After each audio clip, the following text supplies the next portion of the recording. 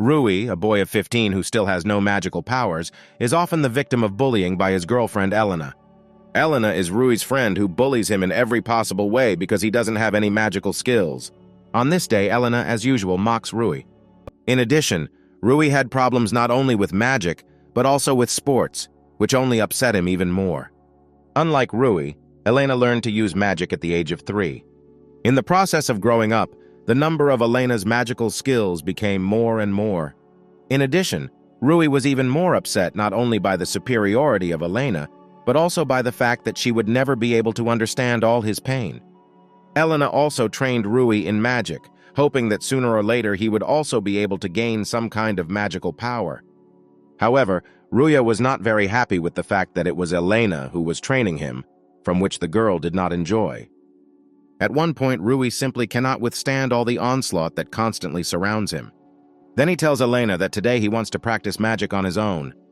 Elena was surprised by this decision, and she starts a fight with Rui, in which she tells him that people like him can never learn magic alone, thus trying to provoke Rui into fighting her. At one point, Elena breaks down and tells Rui that since he is unable to use even the simplest magic, then he is just as miserable a loser as his dead parents. These words touched Rui's soul very much, since his parents died a long time ago, when Rui was still very young.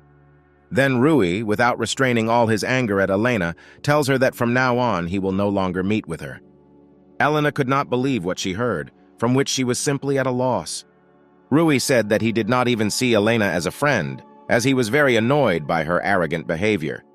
With these words, Rui ran away from Elena towards the forest, while Elena herself could not believe all of the above.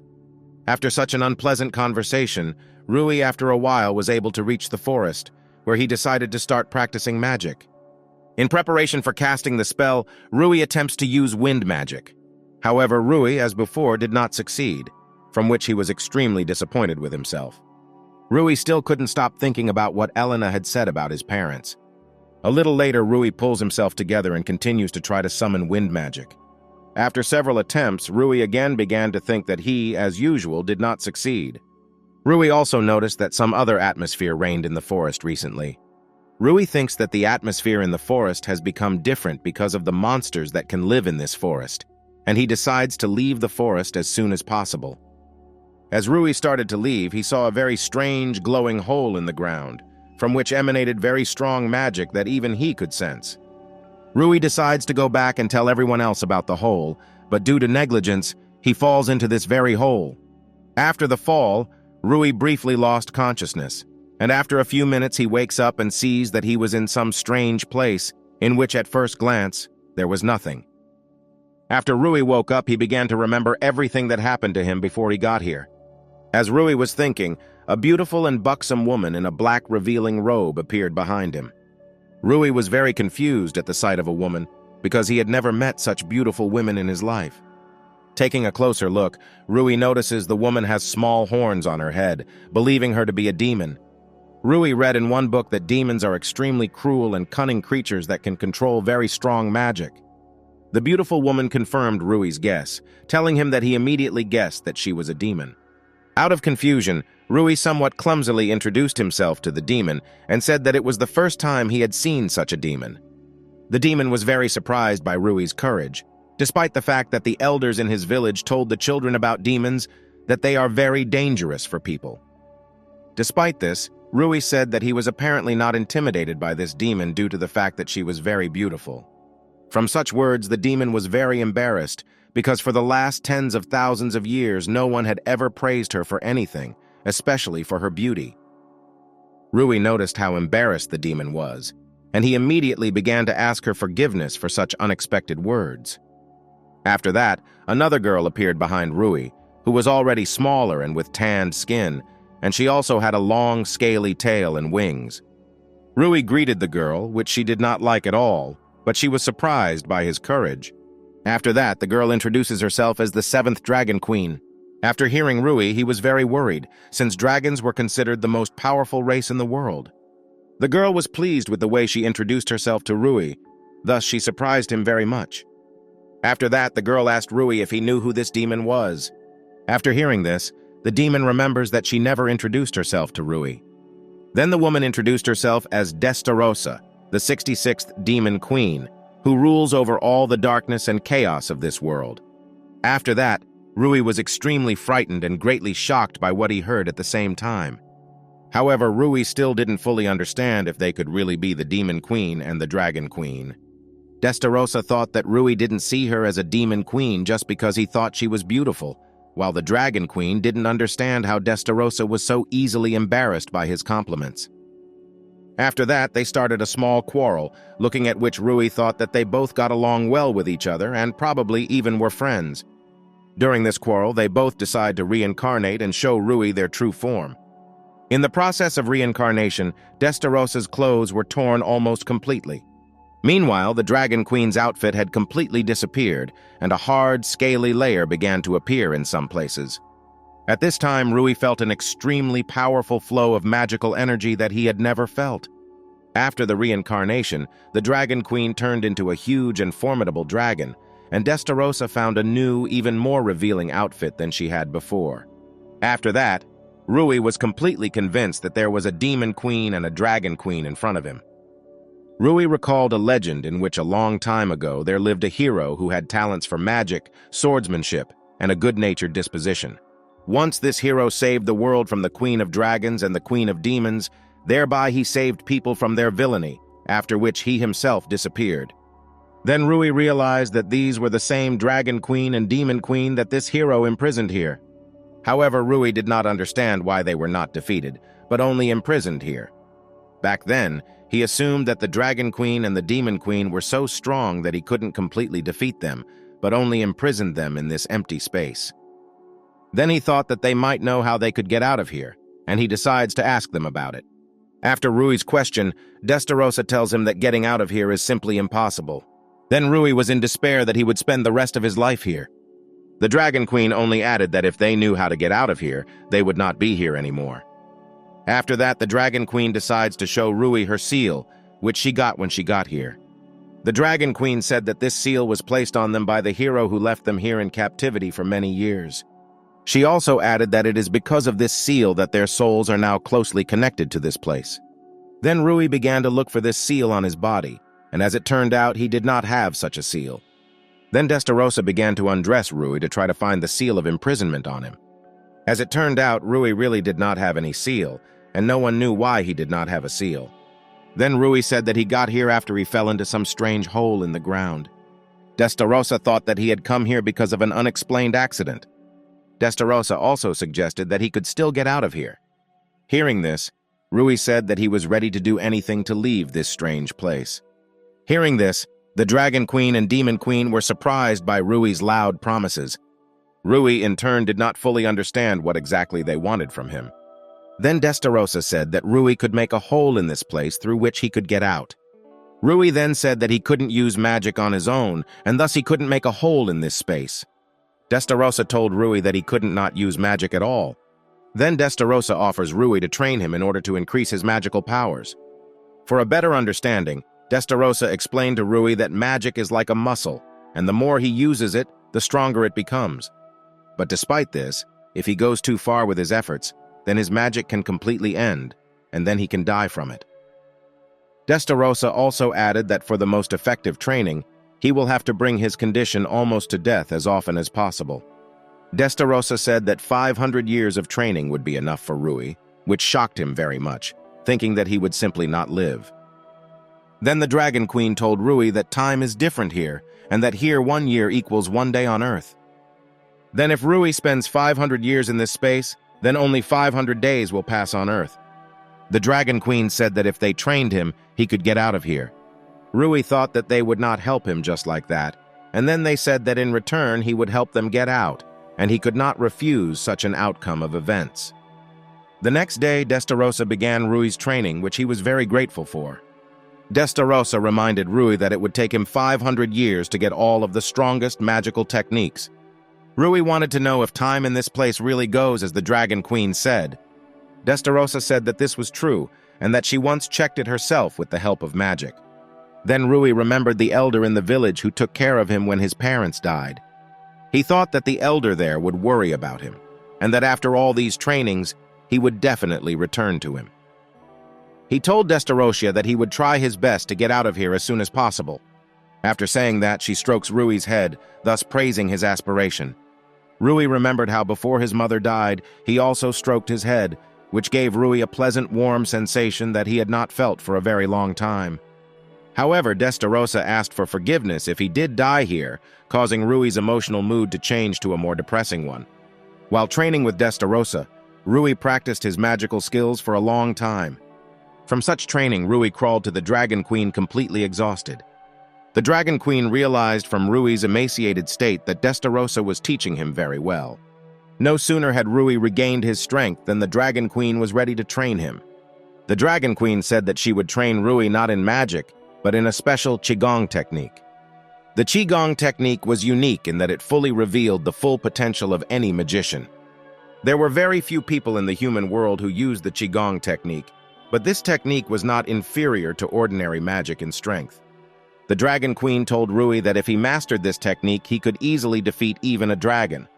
The study of Qigong technique is based on 9 exercises, which are divided into attack and defense exercises.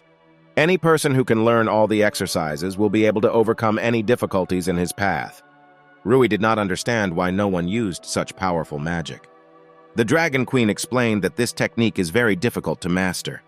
She also explained that in recent years, it has become much easier for people to use magic, and that everyone can safely use basic magic, while Qigong techniques need to be diligently studied for years. This didn't scare Rui too much, since for him, Qigong training should be just as hard as regular magic training. The Dragon Queen also added that a person does not need any talent to learn Qigong techniques, and all training was based on meticulous training. Rui said that he will try his best and he can't wait to start training. However, the Dragon Queen didn't mention that Rui had to memorize everything he would learn. After an explanation, Destarosa appeared to them and said that the training program would change every week. The Dragon Queen thought that Rui should learn Qigong before Destarosa could teach him how to use magic. 10 years after Rui ended up in the Infinite Hell, his magic skills have become much stronger. Destarosa was happy with the result of her training, but she also understood that Rui needed to continue training. Destarosa noticed all the progress of Rui and saw how he became a real magician. Destarosa was also surprised by how Rui never once showed her fatigue during all the time of her continuous training. At the end of the training, Destarosa told Rui that he had had enough for today, but Rui claimed that he could still continue despite his near-total lack of magical energy. Rui also said that he tried very hard in training, and that he can't just take and start to rest. Destarosa thought that Rui had an unhealthy desire to master magical skills. Then she decides to tell him that he tries very well to prove himself in all her training. She also added that despite how weak a magician he was in his world, all his efforts bring him results. Afterwards, Destarosa decides to transfer some of her magic power to Rui through her magic channel. She explained to him that mages like him had very little magic power, so she could only transfer a little magic energy to him. She also explained that if he does not use this magic, then his magic power will weaken, and over time, he will not be able to use his magic at all, which greatly frightened Rui. After that, Destarosa began the process of transferring magical energy to Rui. While she was transferring some of her magical energy to him, she noticed that during the entire time of his training, Rui's magic channels became more stretched compared to other people. After transferring magical energy, Destarosa kept telling Rui that with every training, he and his magic are getting stronger. At first, such words of Destarosa touched Rui very much. A little later, he calmed down and told Destarosa that he was very pleased to hear such warm words of support. Rui also said that he was very happy that he came to this place and was with them, affectionately calling Destarosa sister. She was unimaginably embarrassed by what Rui had called her, causing her to simply pass out. At first, Rui became very worried about Destarosa, but the Dragon Queen told him that she was just crazy, and that she would come to her senses soon. After seeing this, the Dragon Queen told Rui to rest before training with her. During training, Rui was able to do 100 push-ups with a very heavy rock on his back. After that, the Dragon Queen told Rui to rest before the next exercise. She was pleasantly surprised at how the first visible results of her training began to appear. She also drew attention to how, after 10 years of training, Rui was able to master the Qigong technique. While she was thinking about Rui's abilities, She noticed how he, hiding from her, continued to do push-ups, which she did not like very much. She was very unhappy with this behavior, telling Rui that he should not overexert himself under any circumstances. Rui said that because he was extremely weak in his world, he should train as much as possible. The Dragon Queen told him that this was all nonsense, and that his physique was more than strong and durable, which Rui simply did not believe. He said that he was the weakest and slowest in his world, and that the Dragon Queen would not be able to understand him, because she was very strong. The Dragon Queen realized that Rui was a child with complexes and that she needed to fix it somehow. Then she tells Rui that thanks to his efforts, his physique is getting stronger with each workout. She explained to him that he considered himself weak only due to the fact that before he simply did not know how effectively he could use the body. She also drew his attention to the fact that his body has a very efficient regeneration and that he should be grateful to nature for being born so strong. Rui was very touched by the Dragon Queen's words about his unique physique. After that, he decides to ask the Dragon Queen about what her parents were like. She replied that her parents died when she was very young and that she did not even remember their faces. After this question, Rui began to feel a little awkward after his question, thinking that it was unpleasant for her to remember it. But instead, the Dragon Queen just chuckled and told Rui not to think about it, and that she also had a strong body that she got after she was born. After that, Rui could not contain his emotions and rushed into the arms of the Dragon Queen, thinking to himself that they had a lot in common. She did not fully understand what exactly was happening, to which Rui replied that she also tried very hard. After that, the Dragon Queen realized what exactly was the matter, and after a short hug, she began to calm him down. After that, Rui felt better, and he said that in her time the Dragon Queen was the same as he used to be, and that he would no longer whine. At this time, Destarosa had already managed to come to her senses, and she understood that everything had worked out for them with each other. In the 100th year of his stay in the infinite hell, Rui had become much stronger, and he could even use some magic tricks. He wanted to show the Dragon Queen his results, and he called her as Rio. Then she remembered how once Rui asked her if she had any name. Previously, when she terrified people, everyone knew her as the Dragon Queen, and no one saw her as a person, and after hearing that, he decided to refer to her as Rio by the name. Rui pulled Rio out of his thoughts and he wanted to know if his magic had improved. Rio also said that his magic skills have become much stronger compared to those that he demonstrated in past training. After that, Rio began to praise Rui for being able to master half of all Qigong offensive and defensive moves in just 100 years. Rui later told Rio that every time she touches him, his heart beats faster every groove. Rio was shocked by what she heard, while Rui went on to say that her skin is very soft and that she smells delicious. Rui didn't stop complimenting Rio, which made her more and more embarrassed. After that, she began to beat Rui for what he had just said to her, considering him to be a pervert. Rui did not understand what exactly he said about her, thinking that he said too much. At this time, Rio, while thinking about what Rui had just said to her, was also thinking about how much he was embarrassing her. At that moment, Destarosa approached them so that she could discuss some questions with Rio about further training. Then Rui decides to leave Destarosa with Rio and continue training away from them. Destarosa drew Rio's attention to how they were able to become friends with each other during their training. She reminded Rio of how, before Rui was here, they were constantly fighting each other to the death. Then they both realized how much the infinite hell had changed since the appearance of Rui. Then Destarosa thought about how everything became so fun for them from that moment on. After that, Rui decides to approach Destarosa with a question about his magical abilities. However, instead of listening to Rui, she tells him not to call her by her first name again. Rui then tries to remember how he should address Destarosa. And when he remembered, he addressed her as Sis, from which Destarosa almost fainted. After that, Destarosa turned on Rui with open arms. Afterwards, Rui and Destarosa begin a training session where Rui shows her his ability in using his fire magic skills. Destarosa was very pleased with how, after 100 years in an endless hell, his skills had become so strong. However, despite such a rapid increase in abilities, their moment of parting is getting closer and closer. At that moment, Rui runs up to her so that he can find out if she is pleased with his abilities. But when Rui ran up to Destarosa, he noticed that she began to cry. Rui was very upset because his little sister suddenly started crying. Destarosa, in turn, did not stop crying, tightly hugged Rui, telling him that she was crying because of him. Destarosa, without restraining her emotions, promised herself that she would definitely return him to her world, even if they never saw each other again. For 300 years in an endless hell, Rui was able to learn how to use the dark flame, one of the most complex and powerful spells. Destarosa and Rio were pleased that Rui was able to master magic that only high-ranking demons could use.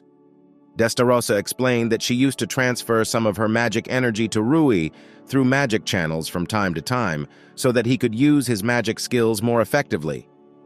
She was extremely pleased with how quickly Rui was able to master such complex spells. Rio said that in her training, Rui is also making great progress and that he has mastered all the Qigong skills. After training, Destarosa and Rio once again praised Rui for his efforts and dedication. After training, Rui remarked that it was getting late and that it was time for them all to sleep, to which Destarosa and Rio agreed. A second later, Rui fell to the ground from an unpleasant pain in his chest, and Destarosa and Rio immediately tried to find out what happened to him. When they took off his outer clothing, they noticed a barely visible gray military mark on him. Rui was scared, while Destarosa and Rio were happy for him, because such a mark appears only in professional warriors. Then Rui calmed down and wanted to know if Destarosa and Rio had similar marks. Then Destarosa slightly removed some of her clothes so that Rui could see her mark.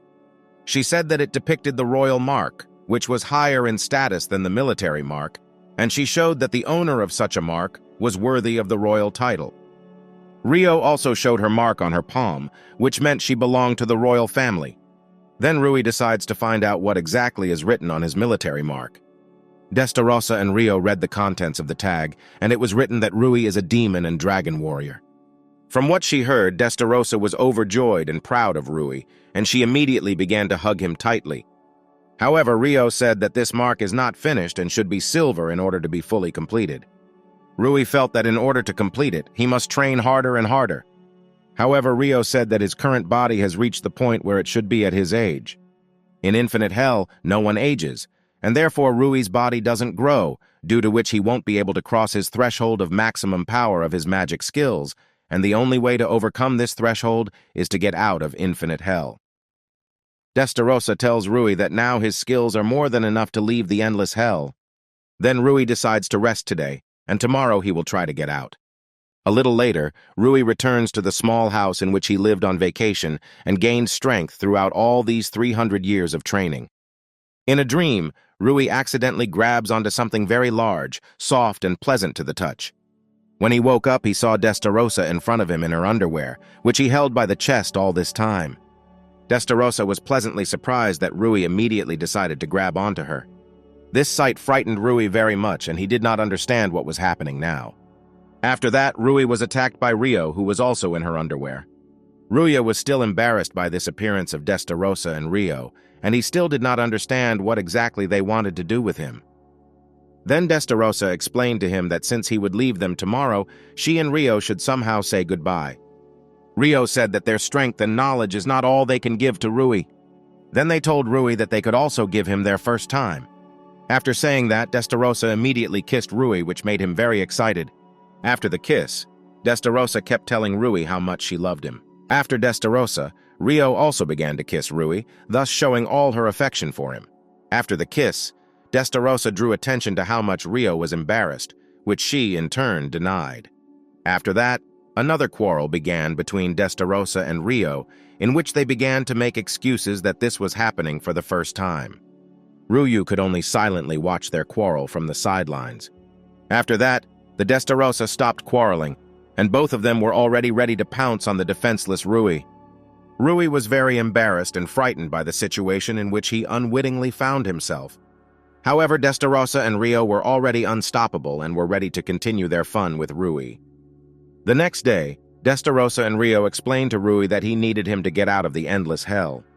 Rui just looked at Destarosa and Rio and thought about the day he was here. He could not forget those very first workouts that plagued him half to death. He couldn't forget those moments with Destarosa and Rio, when he had so much fun with them. Rui knew that those days of his life had come to an end, and that today he would return home. After that, Rui began to prepare one of his spells, which would create a hole in space through which he would return home. Before Rui can create the portal, Rio interrupts his spell to give him something important. Rio gives Rui his dragon fang earring so he can use it to create a hole in space. Rio tells Ruyu to take her earring and channel all of his magical power into it. Ruyu took Rio's earring, directed his magical power into it, and in his hands, instead of an earring, a dragon sword is found. Rui was surprised at how strong the magic power came from his sword. Rio informed Rui that it was not a simple sword, but a relic of his father, which was made from his fangs. She also added that there are only 2 such swords in the whole world, and she gives 1 such sword to Ruyu as a memory of them. Rui wanted to say that he couldn't accept such a gift from Rio, but she didn't listen and interrupted him. Rio went on to say that she was giving this relic to him for a reason, and that he should fully understand that if he didn't want to accept it.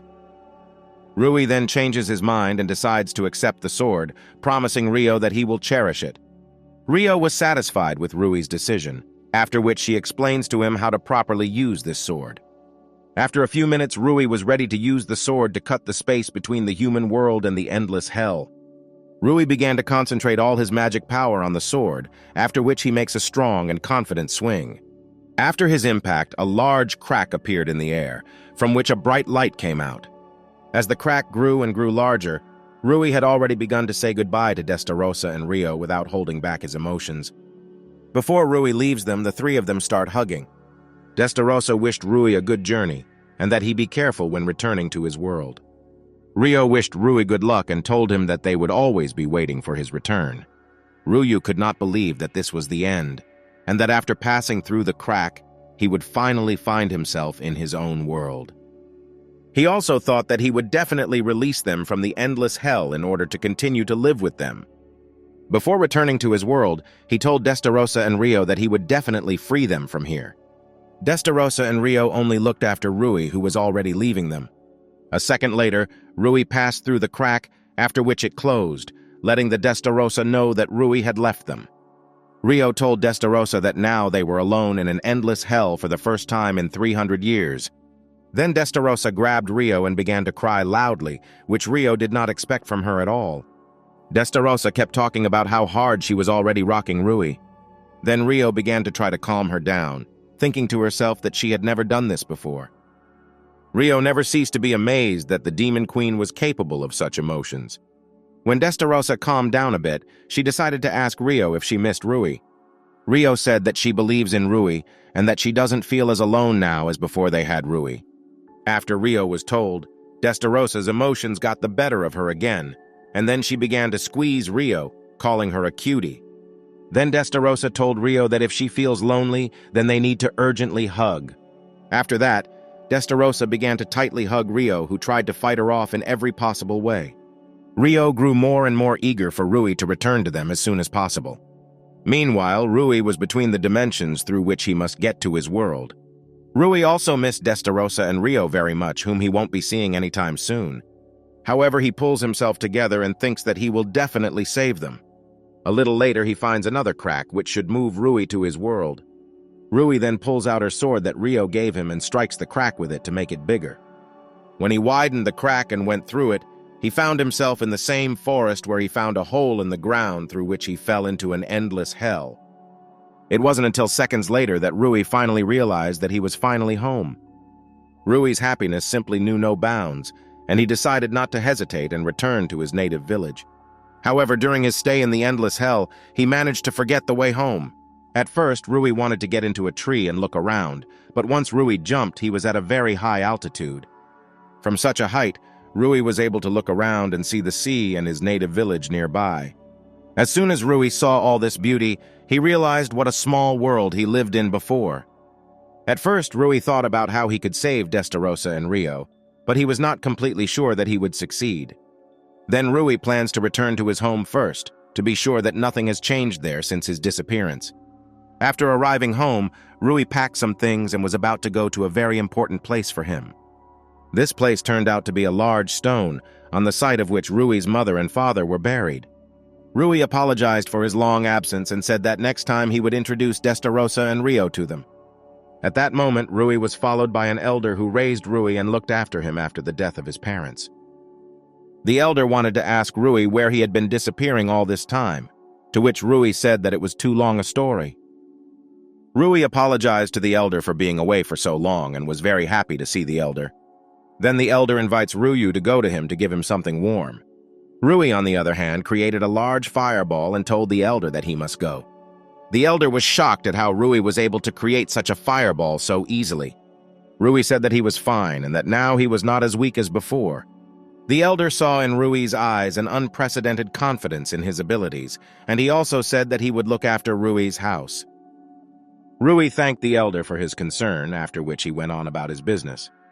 While Rui was walking, he was noticed by Elena, who immediately began to tell Rui about how angry she was with him. Elena thought that since Rui did return, he wants to make peace with her.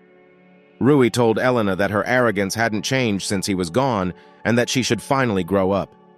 Elena was in the deepest shock from what Rui said to her, since before his disappearance he did not behave with her so boldly. Elena, in a fit of rage, immediately decided that Rui should answer for her words, and she was already preparing to strike Rui. However, against all Elena's expectations, Rui manages to repel her attack without getting a scratch. Elena was at a loss as to how Rui was able to stop one of her strongest moves. Rui told Elena that she couldn't see anyone around her, and that she couldn't see the people around her getting stronger while her skills remained at the same level. Then Elena only gets more angry, and she again tries to inflict at least some damage on Rui. However, despite her quick attacks, Ryu still manages to dodge every one of her attacks.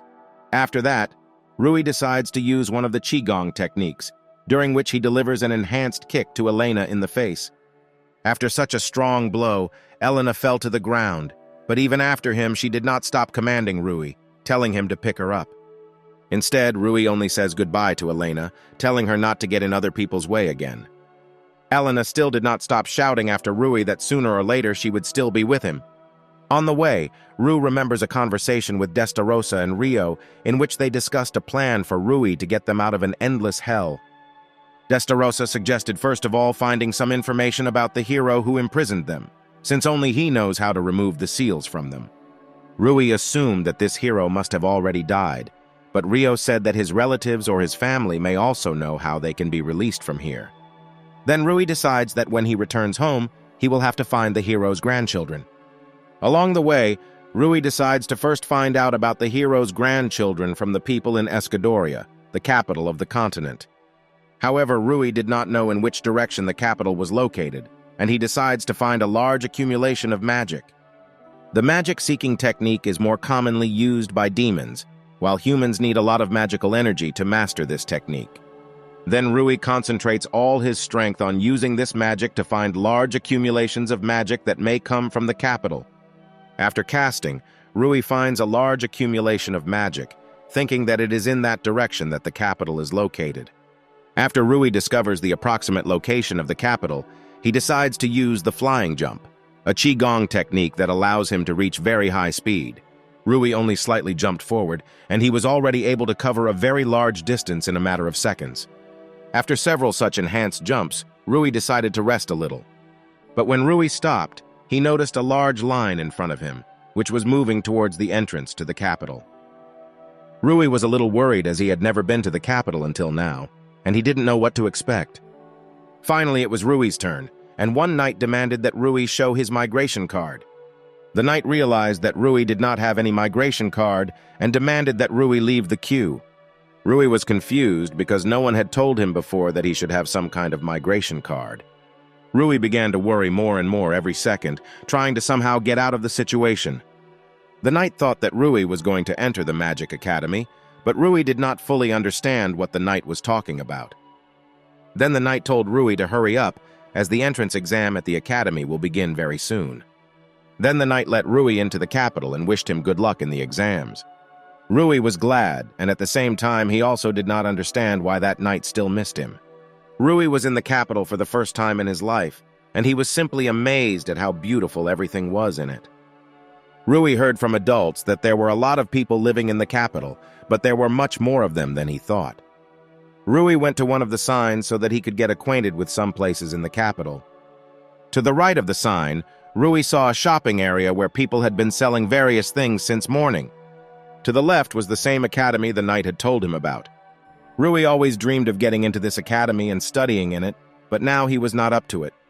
At first, Rui wanted to find out something about the hero's relatives in the bar, because you can always find various useful information there. But since he was still a child, he would have been quickly kicked out of there. Then Rui thinks to go to a guild where he can get the opportunity to earn money by completing various orders, and he can also get a migration card with which he can travel to other cities and countries. After some thought, Rui decides to join a guild and become an adventurer. Then an angry old woman appeared near Rui, who thought that Rui got lost on the way to the academy. Then the woman grabbed Rui and dragged him by force towards the academy. On the way, the woman told Rui that the academy was made to directly compete with the Empire, which is getting bigger and bigger every year. She also told Rui that he could easily pass the exam at the academy without presenting any documents. A few minutes later, they reached the very academy where the entrance exams are now taking place. Rui already understood that he was now in a hopeless situation, and now he had no choice but to go to the exam. On the other hand, Rui was not at all upset that he was able to get here. After that, Rui went to the counter, behind which was one of the teachers, who was accepting new students. In the distance, Rui noticed targets hovering in the air, on which new students showed off their magic skills. One of the teachers told Rui that he needs to show his magical skills, where he can use absolutely any magic. Rui noticed that one girl was not at all able to hit targets with her magical abilities. Rui was genuinely sorry for her, while the other applicants laughed at her and said that she was completely inept. The next one to show off their magical skills was Rui. At first, Rui wasn't going to show his full strength, but he decided to show everyone what he learned from Destarosa and Rio. At that time, the rest did not understand who it was and from which village he came here. The teacher instructs Rui to start, and Rui creates a huge fireball that should take down all the targets at once. The others were shocked by what they saw and did not understand how Rui was able to use such powerful magic. After Rui used magic, a large gap formed on the ground, from which a lot of smoke emanated. While the others were scared of such magic, Rui was more than happy with his result. Rui decides to ask the teacher if he did it, but the teacher at that moment was lying on the ground unconscious. Then Rui decides to ask another teacher if he will be accepted with such skills, to which the teacher scaredly replied that he can be accepted, after which Rui was sent to the next exam. Rui was very embarrassed by the interest with which others were talking about him. At that moment, Yuri decided to turn to Rui, one of those who also decided to enter the academy. Rui did not understand what a handsome man like Yuri wanted to know from a country boy like him. Rui greeted Yuri and said that he was very happy to meet them, to which Yuri reciprocated. After meeting, Yuri decides to immediately begin to communicate with Rui on Thai, since everyone here was exactly the same. Ruya was very surprised by such an expressive smile of Yuri, thinking to herself that girls were constantly running after Yuri. Yuri drew Rui's attention to how many unusual new students are entering the academy this year. Yuri also told Rui that he thought she would be the best among the new students, although Rui didn't quite understand who Yuri was talking about. Rui decides to ask Yuri who exactly he is talking about, telling him that he entered the academy quite recently. At first, Yuri thought a little, but a little later he and Rui returned to the topic of conversation again. Rui wants to know from Yuri how strong she is, to which Yuri replies that she is the granddaughter of that same hero. Rui was shocked by what he heard, since he did not expect at all that the granddaughter of the hero himself would study here. Then Rui decides to ask Yuri what she looks like, which at first surprised him very much. Almost immediately, the hero's granddaughter turned out to be near Rui and Yuri. As soon as she appeared, she immediately asked Rui if he was the same new student that everyone is talking about now. When Rui told the hero's granddaughter that it was him, she told him that he looked extremely pathetic. Then Yuri decides to intervene in the matter, telling her that she does not need to insult Rui. After that, Yuri introduces Rui to Charlotte Eudelia, the granddaughter of the legendary hero. Rui immediately recalls moments from his life when he admired the hero and his deeds.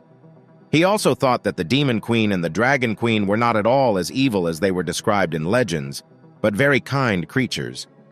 Eudelia interrupted Rui's thoughts and told him that she wouldn't let some boy just take her place in the academy. Then Yuri tells Eudelia that all the exams have already ended, and that there is no way to change the situation. Then Eudelia puts her hand into her chest and takes out a white glove. After she takes out the glove, she throws the glove at Rui and challenges him to a duel. Everyone around was in unprecedented shock from the fact that the granddaughter of the legendary hero challenges a simple village boy. Eudelia tells Rui that if she defeats him, he will refuse to continue to enter the academy. If Rui still manages to defeat Eudelia, then she will become his personal slave. Yuri tried with all his might to dissuade Rui from accepting the challenge, because it would be a completely irrational decision. On the one hand, Rui thought that he did not need a slave at all, but on the other hand, he had the opportunity to learn something about the hero from Eudelia. Despite persuasion from the side, Rui raises the glove and thus he accepts Eudelia's challenge to participate in a duel. After a few minutes, Rui and Eudelia were already ready to start the battle, while the rest of the students watched it all. Regas, one of the teachers of the academy, was very worried about the duel, because if there were victims among the students, then he could suffer a heavy punishment. Yuri then reassured the teacher, telling him that he took full responsibility for himself, because he knew that deep down, the teacher also wanted to know what Rui was like. However, Yuri said that the teacher should also judge, which at first did not suit him very much. After that, Regas comes out and dictates the rules of the duel, in which the winner will be the one whose opponent loses consciousness or surrenders on his own. The teacher also added that he can end the fight himself if he considers that one of the opponents is no longer able to continue the battle. Regas also reminded the duel participants that killing during the battle is forbidden, after which Regas announced the beginning of the duel. Eudelia thought that if Rui surrendered as quickly as possible, then the duel would end quickly. After the announcement of the duel, Eudelia took out her sword with which she was going to defeat Rui. At first, Rui was also going to take out his sword, which Rio left him, but he remembered her words that Rui should only use his sword when there is a real threat to his life. Then Rui changes his mind about using the dragon sword in the duel, and he decided to duel with his bare hands, which surprised Eudelia at first. Eudelia was already ready to strike Rui with the first blow, while not forgetting once again to remind herself that she was the granddaughter of the legendary hero. After that, Eudelia, with all her anger, ran towards the unarmed Rui. Then Rui puts his hand forward and uses the Qigong technique, Golden Cocoon, which completely absorbed all the damage from Eudelia's strike. Eudelia was shocked at how Rui was able to deflect the blow of her sword, which is able to cut through steel with ease. After repelling the blow, Rui says that he is not a demon king, not a dragon king, not a hero, not even a hero's grandson, but that he is just an ordinary village boy. Eudelia was still shocked at how easily Rui countered her attack with her bare hands.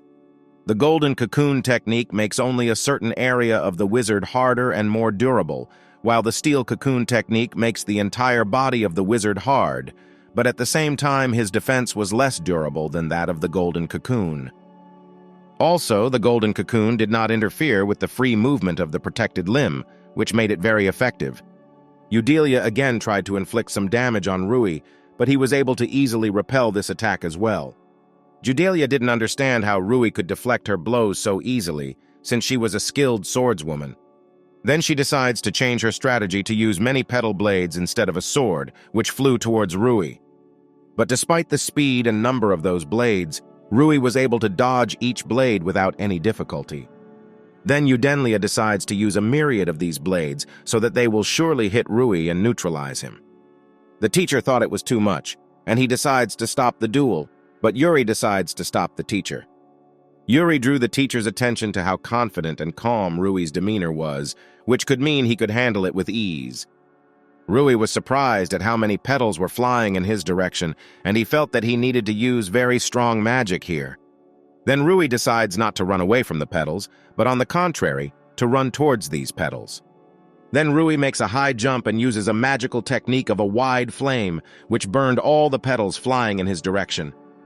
Eudelia was in unimaginable shock at how Rui could deflect both sword. Then Eudelia was overtaken by childhood memories, when she trained long and hard with her father. Her father told her about the hero's mark, which no one could get, and he told her that if she trained long and hard, sooner or later she would get such a mark, which in turn motivated her greatly.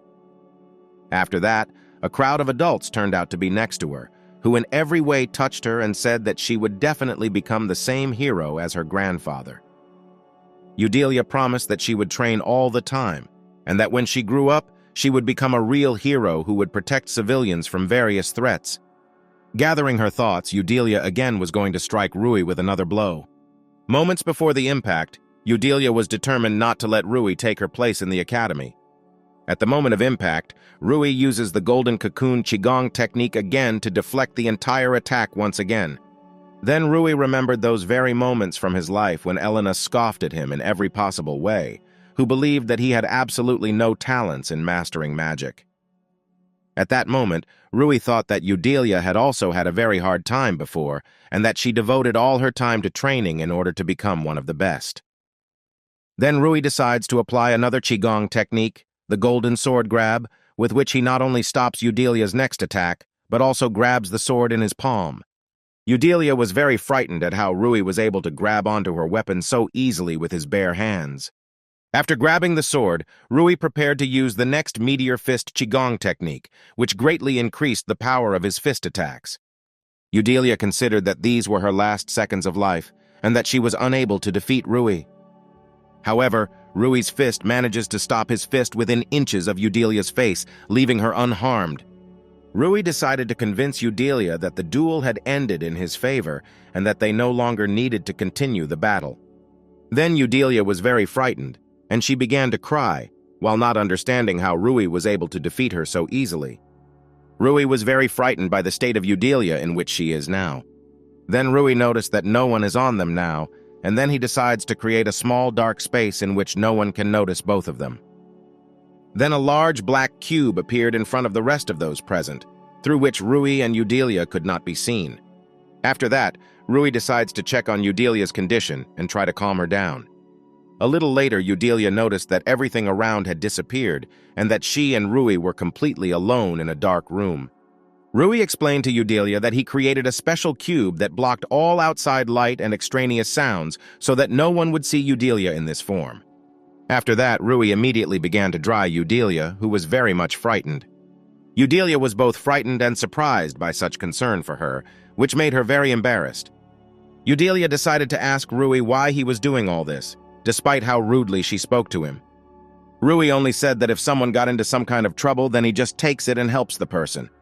Hearing this, Eudelia remembered how when she was little she also dreamed of helping people in need. Eudelia thought about how she had not understood such a simple truth before. She then apologizes to Rui for her behavior and accepts her defeat.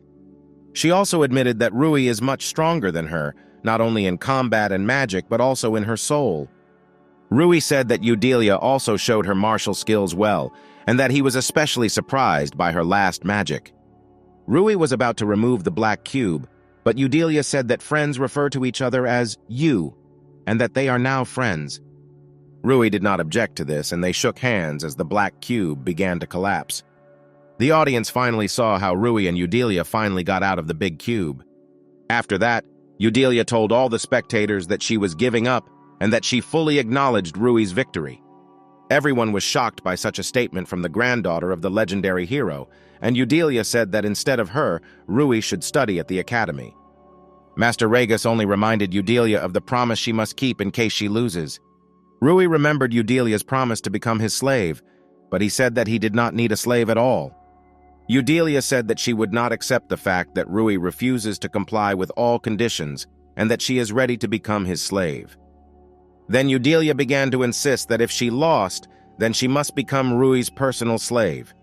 After that, she grabbed Rui's hand and created a slave mark on her hand, with which Eudelia must now do whatever Rui wants from her. Eudelia was not upset, but on the contrary, she was ready to follow all the instructions of Rui. Rui was only once again embarrassed that the granddaughter of the legendary hero had become his personal slave.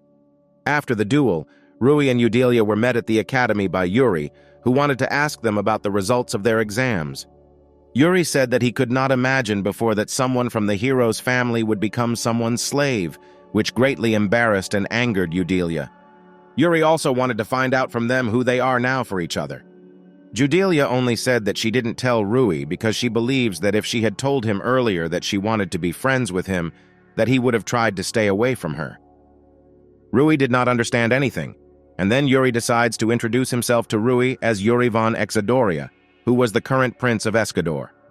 Rui was shocked by what he heard, as he could not even imagine that he would personally know someone from the royal family. Then Rui decides to address Yuri as a master, to which Yuri himself said that friends should not call each other master. After that, Yuri asked Rui if he had a place to stay for the night, since it was clear from his appearance that he was not from the capital. Rui said that he had not thought about it at all, because he expected to solve such issues as they arise. Yuri said that he would try to somehow resolve the issue of Rui's place of residence.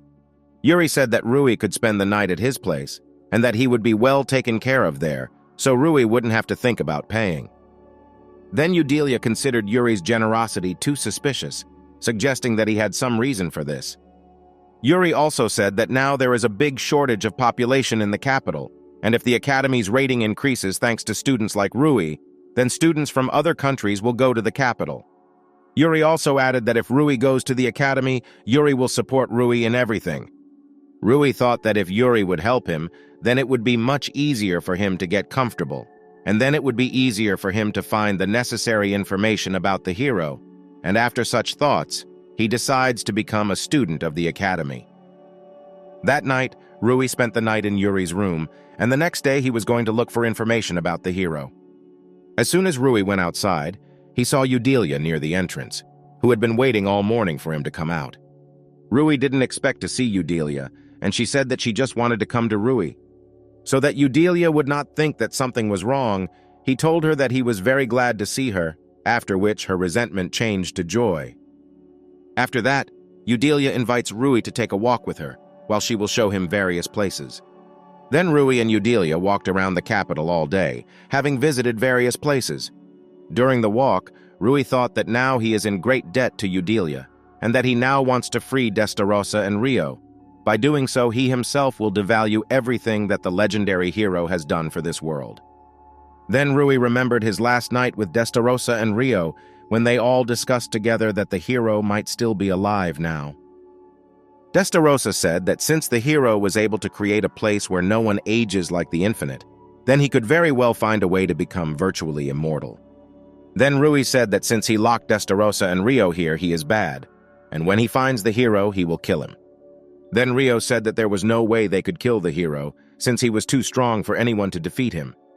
Destarossa considered that the hero could not just attack and imprison them and Rio here, and he must have some good reasons for this.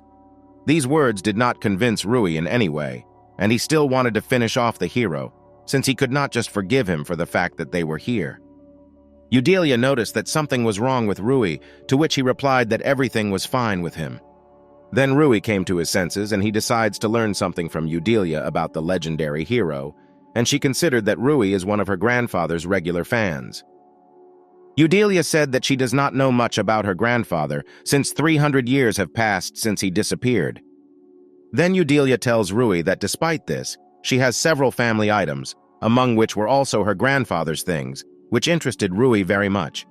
One such item was Frau Gerasos' sword, which Eudelia used in her duel with Rui, and which was passed down in the hero's family from generation to generation. Rui began to look at the sword and could not take his eyes off him, because while he was looking at the sword for some reason, he just felt good in his soul. When Eudelia handed the sword to Rui, the sword began to emit unusual energy, and Rui thought that the sword imbued Rui with an unusual magical power. After a few seconds, Rui returned the sword back to Eudelia, after which he felt some unusual sensation from the sword. It was getting close to night, and Rui told Eudelia that it was already late for a walk, and that both of them should already go home. At first, Rui wanted to walk Eudelia home, but she invited him to spend the night with her. Once alone with each other, Rui thanks Eudelia for such a wonderful day, in order to somehow dilute the situation that has suddenly appeared. Eudelia supported Rui and said that she would also like to spend the day together sometime. At the same time, Eudelia thought that she had a unique opportunity to make Rui her. Eudelia remembered how many guys from her environment began to confess their feelings to her when they found out that she was the granddaughter of a legendary hero. Despite the mutual interest in the boys, Eudelia did not meet with these boys, since they were much weaker than her. During all this time, Rui was the only one who was finally able to surpass her. Unexpectedly for Rui, Eudelia reminded him that she was his slave. Then Eudelia said that she could do whatever he wanted for him without any exceptions. After that, Eudelia took Rui's hand and put it on her chest. Rui remembered again that very last night when Destarosa told him that even though he loves them, he should not burden his fate. Destarosa told Rui that she and Rio loved him very much, but that they would both be very happy if he found someone he would love for the rest of his life. Rio said that among all races, only humans can have one partner, while male dragons can have several females at once. Destarosa said that male demons are also not limited to one individual, and aristocratic demons can have several dozen females at once. Rui remembered the words of Destarosa that if he finds such a person with whom he wants to connect his life, then he must act. Rio told Destarosa that she was the type to get jealous all the time, after which Rio and Destarosa got into a bit of a fight again. At first, Rui thought that he began to communicate with Eudelia only in order to learn something about the hero from her. However, after the duel and walk together, she became more and more attracted to him. Then Rui realized that Eudelia had become the very person whom he wanted to protect from dangers and with whom he would live all his life. After such thoughts, Rui decided to act, and he immediately kissed Eudelia. After a long kiss, Rui pushed Eudelia onto the bed and started taking off her shirt. Rui decided not to stop at the shirt, and he decides to take off her underwear. At one point, Eudelia felt that they were rushing things too much and wanted to stop. Rui reassured Eudelia and promised her that tonight he would be as gentle as possible with her, which calmed her down a bit. After that, Rui began to undress, and Eudelia was afraid that he simply would not fit in her. But Rui no longer listened to Eudelia, and he penetrated her, from which Eudelia experienced such unusual sensations for the first time. The next day, Rui and Eudelia were heading to the academy, and along the way, Eudelia did not stop complaining about unbearable pain. Rui suggested that she use her regeneration magic, to which Eudelia only pushed Rui and told him to think carefully about his behavior. Then Eudelia asked Rui to become her boyfriend and take all the responsibility.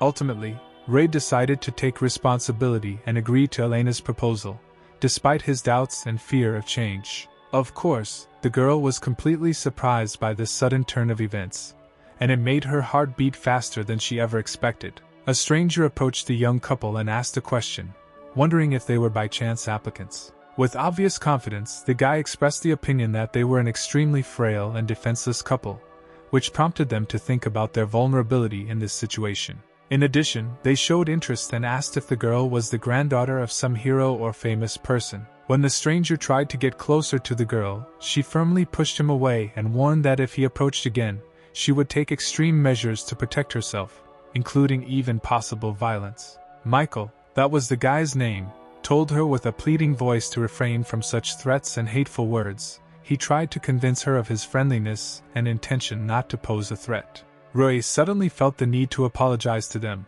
even though there was no clear reason for such an action. Elena felt pleasantly embarrassed to hear the guy openly express his affection for her in front of others, and her heart began to beat faster at such unexpected sincerity.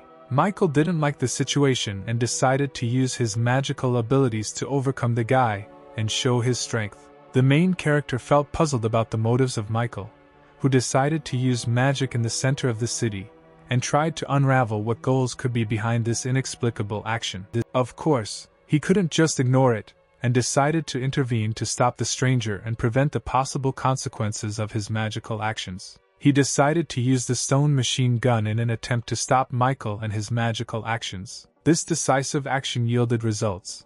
Michael flew several meters away and lost his balance, unable to stand on his feet after the force of the stone machine gun. His comrades began to worry about him and tried to calm Michael down, showing deep regret and remorse to Rui and Elena for what happened, trying to restore peace and make everything okay. The girl agreed with a smile to the guy's proposal to move on, realizing that this episode with Michael was behind her, and they could continue their adventure. Since time was not on their side, they had to move more quickly and hurry, so as not to be late somewhere further along their path. So many people gathered around the building that they felt the atmosphere filled with bustle and liveliness, and they had to walk through the crowd to reach their goal. Elena asked the guy not to stand out among the crowd, warning that his enemies might start making fun of him because they were surrounded by rivals. When the main character learned that the results might be posted there, his determination did not allow him to stop, and he headed to the place, despite the girl's recommendation. He noticed that there were classes labeled a through. The girl was sure that they were probably in Class A. As it turned out, they were indeed found in Class C, but none of them had previously known about the existence of such a class, which added to the mystery and unpredictability of the situation. Yuri warmly greeted the couple, creating a friendly and welcoming atmosphere in this unexpected situation. Together with Yuri there was a mysterious stranger wearing a helmet reminiscent of the helmets of knights, which gave this meeting a mysterious and fantastic touch. As it turned out, this mysterious stranger in a helmet was Yuri's escort, and his presence added even more mystery and interest to this meeting. Having completed the welcoming gesture, they exchanged brief introductions and discussed their expectations for their quest in this new and unknown class, beginning their adventure with eager excitement. The guy introduced himself as Jason and said that his main role was to protect Yuri, which gave them an understanding of the seriousness of this mission and the need for cooperation. Yuri began to reveal that he wears a helmet to hide his true identity, and he hoped that he and the main character could maintain a good relationship despite this hiding his face. Her mood did not improve and she continued to remain in an angry mood caused by the previous incident with Michael. Yuri only wanted to see the girl. It was for this reason that he did not share information about the class with her, trying to maintain intrigue and make the meeting more mysterious. It turned out that this class is new for this school year. Previously, students were distributed according to their academic performance, but this year in Class C they decided to gather students with special abilities, which aroused additional interest and questions from Ray and Elena. We can say that this is a class where talented and unique individuals have gathered, creating an atmosphere of creativity and non-standard approaches to learning. If they had been graded, they would probably have been in Class A, but their performance was so outstanding that they were placed in Class C, reserved for students with unique abilities. Based on the decision of the management, they were sent to Class C, taking into account their abilities and potential. The girl could not understand whether Yuri was watching them, because it all looked quite suspicious and mysterious, which caused her questions and misunderstandings. For the girl, it didn't matter much whether Yuri was watching them or not, because she felt confident and calm when she was next to the guy. Her running seemed too hot, and the guy politely asked her to slow down so they could move together and enjoy the moment. Jason remained confused as to the reasons why they needed to keep an eye on the pair, which made him curious and doubtful about the purpose of this mission. It turned out that this class was populated by absolute naughty people, and even Yuri found it difficult to keep them under control and keep an eye on them. Jason believed that Roy had the necessary skills and determination to meet this challenge and successfully resolve the situation in Class C. If Yuri hopes so much for Roy, it means that he has invested a lot of hope and trust in the guy, and now Ray must live up to those expectations. His interest knew no bounds and he couldn't wait to find out what Class C class was, ultimately expecting to unravel the mystery of this mysterious place. The guy and girl quickly changed their clothes and decided to go explore the class to learn more about its students and the characteristics of this unusual group. From the very beginning, they did not notice anything that could seem strange or unusual in this class. Ray's goal was to find true friends among the students in this class and build warm relationships, and he hoped that this would be possible despite their uniqueness and quirks. After recognizing the hero, they began to wonder if he was the one who won the duel during the exam, causing Ray to be slightly surprised and happy that his achievements were known. After a positive answer, their reaction seemed strange, as if they were ready to find out more details from the main character and were interested in his story in their own way. Elena showed a willingness to draw her sword and engage in battle if the situation took a more aggressive turn, expressing her readiness to defend herself and the main character. However, to everyone's surprise, the guy simply shook Roy's hand and expressed recognition, saying that the duel was very impressive and deserved praise. The guy began to express admiration and praise towards Roy, as if worshipping him and saying what a magnificent and skillful duelist he was. Jack spoke of his skills in explosive magic, causing amazement and interest among those present, and his talents made him quite a popular figure in Class C. Behind Jack was a tall guy named Michael and next to him was Alex. The introduction of everyone in the class became more informative and welcoming. Jack hoped that Roy would be able to make friends with them and find common ground, which was an important aspect for him and for the entire Z class. Having received such a warm greeting from the students of the class, Ray felt that his fears and worries were in vain, and he was ready for new acquaintances and adventures in this unusual class.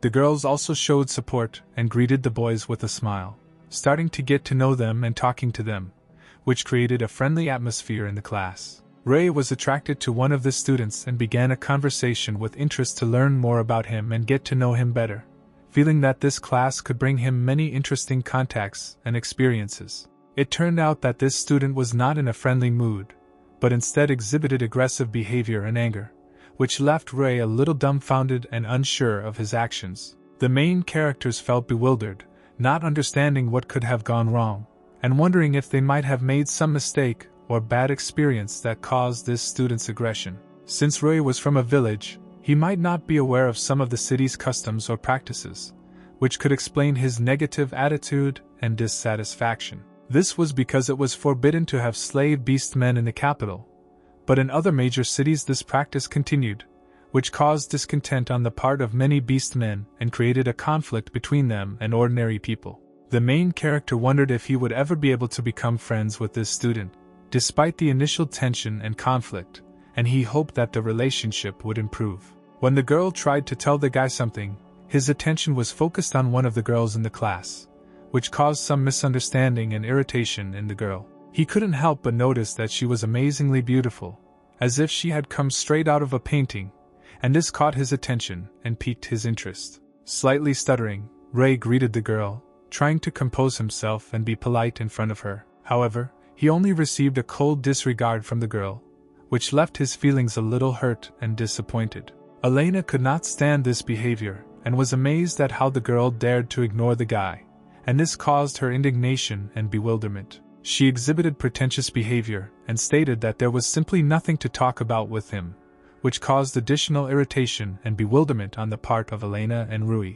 Elena was perplexed and disappointed by such an unpleasant answer, which completely contradicted their hopes for friendly communication with the students of the class. Her nerves were already gone, and she felt very irritated, ready to explode and tear the girl to pieces on the spot because of her rude and unpleasant behavior. Yuri noticed that the guy had apparently already established relationships with everyone, and also added that the teacher was already heading towards them, and they needed to quickly take their places. Yuri defiantly introduced himself again and greeted the guy, showing his friendliness and willingness to communicate, despite previous troubles. It was clear from the look of the main character that he felt satisfaction from the new class, since from that moment his life at the academy begins, and he is ready for new challenges and adventures. One day, a teacher was explaining something to the children with great diligence, trying to convey important information and knowledge to them. The teacher explained that in this way water magic uses moisture from the atmosphere to achieve its goals,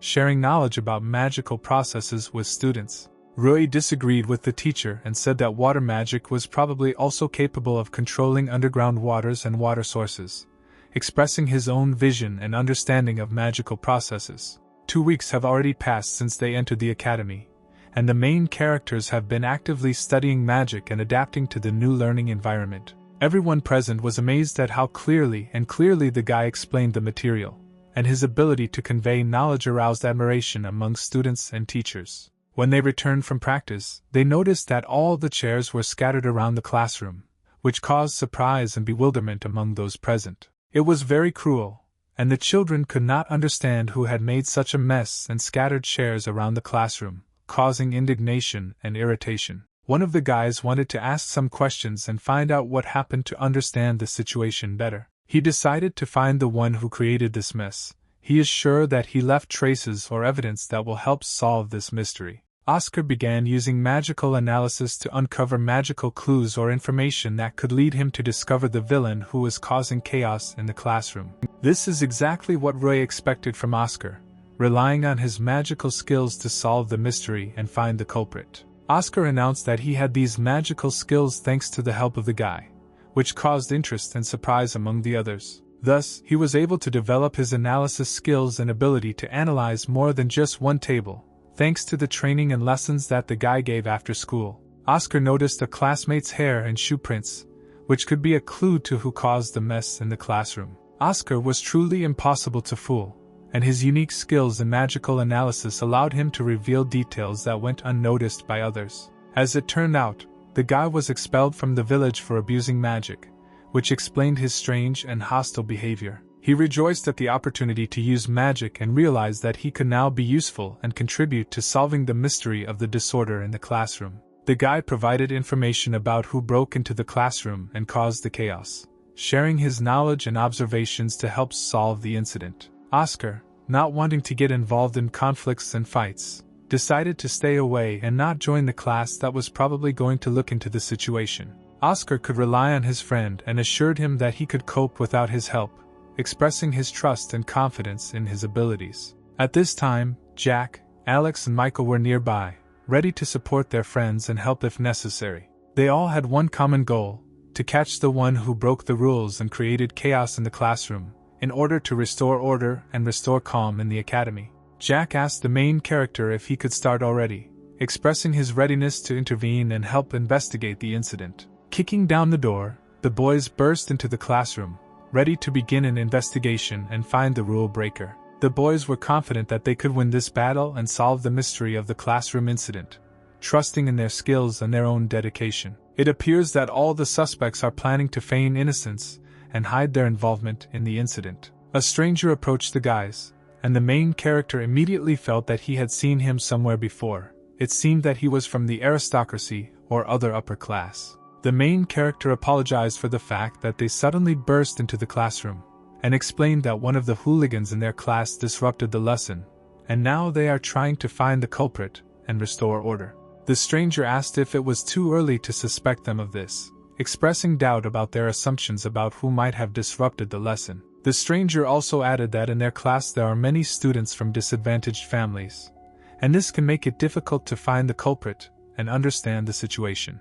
After these words, Jack became enraged and was ready to tear the stranger to pieces, feeling anger and defending the honor of his class and friends. Understandably, Ray realized that the stranger just wanted to anger them, and he began to think of a strategy on how to remain calm and investigate the incident intelligently and effectively. He asked Jack to trust him and rely on his decisions so that the investigation would go more smoothly and efficiently. The guy began to take something unknown out of his pocket, causing interest and anticipation among everyone present. The main characters carefully examined the hair that Oscar found for them in the classroom and began to analyze it, hoping to find any clues or traces of the culprit from it. The stranger inquired how Oscar was able to find out who the hair belonged to, expressing curiosity about the methods by which Oscar used his magical powers to determine the owner of the hair. The guy started talking about how they did a genetic analysis and compared the data with known samples to determine the owner of the hair. Then he decided to explain it briefly so that others would understand the analysis process. He announced that he used his ability, Call Time Rewind, to analyze the genetic information and identify the owner of the hair. The stranger was clearly surprised and did not expect such an unusual outcome of events, because the return time ability was extremely rare and powerful. As it turned out, the main characters used magic that could return time, and the hair returned to its owner's head, which surprised everyone present with its unusual magical power. In other words, it turned out that the hair belonged to a stranger, and he was involved in the incident with the thrown chairs in the classroom. The stranger could not understand how this was possible, because not even all high-class magicians could use the magic of time, and this caused him surprise and bewilderment. The stranger pointed his wand at the boy, preparing to possibly use his magical powers in response to their discovery of his crime. The stranger admitted that he was going to purge and remove the main character from the class, implying perhaps some measures to expel or punish him. He warned everyone present that they should also prepare for the punishment or consequences of carrying out a purge that would cover the entire atmosphere of the class. The main character noticed that pointing magic wands without sufficient reason is contrary not only to the rules of the school, but also to the law of magic in general. The main character realized that in this situation it was more of a self-defense, and now he had no need to hold back. The time has come for retribution and protection of their interests. After this, classmates began to jointly develop a strategy to prevent possible negative consequences and protect themselves and their class. The man ordered everyone to shoot, calling on them to take active action in this situation. The main character noticed that people were gathering near the class, and he decided that they needed to avoid direct blows and being hit by them. Michael made the decision to take responsibility and act independently in this situation. Michael decided to use a technique known as the wall to protect himself and his comrades from attacks. Jack confessed to Michael and said that he would take further action in preparation for dealing with the situation. Jack decided to use his powerful technique, called the bomb, in order to cope with the stranger and his threats. All the wands instantly exploded in the hands of their owners, causing chaos and panic in the class. This unexpected explosion, of course, was not part of their plan, and they expected an easier victory. Now the students were absolutely sure that victory was not part of their plans. The students began discussing precautions and rules for using magic to avoid such situations. Among those present was a man who was ready to deal the strongest blow to Alex. His determination and aggression could be seen in his eyes. He was not going to allow such an easy victory for his opponent, and instead of allowing the blow, he decisively activated the power-up in his legs. Because of this unexpected reaction, the guy was unable to hit him at all. His blow was completely useless. All subsequent attempts to harm this guy also ended in failure.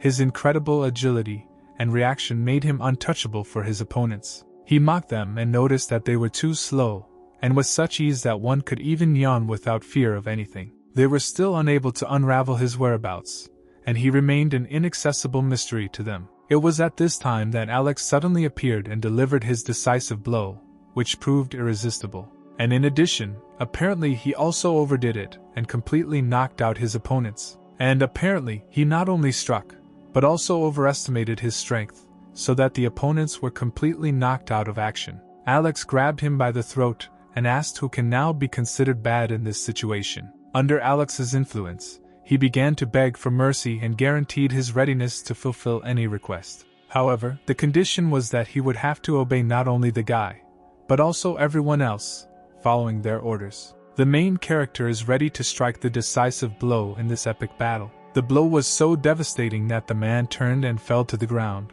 groaning in pain while his opponents were left amazed by the hero's might. The blow was so powerful that he simply pierced the wall with his body, leaving a huge hole in it, and causing shock among all witnesses. Such a spectacle looked incredibly impressive and epic, forcing everyone around to applaud the hero. The hero's friends were proud to have been part of this incredible victory and to have witnessed his valor. They then raised their hands to each other to symbolize and strengthen their friendship and unity. However, when Yuri learned about the boys' feat, he was overcome with rage, and he clearly did not approve of their action, not being proud of them. Jack was busy cleaning, and this was not his first endeavor in this matter.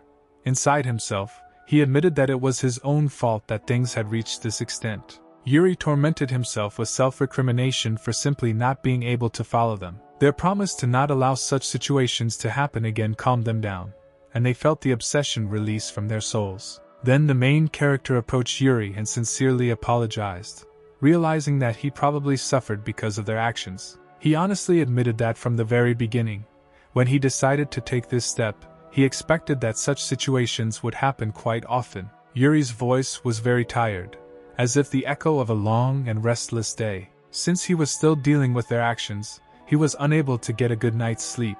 Rui felt incredibly uneasy and uncomfortable as he realized that his actions had led to this situation, and now his relationship with his friend had become strained and uncomfortable. At this time, the main character noticed that everyone around him continued to train, and his own experiences seemed small compared to their determination and diligence. And inspired by their determination, he also decided to go for a walk in order to relax a little and take his mind off the unpleasant situation. Leaving the class, the main character noticed how a stranger, with a smile on his face, approached him and greeted him cordially. This unexpected gesture of goodwill bathed him in a magical light, dispelling the tension that had been hanging on behind him after an unpleasant situation. The stranger, showing interest, asked if the main character was Rui. Having apologized to the guy for his sudden appearance, the main character tried to explain that his new mood and desire to talk were the result of recent events. As it turned out, the guy's name was Madison and he was in Class 2A, which added a new dimension to their meeting. The main character warmly shook the stranger's hand, expressing his respect for him and showing his readiness for friendly communication. Madison was just curious about what Roy looked like since there were rumors about him, and he wanted to see the guy in person. And oddly enough, these rumors turned out to be related to yesterday's incident that everyone was talking about. Madison suddenly began to approach Rui, as if they had found a common language, and their conversation became more frank and friendly. Madison felt ready to tell Rui something important and personal. With a look of trust, he made it clear that he had a story to share with him, and Rui was ready to listen. Rui listened carefully to Madison and realized that even he, being strong, realized that in this world there will always be people even more powerful and terrible than himself. And at that time the main character was worried about his charisma and ability to impress others. Rui sincerely and heartily thanked Madison for his honesty and warning about the powerful and scary people in this world.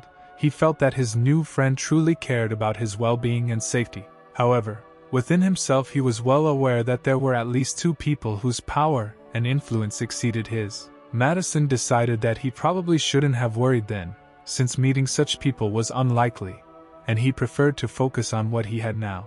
He then began to say goodbye and announced that it was time for him to go, leaving Rui with the thought that their meeting was unexpected and interesting. The main character noticed that Madison was indeed a very mysterious person, and his short meeting left a mystery in his soul.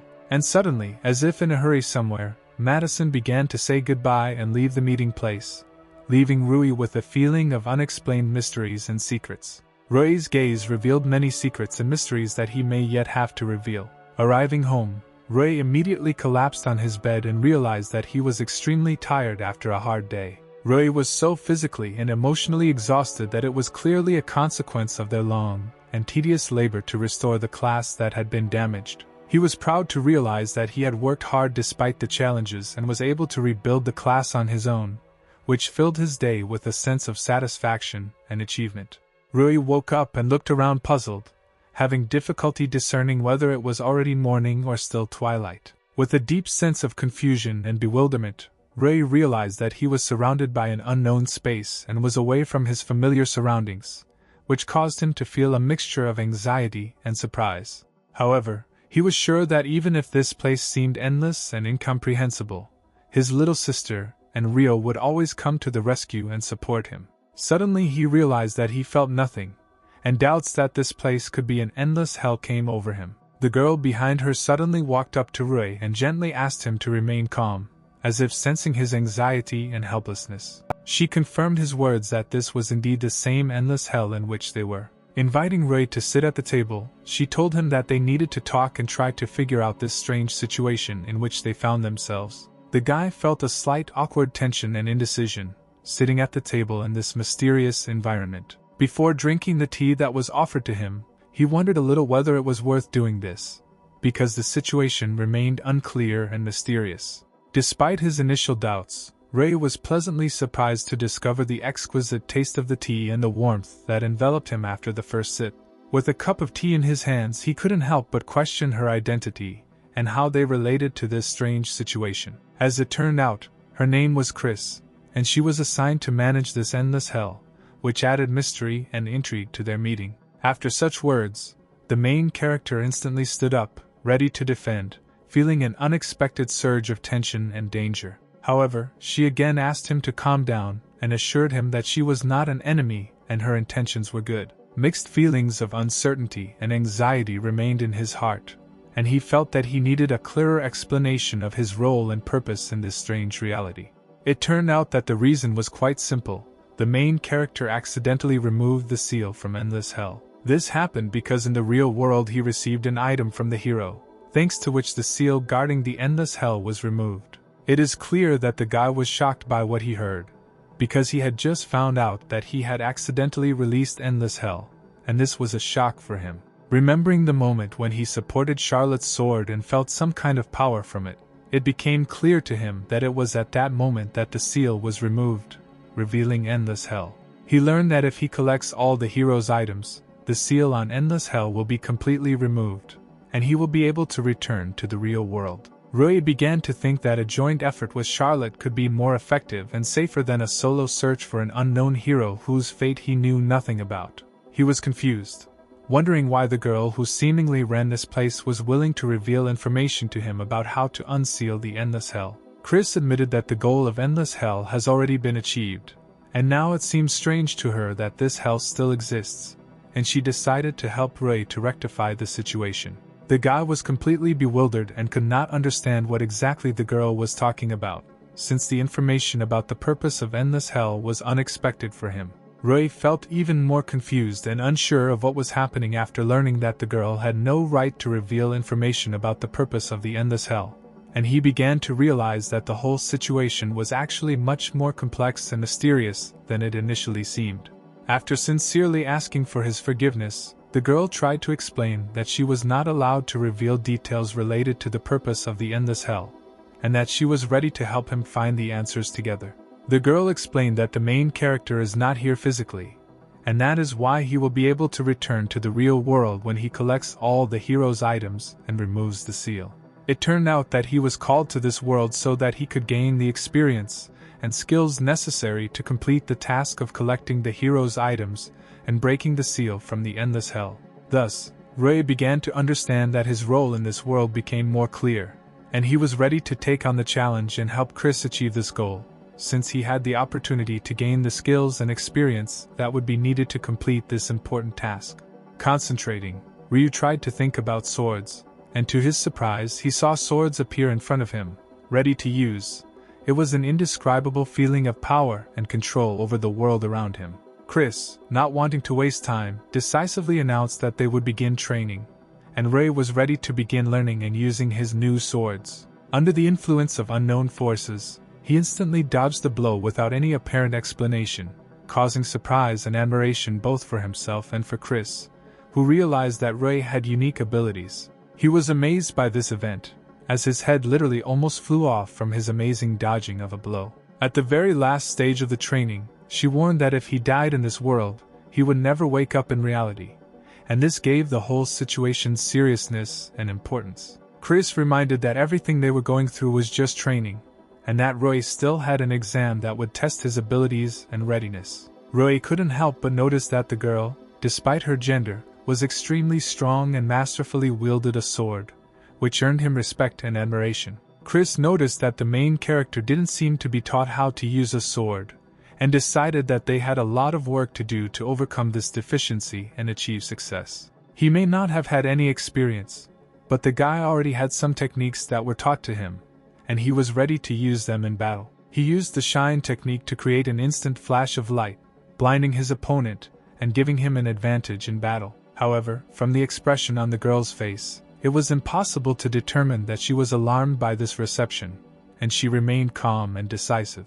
Rui realized that he must use his intelligence and techniques to make up for the speed gap and be more effective in battle. Under the pressure of struggle and stress, his nerves could not stand it, and he decided to use his super enhancement to increase his abilities and chances of winning. Using his super boost, he unleashed a powerful blow, putting all his strength into it, in an attempt to turn the tide of the battle in his favor. Rui's strength and determination impressed even Chris, and the battle became much more intense and interesting as both fighters fought for the top hand. Using his magical body, the protagonist gained additional strength and agility, which made his attacks more powerful and threatening, and he continued to fight with Chris, who also fought back.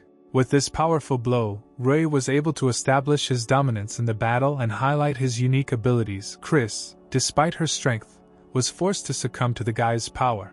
Realizing that further struggle was pointless, the girl asked to stop and realized that Rui's strength lay in the fact that he was not limited to a certain form and was able to adapt to the situation.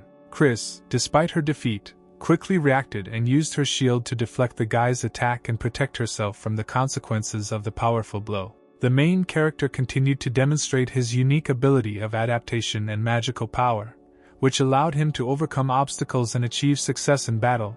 Chris recognized his incredible skills and decided that she should find out more about this mysterious guy. Gathering his last remnants of strength and determination, Rui prepared for the final blow, knowing that it would decide the outcome of the battle. For some unknown reason, he suddenly felt a sharp pain in his head and began to faint, which caused alarm and bewilderment in both him and Chris. There were only a couple of moments ahead, and he could have defeated the girl, but sudden frostbite stopped him on the path to victory, and he was left bewildered and with a pain in his head. Chris, however, had no intention of killing him, and his little body did its job to protect him at the moment when he was in trouble. Sakura, symbolizing beauty and renewal, could become a sign of hope and a bright future for a guy who has gone through many difficulties and trials. Chris understood that she relied on the main character, because the fate of the world was in his hands, and she believed that he could cope with the difficult tasks that lay before them. When the guy woke up, he felt that his whole body was in great pain, probably from the effects of intense training and fighting in an endless hell.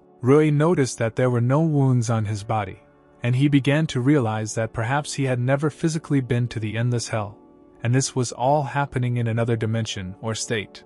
The dimension cut was explained as an advanced technology mixing magic and qigong. When this technology is combined with the dimension cut, a true dimension cut is created that could explain everything that happened in the infinite hell. With an opponent who is his equal in strength, Rui realized that even if he doesn't have a weapon, he can use magic to fill in the gaps in his technique and swordsmanship, making him stronger in battle. Rui had doubts that a girl might be better than him in combat or with a sword, and this could cause some self-doubt. By focusing on training with the ball, he realized that this was the way to improve his technique and skills, and he was ready to learn and develop to become better. The inner fire and determination burned within him, and he was ready for hard work. The next day, when the boy arrived at school, he was immediately welcomed and felt part of the community, preparing for new challenges and adventures. They all had nothing special to do during recess, and they decided to spend this time in a friendly conversation, discussing past events and future plans. Rui looked into the distance, his gaze rushed into the endless expanses, and suddenly his attention was attracted by the presence of someone who had already arrived. Yuri's same bodyguard, whose job it was to ensure the safety of his boss, felt surprised when the young man expressed his need for his help. With bitter sincerity in his voice, he told how he was once again kicked out of the place where he had found temporary refuge. Striving for self-improvement, the main character expressed a desire for that same bodyguard to teach him the art of wielding a sword. To improve the effectiveness of his training, he decided to turn to Charlotte asking for help. In this chaotic duel, where Charlotte attacked with a sword and the guy tried to defend himself, the main character felt an urgent need to learn both attack and defense in order to become a true master of the sword. With pride and determination in his eyes, the guy admitted that he would pass on the ancestral technique known as the King's Defense Sword. Thus, an exchange of knowledge and skills began, where the protagonist became a teacher in the art of magic for Charlotte, while she became his mentor in swordsmanship. This union promised them not only power and skill, but also strengthening friendship and mutual respect. He silently watched as those around him strived for excellence, and could not help but notice that their zeal began to influence him, instilling his own share of inspiration and desire for self-development. Of course, Ray happily accepted this dynamic atmosphere and most likely wanted to become stronger by accepting the influence of others into his character and improving with them. Thus, they decided to apply their efforts moderately, moving towards their goals and excellence together, supporting each other along this important path. The main character lent his support to the guy in his aspirations and endeavors, standing next to him, ready to help and inspire him to achieve his goals. After some time, the main character again found himself in endless hell, where he continued his training, striving for perfection. This time his outlook was more confident, and he approached his training with more determination and self-confidence. This visible progress in his efforts encouraged not only him, but also those around him, including the girl. Their faith in his abilities became even stronger, and they continued to support him in his path to excellence. He became much better and was even able to injure a girl, which was a clear indication of his improvement and the growth of his fighting skills. She noticed that he had begun to train and realized that his persistence and determination in the process had not gone unnoticed. The main character openly admitted that he has many teachers, and he is taught by guys who have outstanding sword skills. Chris noticed that he was serious and realized that his desire to excel and achieve his goals was a real priority for him. Roy asked why his sister and Rio were not in the endless hell, expressing his concern over her absence. She began to explain that she and he were on different floors of endless hell, separating them in this world, but remaining in contact. This knowledge about the second floor aroused his keen interest and desire to explore this unexplored area of infinite hell in order to learn more and perhaps meet his sister and Rio on a new level of this mysterious world. The girl was forbidden to say who exactly was on the second floor, and this rule added even more mystery and intrigue to their communication with Rui. The main character was a little upset after these words, since the hope of meeting his sister and Rio was overshadowed by the ban on disclosing information about them. Chris admitted that it looks like the guy in his world actually met the granddaughter of the main character, which caused surprise and joy among everyone. It turned out that it was Charlotte, and the main character admitted that they were friends, which added new threads of connection and understanding between them.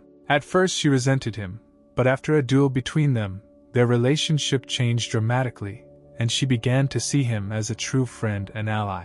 It turns out that she is actually very lonely and strives to become stronger not only for herself, but for the sake of others, and this additional point added even more depth to the exploration of her character and motivation.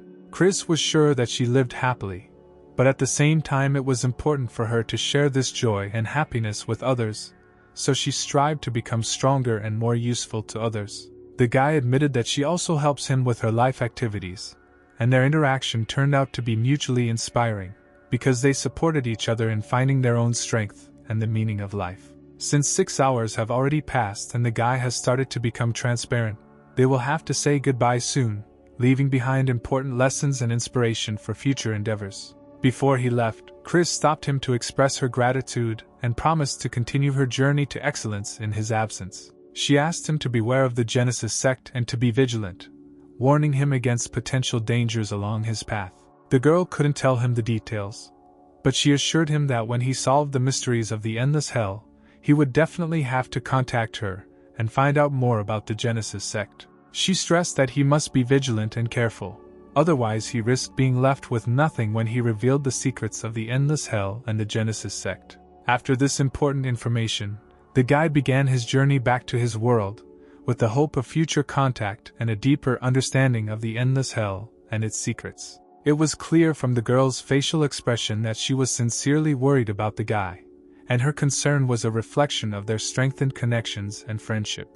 At this time, a change came, and the guy and the girl, leaving hope and a promise to meet again in their hearts, separated for a while to continue their studies and adventures in their worlds. The main character was very bored without her, and he felt that in her absence something important and special had left his life. Since Charlotte was busy, he needed to arrange for someone to hang out and go out to relieve his boredom and loneliness. He, feeling hungry, decided to go somewhere to eat to quench his appetite and spend time usefully. At this time, he heard that a showdown was taking place somewhere in the vicinity, and this made him be vigilant and cautious before going further. The main character immediately decided to get closer and find out what the problem was, ready to offer his help if needed. At this time, it turned out that the same angry guy from class was arguing with someone, and the situation looked tense and potentially dangerous. However, it turned out that it was Wolf, and the main character was familiar with his difficult character and tendency to conflict. The main character approached Wolf and asked what happened, showing interest in what caused the argument and conflict. The guy was asked to talk to his classmate since he was closer to Wolf and might be able to calm the situation and find out what happened,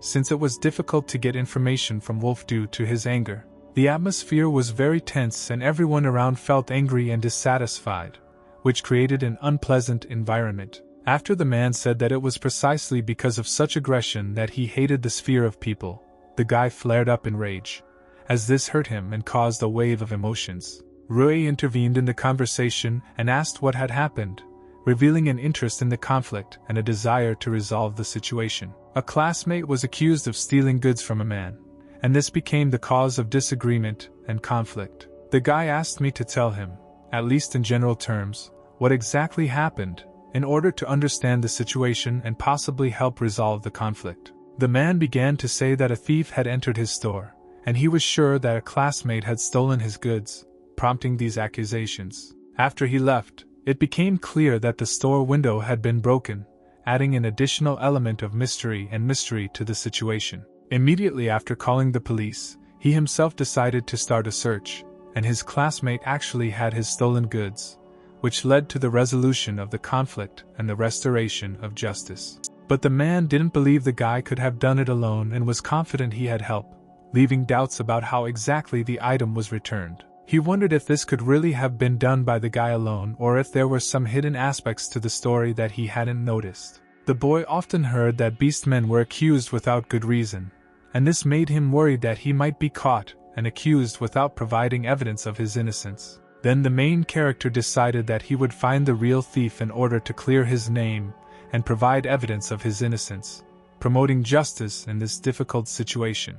However, these words did little to calm everyone down, and the tense atmosphere remained unchanged, highlighting the complexity of the situation. Ray asked if this classmate was running fast, trying to find some evidence that could confirm or refute his guilt. Then the main character decided to use magic to help solve this mysterious situation and find the real thief. He decided to use the smoke veil to create confusion and try to hide, perhaps giving himself extra time to think and act. It is clear that they immediately disappeared from the man's line of sight, leaving him in panic and bewilderment. They tried to leave the danger zone, and Ray led the guy towards safety to warn him about the possible consequences of theft and conflict. And the man could only think about where his classmates could have disappeared, leaving him in a state of confusion and unresolved questions. The man was understandably furious after such an act, and his feelings were so agitated that he could make rash decisions in an attempt to unravel this mysterious situation.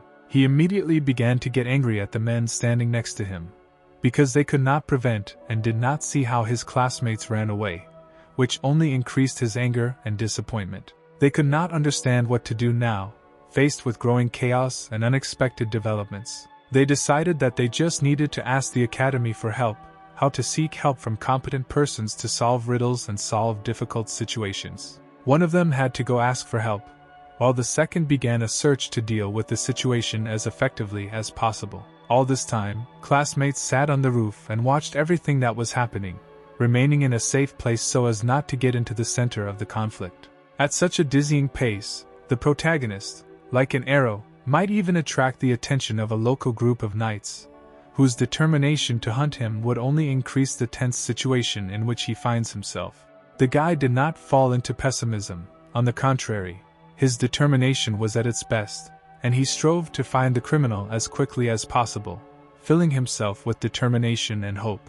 Wolf felt a little wary about this whole situation. He could not understand why the main characters got involved in this adventure, and a certainty arose in his mind that the mysterious individual they encountered was hiding some mysterious intentions. But the guy tirelessly and persistently began to convince Wolf of the opposite, revealing his motives and conviction that this adventure would lead to solving important mysteries and saving many lives. Since he considered his classmate his true friend, he decided to assist him in this difficult matter. The guy's reaction was extremely stunning, since he did not expect to hear such words at all and felt sincere gratitude. He could not understand how this happened, because every day he growled at him and expressed his dissatisfaction, and now they showed gratitude to him and were ready to help. However, he still couldn't figure out what the guy's true goal was. The main character, sharing his plan, invited his partner to go to where he discovered the mysterious bottle, assuring that this could give rise to new discoveries and reveal the key mysteries of this fascinating story. However, when they arrived at the indicated place, they discovered that there were no traces or evidence left there. The guy turned to the company with an enthusiastic look and politely asked to give him this beautifully decorated bottle of wine for a while, as if he had an important plan. After receiving the bottle, he began to use magical analysis, blindingly revealing its origin and centuries-old history, as if opening a gateway to unknown worlds. The main character enthusiastically admitted that the secrets of this magic were passed on to him by a close friend, whose wisdom came from ancient texts and mystical knowledge. Despite his passion and effort, he realized that his mastery of magic had not yet reached the heights his friend had reached, and that he still had a lot of study and practice ahead of him.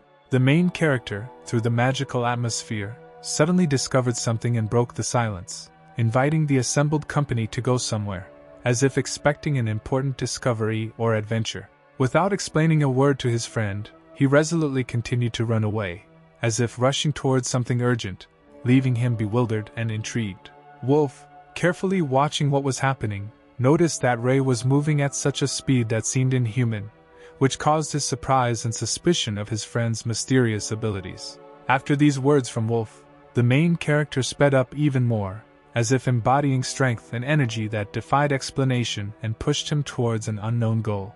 After some time, as if called by an incredible force, they found themselves in place, as if they had overcome time and space, waiting for what would open before them in this mysterious location. The footprints they noticed led inside the building, as if inviting them to explore the secrets hidden within its hideout. After some thought, the guy decided that in this situation it was better to return the bottle, because he felt that the upcoming exploration of this mysterious place could take a lot of time and effort.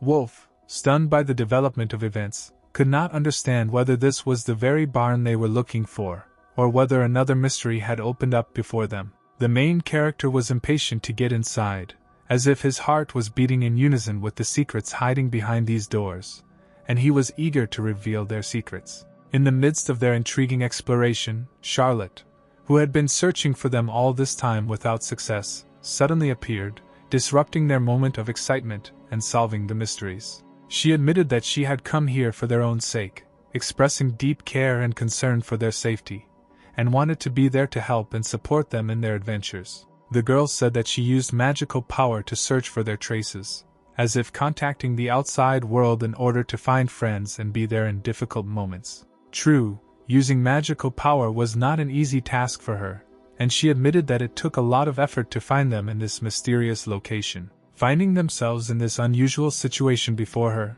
they instantly thought that Charlotte had come, perhaps with the purpose of catching them or returning them to the path of safety. They breathed a sigh of relief when they received a positive response from Charlotte, realizing that she was not opposing them, but, on the contrary, wanted to help and support them on this mysterious journey. Today she was invited to the royal palace to be an instructor in magic for the warriors. Then suddenly a request came in to find them. These words clearly upset the protagonist, crushing his hopes and leaving him in a state of disappointment and misunderstanding. Wolf, not ready to give in to Charlotte so easily, felt an inner rebellion and determination to continue the research, despite all the difficulties and disappointments. However, from the girl's reaction it was clear that she was not very serious about catching them, and perhaps even shared their desire to explore this mysterious location. Then she suddenly decided to help them completely, as if changing her original intentions, and they felt a surge of relief and support from Charlotte. After her decision to help, the main character hugged his friend tightly, feeling deep gratitude and joy that they could explore this mysterious world together. She was very embarrassed by this unexpected hug, but at the same time she felt in it the warmth and support that she had needed for a long time. Wolf decided to attract attention and began to talk animatedly, as if trying to diffuse the atmosphere and involve everyone in conversation to alleviate the awkwardness of the moment. He could not understand why the girl decided to help them, because she was the granddaughter of a hero and her valor could suffer if she continued to help such a beast man. She asked them not to consider his words nonsense, explaining that on the contrary, abandoning people in trouble hurts her valor, and her decision to help does not depend on how he is in her eyes. The guy did not hide the fact that he was slightly stunned by these words, feeling how the internal conflict began to dissipate, and he received support and understanding from an unexpected ally. It is not clear for what reason, but she suddenly took up her sword, as if preparing for something that might require her protection, and they were again enveloped in mystery and uncertainty. Then, feeling the growing tension, they decided to quickly end the situation, realizing that they had many challenges and mysteries ahead, and time was an important resource. Having opened the doors, they were stunned by what they saw, as if a world of wonders and secrets had opened up before them, and they were ready for new adventures and discoveries. There were a lot of expensive things there, impressive both in their wealth and elegance, as if they had entered a treasury that they had never even dreamed of. And inside it turned out to be even more spacious than Charlotte had thought.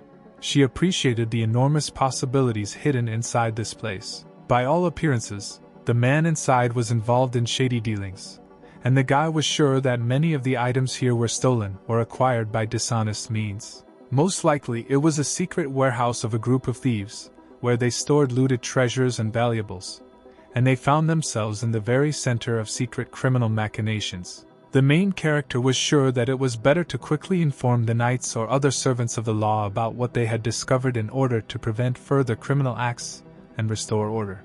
And immediately after these words, gun barrels were pointed at them. They were suddenly surrounded by a threatening aura, and they realized that the situation had become even more complex and dangerous. They were surrounded by several dozen people, creating an atmosphere full of tension and hostility, and they found themselves in a conflict zone where choices and actions became decisive. A man approached them and asked if they were lost, as if trying to bring clarity to a difficult situation, and they felt a slight sense of relief, although they did not quite understand what was happening. His name was Ghoul, and he found himself the leader of this gang, managing all these people and the situation, and they realized that they were now dealing with an important player in this mysterious incident.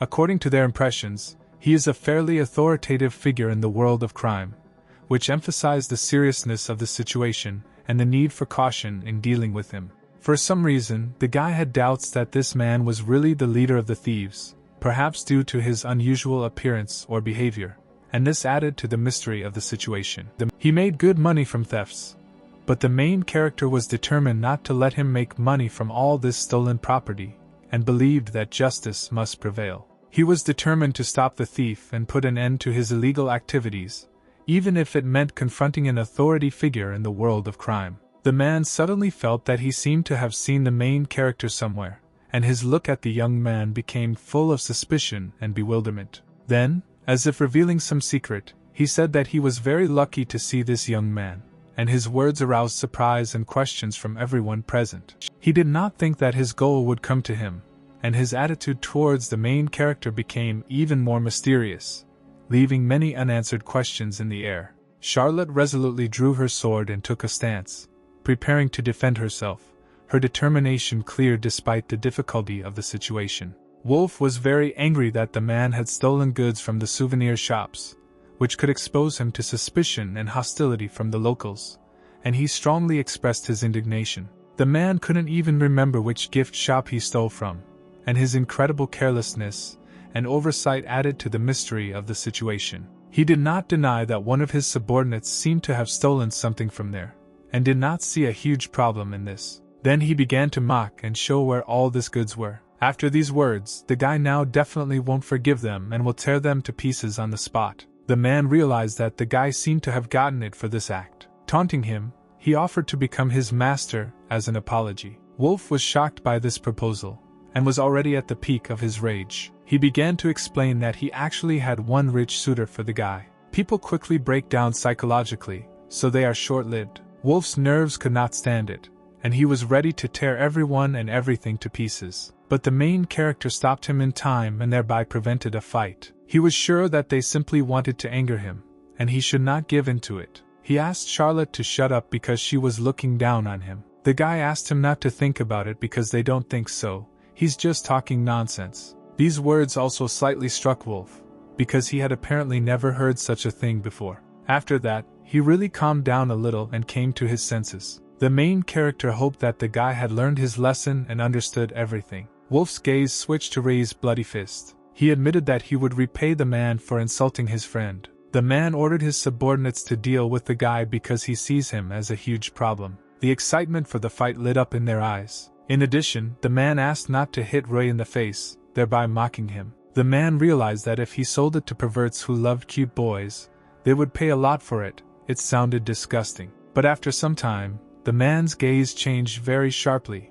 He was scared. His subordinates' fingers were broken in every possible way. The main character used a technique called golden shell, and also finger removal. The man was very frightened by this, and could not understand who was standing in front of him. Well, the main character was calm and noticed that the man's gun began to shake. In turn, he tried with all his might to show that he didn't care and was calm, and then he completely ordered to open fire. Well, the guy had an idea of what to use to protect them. He used a move called the crane. It was the first time Wolf had ever seen such a technique, and everyone present had already run out of ammunition, and now the friends had a chance. But they had to try not to damage the stolen property. Roy easily dealt with his opponents, and did not see them as a danger, and Charlotte helped him at this time, as always. She asked to leave someone for her. Their team worked really unitedly, and it brought results. Wolf was stunned by the sequence of attacks, because they protect blind spots from each other, and after some time, everyone present was lying unconscious. The man had no choice but to shoot at the standing guy. Wolf turned away at that time and did not notice the bullet flying at him. In a split second she should have approached the guy. When he already noticed this, he was very scared and did not know what to do. Roy noticed this too and realized that he needed to do something. The main character began to approach the guy in order to help him, and a split second later, screams were heard in the building and blood flowed. Wolf was informed that his arrival had long been anticipated, and the meeting was eagerly awaited, as if a harbinger of a long-awaited event. This time he was clearly late.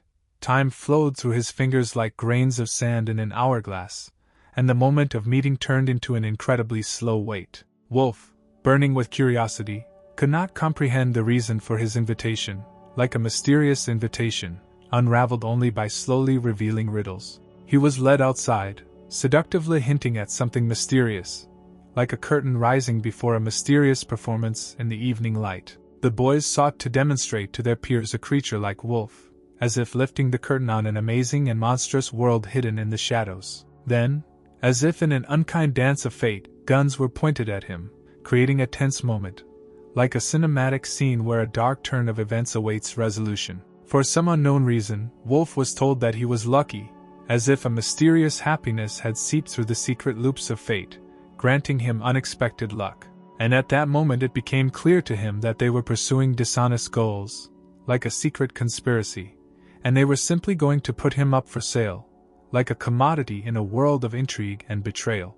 Their intention filled him with disbelief, like a foggy haze, and he could not realize that their plans were so permeated with darkness that it was difficult to believe in their reality. Being exposed to shock, he gradually turned his inner anxious impulse into a whirlwind of anger, like a flaring fire after the freeze of an unknown bustle. With a mocking grin, the guys asked him if he really believed that he could make friends with people, as if to undermine his confidence in his own hopes. After the incident, Wolf finally decided that he would no longer trust people, as if making a vow to himself in order to avoid such deceptions and betrayals in the future. But suddenly remembering how Rui saved him from a deadly bullet, he realized that even in the darkest moments there is light, revising his previous beliefs with new hope. Rui justified his action, explaining that for him Wolf is the same as everyone else, and that he does not see any obstacles in the fact that Wolf is not a person. After all people, like fugitives in search of their essence,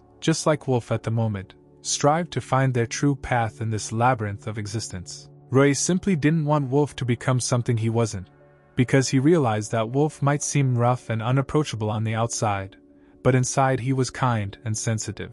When meeting with teachers and peers, Wolf became the target of discrimination, and he naturally did not like being the subject of resentment and misunderstanding. Charlotte instantly ran up to the guy, eager to find out if his friend was okay, as if showing concern in moments of uncertainty. Inviting the couple to relax, Wolf himself decided to show them something unusual, like a mysterious performance that was supposed to capture their imagination.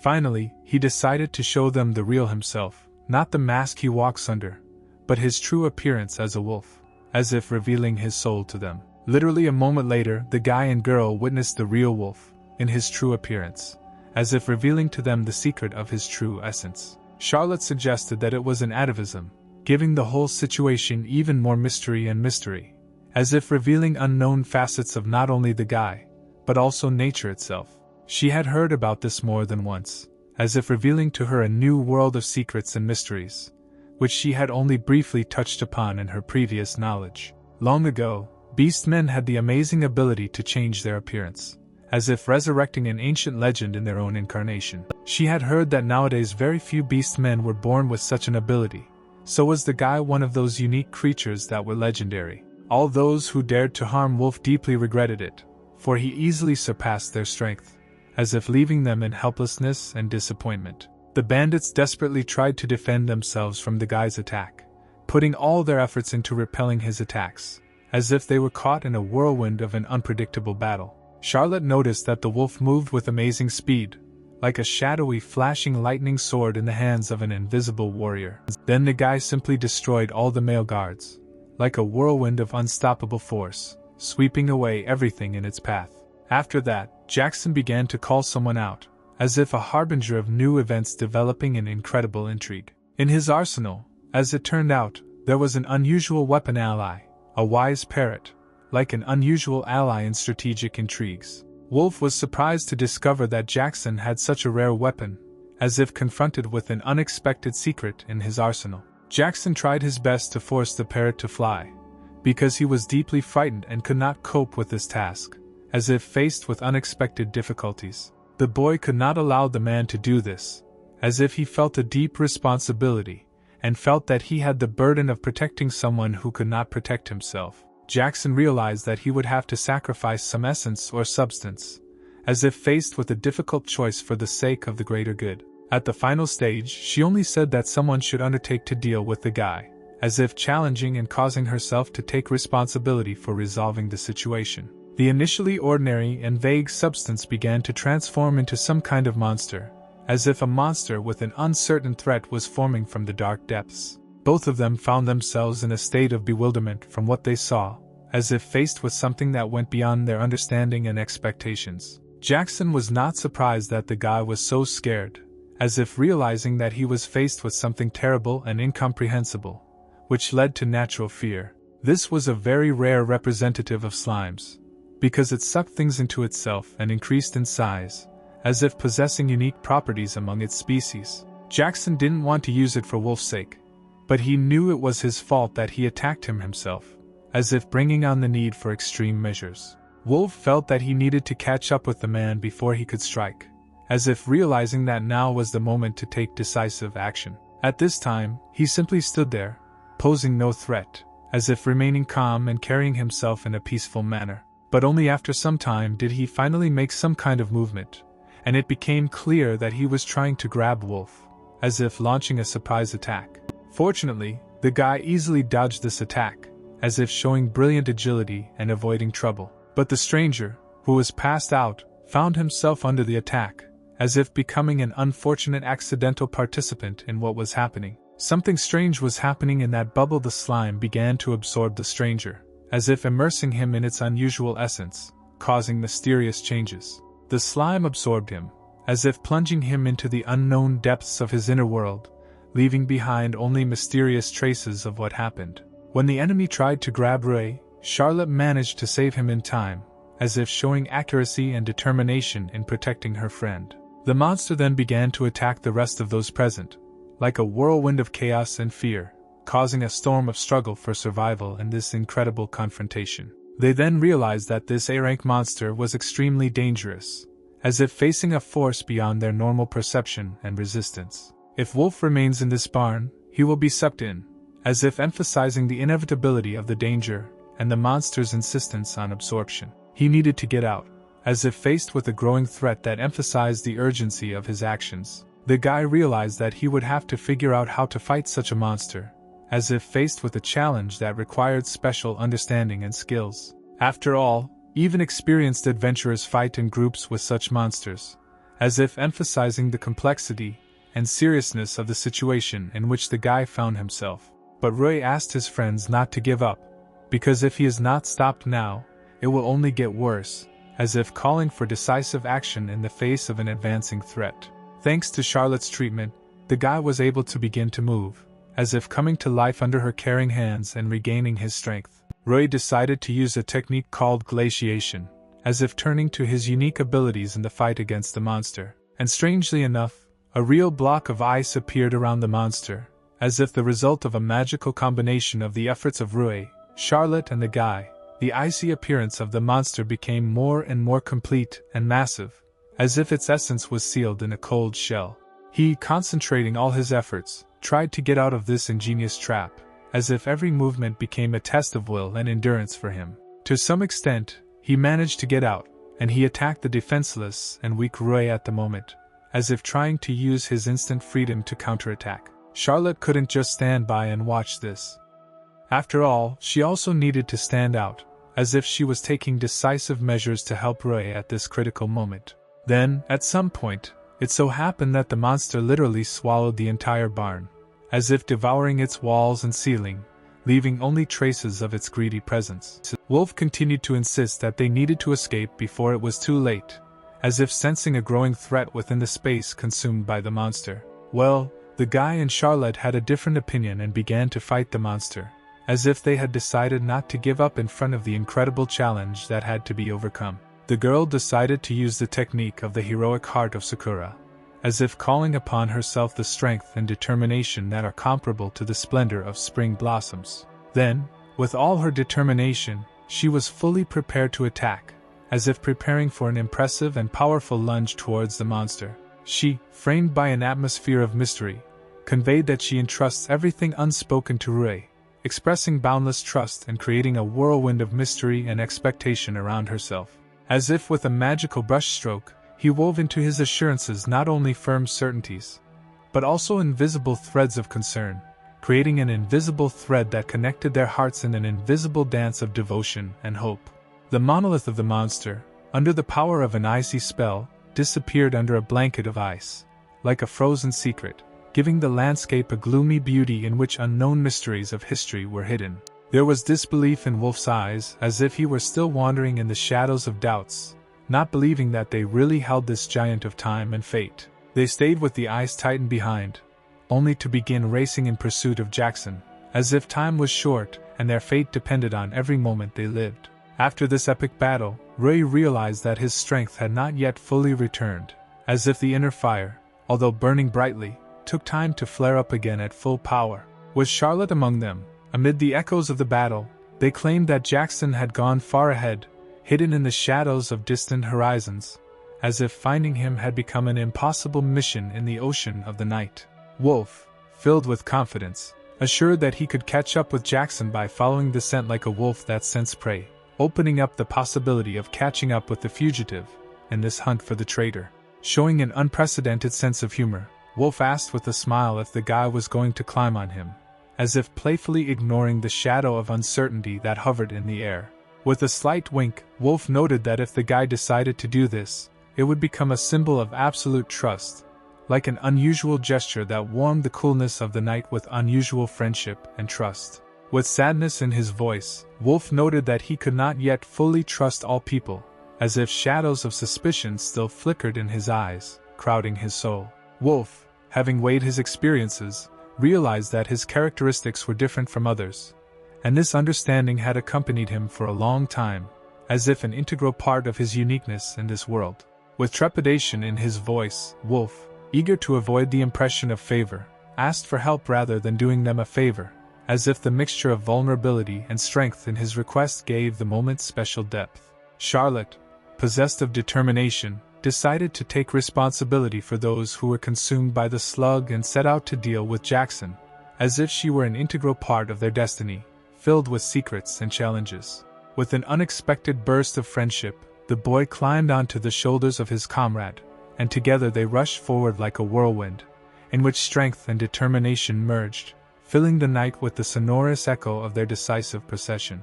Using the bracelet Jackson found among the ruins of the capital, they deciphered the mysterious signs that opened the way forward for them, like a luminous thread leading through the dark labyrinths of the past. The bracelet was decorated with a large stone, and undoubtedly it was not just a treasure. By selling it along with the mysterious bird, they could get a significant amount, as if exchanging the mysterious for the material in this game of fate. He vowed unforgiveness, deciding that by reviving his gang, he pursues the goal of taking revenge on them for all their troubles, as if creating the shadow of a majestic vendetta in his fate. Wolf, like a cunning hunter, picked up the man's scent and instantly set off in pursuit, as if dancing with the wind, where the scent became a thread leading him to a hidden goal. With the news that Jackson had already left the city limits, Wolf shared the information like the wind carrying the news of his departure, and embodied his determination to catch up with him into the desert of the night. Wolf, imbued with a premonition of future events, enthusiastically anticipated the upcoming meeting, as if in a previously unraveled chapter of his adventure novel. With the agility of a predator, he easily began to climb up the wall, like a shadow, slowly and silently, enveloping himself in the invisible veil of the night hunt. In the blink of an eye, they disappeared from one side of the fence, like shadows crossing the line between light and darkness, leaving behind the bustling world of the city. Wolf, standing on the news side of the city labyrinth, asked what they should do next, as if the starting point of the adventure now required a choice of direction. Rui insisted that they must attack Jackson without letting him escape, as if the strategy required decisive action to ensure that the moment of retribution was not lost. With a refined strategy, Rui took advantage of the medium gravity, as if cunningly playing a game with gravity, to approach his goal with irresistible determination. Jackson was faced with a lack of understanding of what was happening, while the guy, enjoying the moment, mocked him, as if he had mastery over the secrets of their power. It was time to move on to the next stage of their plan, as if the puzzle pieces of an adventure were beginning to fit into a single canvas, awaiting completion. After that, everything depended on the guy, as if he was a key player in their strategy, and all eyes were directed in his direction, awaiting his next moves. He began to rise up in front of them, preparing for the next leap, as if there was a tense energy in the air, and the upcoming jump promised to change the course of events. With a series of worries and expectations, he flew into the air, performing the promised jump, as if a wave of action was catching them, carrying them into the next episode of this night's performance. With a mocking grin, the guy announced that it seemed like they hadn't met for a long time, as if he were in line with his own game, and using a cunning move in his secret plan. Jackson couldn't understand with amazement how the guy managed to get into him, as if the mysterious meeting was shrouding them in questions, putting on a cloak of opaque mystery. Jackson tried in vain to pay off the guy, but he, being principled, insisted that he did not need the stolen things, as if refusing temptation in favor of his principles. Even as he began to offer him a woman as compensation, Jackson was aware that the guy remained unforgiving in his beliefs, as if warning him against a dark path. With pride and confidence, the guy declared that he was not interested in all these attempts to pay off, because he already had his beloved, as if protecting his world from alien interference.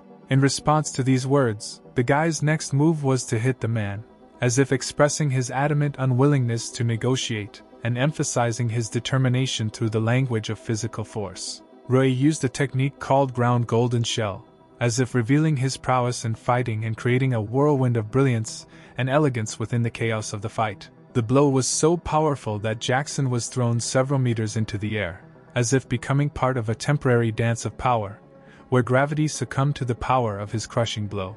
With this sudden turn of events, they were given the opportunity to relax, as if the shadow of tension gave way to calm and their adventure phase paused for a moment. The main character politely asked the parrot if it could land, as if addressing an exotic companion with a question about the possibility of descending to the ground. Having landed, the guy immediately began to maneuver, calling his friend to look after the parrot, as if creating a picturesque picture of the interaction between members of their difficult team. With surprise, it became clear that Wolf managed to catch Jackson at the moment of his landing, as if through the magic of events, where dexterity and cunning weaved an invisible network around the characters. The guy, with his eyes evaluating every word, asked if Ray trusted him, as if the issue of trust had become a key point in their relationship.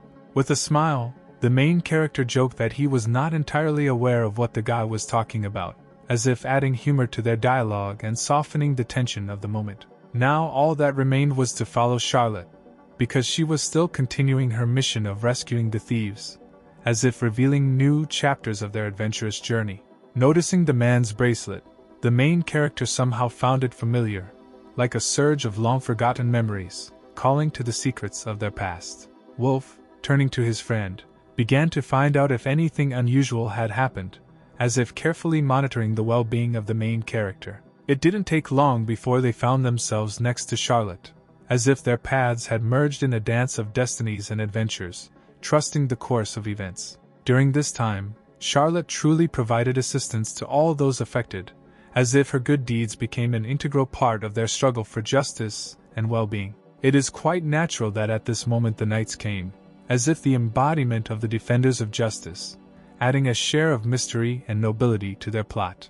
Now they were faced with the task of proving Wolf's innocence, as if the beginning of a new stage, where truth and justice were once again in the balance. This was probably the most difficult thing in their work, as if solving the mystery and protecting innocence required effort, will and the combined strength of all forces. Yuri asked the knights to file a report on the damage caused, as if using his authority to assert the veracity of their position in a difficult situation. The guy expressed his intense indignation at what had happened, as if the fire in his eyes flickered with indignation, and his emotions spoke the language of protest and rejection. Yuri expressed his contempt for the thieves, claiming that even his stomach felt heavy at their presence, as if the words filled the air with condemnation and disgust. In addition, the parrot, for some reason, also seemed to be alarmed and did not listen, as if sharing its anxiety with those around it. However, in the end, the parrot seemed to find a common language with the guy and became friends, as if taming even the most rebellious birds with his charm. Wolf suggested that, apparently, the parrot expresses a desire to become his friend, as if unraveling the language of birds and opening a new chapter in their adventurous union. In addition, it turned out that the guy is able to understand what the parrot is talking about, thanks to his ability called atavism, as if opening up new facets of mutual understanding for them. Since the guy was more of an animal than a man, he could somehow understand the conversations of animals, as if animal whispers sounded in his soul, revealing the mysterious world of wild nature. The guy decided to ask the manager if he could take the parrot in, as if smoothly moving from mysterious languages to practical solutions in their lives. The main character could not understand why he liked this parrot so much, as if the mystery of his attachment to his feathered friend remained unsolved. It seemed to Wolf that he knew the reason for this attachment, as if secrets flickered in his eyes, far from the gaze of everyday life. Because Wolf feels extraordinary energy and strength in the parrot, incommensurate with its tiny body, as if incredible magic and power were hidden in this feathered creature. Wolf never understood why the main character always strives to help everyone around him, as if this riddle contained the mysterious essence of his soul, full of kindness and attention to others. He may have power now, but before he was completely helpless, as if solving the riddle of the transformation from vulnerability to strength in an inexplicable life story. Previously, he was absolutely helpless, but one day he had teachers, like wise guides, who opened the path to potential and strength for him. He learned a lot from them, and more importantly, he learned kindness and love, so he made the decision to become one who would give rather than take away. The guy couldn't make out what his friend was talking about, as if another mystery in their relationship was unfolding before him, requiring attention and understanding. Thus, he now passes on his knowledge and teaches others what he was taught, as if the chain of goodness and learning continues on their incredible adventure. After these words, the guy, for some unknown reason, took a strange stance, as if magically joining a ritual that only he understood, adding mystery to the air around him. As it turned out, this is a pose for an animal lover, which symbolized complete obedience, as if the guy internally connected with wild nature and accepted its laws. Wolf admitted that he fell in love with the guy's spirit, as if his soul was so attractive and unique that even the beast could not resist this magic.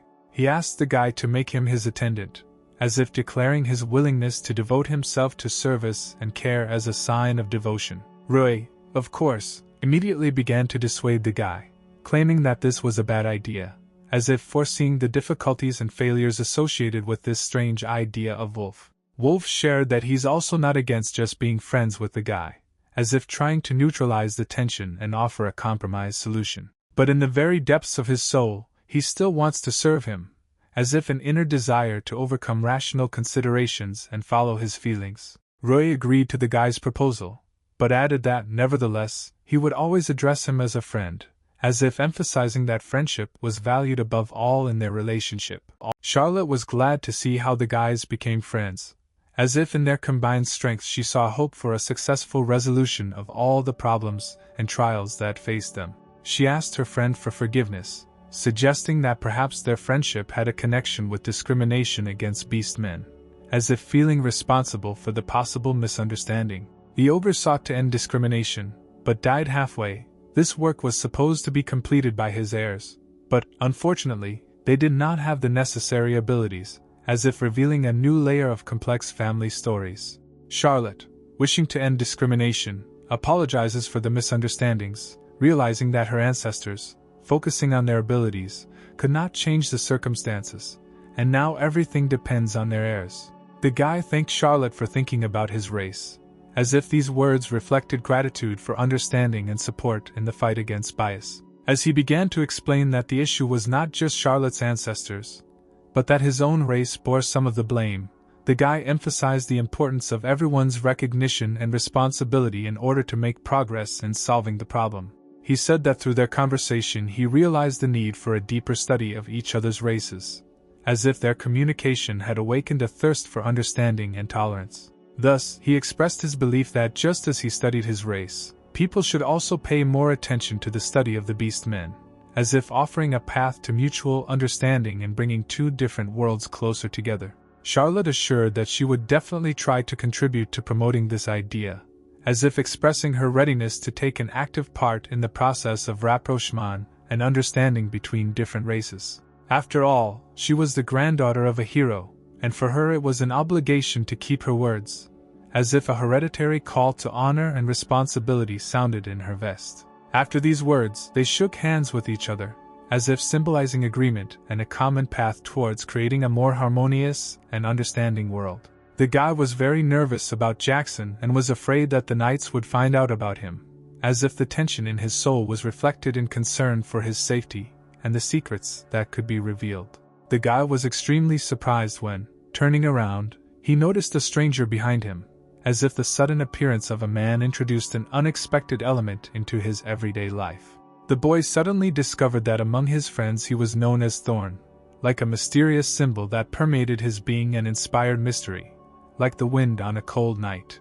After this, the mysterious stranger presented Jackson's death head, like a dark artifact, keeping unknown secrets in his lifeless eyes, slowing down the flow of time around him. The mysterious guy could not understand his own appearance, while the thoughts slipped into his thoughts that perhaps he had come with the intention of ending his life. The moment the guy tried to escape, his plans were ruined.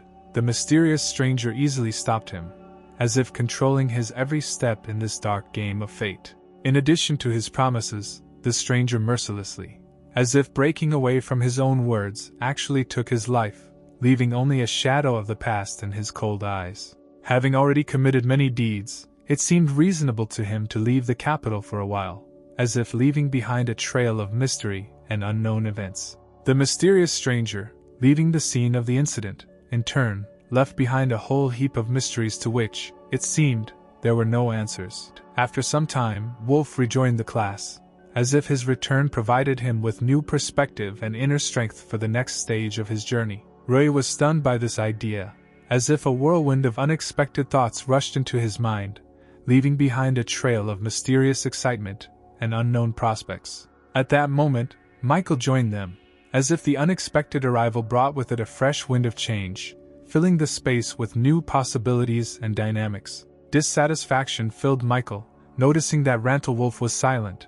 Then he decisively said something, as if intending to destroy the silent barrier. There was clearly an atmosphere of dissatisfaction between them, as if the shadows of an unfriendly relationship were slowly spreading between them, creating a tense background in their communication. In this situation, Michael initiated everything that happened, as if taking on the role of a leader who directed the course of events in his direction. In response to Michael's initiative, Wolf decisively offered him a duel, as if it were a challenge that could change the direction of their relationship, with more than just words at stake.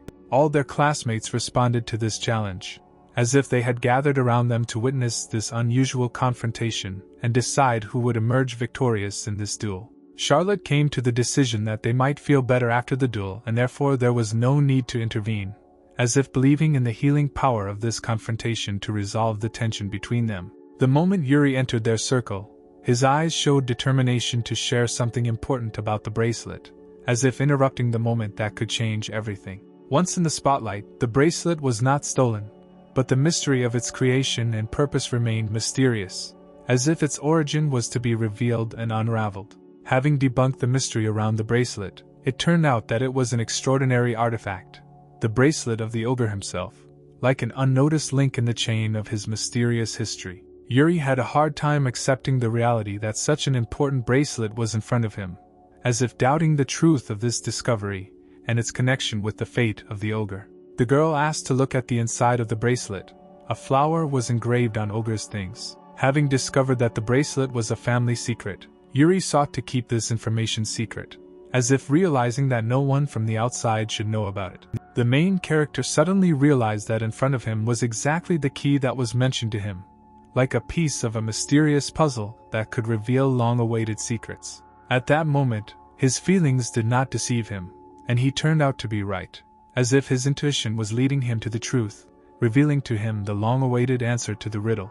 Politely, he asked to be given this bracelet for a while, as if intending to delve into its secrets and unravel its meaning. If Charlotte did not object, then Yuri expressed his agreement, As if all members of the group began to realize that this bracelet could be the key to solving many mysteries. The guy decided not to remove the seal right now, preferring to leave it untouched, as if realizing that it was better to try not to directly touch this mysterious artifact. Charlotte, flushing easily, inquired, with a slight hint of irritation, why he needed the bracelet, as if looking for answers to questions that worried her. Charlotte, without showing indignation, only asked for a time when he could tell, as if striving for clarity regarding this mysterious story. He politely agreed with her proposal, as if ready to share this secret when the right moment came. In addition, Yuri was also interested in finding out why the guy needed this bracelet, as if confronted with another link in their common mysterious history. Late in the evening, his friend the parrot appeared to the main character,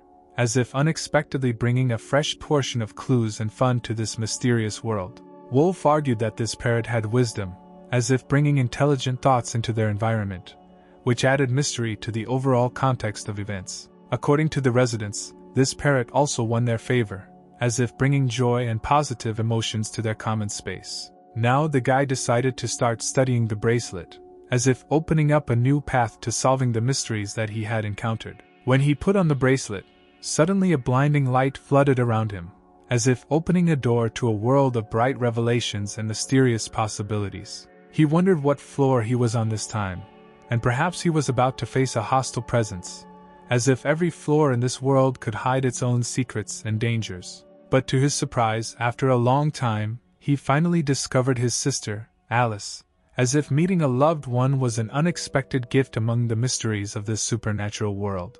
At that very moment he was overcome with excitement, as if the meeting with his sister had broken all ties and was returning to him a piece of previously lost harmony. With caution, the girl asked whether Ray was really standing in front of her, as if the incredible return gave reason to wonder about the nature of this meeting. He responded positively, bringing joy to her heart, as if the confirmation of his identity meant untold happiness for her at this moment of meeting. Both felt the joy of finally meeting again, as if emotions in the arms of long-awaited meetings intertwined, creating a magical moment in their unraveled world. Alice was indescribably glad that they were together again, as if the happiness of being reunited with her brother had no boundaries, filling her heart with joy and warmth. The sister's friend reminded the main character that, as always, he also did not remain indifferent, as if emotions overwhelmed him, causing tears of joy or, perhaps, melancholy. But he could not understand what she was talking about, because she herself was also crying, as if emotions and experiences made their meeting deep and mysterious. The brother and sister continued to look at each other after a long separation, as if their entire history, experienced together, and now revived at this moment, was reflected in their glances. Over a cup of tea, Ray shared his story, telling what had happened during all this time, as if every word brought new nuances to their journey together. Her hug was so tight and strong that she literally squeezed him between her breasts, as if trying to convey all her tenderness and love in this vital embrace. Alice's friend, already smiling, took the guy from the girl herself, as if this unexpected turn of events added lightness and playfulness to their meeting. Rui, in turn, even thought that at such a pace he might suffocate, as if the cheerful atmosphere around created a feeling of incredible energy and movement. She asked him whether he thought she was better than Alice. Rui asked whether Alice was angry because he found a girlfriend. Alice, with a slight smile, explained that her words were only a cheerful manifestation of good intentions, a play of the soul aimed at playfully teasing her brother. Lucy, with a peaceful smile, stated that she did not get angry over such little things, adding that in her opinion, friendship was more important, and even shared some sage advice with Alice. In addition, Lucy noted that her joy would not be exhausted only if Alice consciously avoided such actions, emphasizing her uniqueness in expressing emotions. Meeting again, Ray invited them to share their knowledge, expressing a desire to learn something new from them, thereby creating the exciting prospect of sharing experiences. Then, completely at a loss, Alice decided to amaze Ray by starting to demonstrate complex and incomprehensible techniques to him, revealing to him a world of unique techniques. Lucy, naturally, did not lag behind her friend, and happily shared her amazing methods and techniques with Ray, creating an atmosphere of inspiration and exchange of experience around them. The three souls, reunited, were filled with joy, realizing that they were united again, Sparks of contentment flickered in each heart, revealing the priceless treasure of friendship. Rui, immersed in the learning process and absorbing knowledge from Alice and Lucy, gradually became transparent, as if his essence was dissolved in a stream of new ideas and skills. Worried and surprised, the girls could not unravel the meaning of this mysterious transformation, and they begged Rui to explain the mystery of what was happening. Rui began to explain that his physical body was in the real world, while here, in the dimension they met, only his soul remained, freely moving in the whirlpool of knowledge and experience. It is because of this that, after 6 hours in an endless space filled with knowledge and trials, he returns back, overcoming the barriers between worlds to reconnect his soul with his body in the real world. Now, with the awareness of the mystery of Rui and his travels between worlds, Alice comprehended the depth of what was happening and comprehended their entire amazing experience with a sense of wonder. She hugged her brother tightly, as if she wanted to embrace this entire moment, leaving a memory of him in her heart before he plunged back into the whirlwind of his spiritual journey. Rui, puzzled, could not comprehend why Alice reacted so strongly, overcome by an unknown mixture of love and secret fear for her brother, who crosses the boundaries between worlds. She felt as if an eternity had passed since he left, as if time in their worlds was moving at different speeds, taking him on a long adventure. They just asked him not to forget that he has both of them, maintaining a connection not only in different dimensions, but also in the deepest corners of their hearts. In parting, they only said that they would always be for him, supporting and protecting him, ready to be a support in a world where reality and spiritual wanderings are intertwined. The girls were left alone again, but the fire of mutual support burned in their hearts. Their connection remained unshakable even in the absence of their brother, who had gone into the world of mysterious travels. Lucy confidently predicted that they would meet again, while Alice, it seems, looked at the future with some doubt, did not really believe in the inevitability of reunification. The girl believed with complete confidence that Rui, despite all the difficulties and trials, would surely overcome his challenges, realizing his goals and winning in his spiritual aspirations.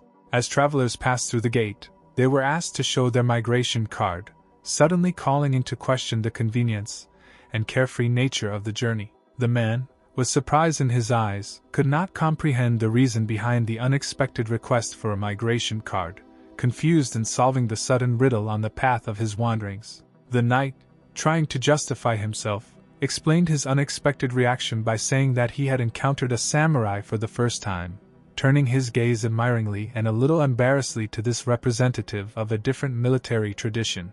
The man was asked, with curiosity, for what purpose he had gone on this journey, suddenly drawing attention to the mystery of his mission and intentions. He replied that he had work to do, but emphasized that it was not just ordinary work, leaving a mystery around the nature and significance of his activities. Upon entering the classroom, Rui happily greeted everyone, spreading a positive mood around him and filling the space with his energy. His greeting was reciprocated with a welcoming response that brought warmth and friendliness back into the classroom. Silently to himself, he wished Iris good morning, sending quiet but sincere wishes to her that shrouded the beginning of his day in warmth and mystery. He was always intrigued by what Iris liked, and he curiously wondered about her preferences, trying to unravel the mystery of her inner world.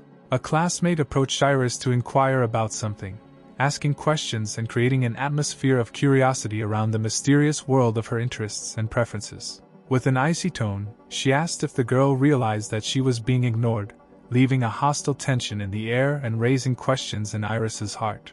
On the contrary, the girl was glad that Iris seemed to finally speak, experiencing positive emotional excitement from the conversation and new contact. Everyone in the class had already become friends, and only she felt the wall separating her from the others, a feeling of loneliness that she wanted to destroy. Rui was eager for any chance of developing a friendship with her, and his eyes gleamed with determination to overcome the wall of misunderstanding and establish a connection with her world.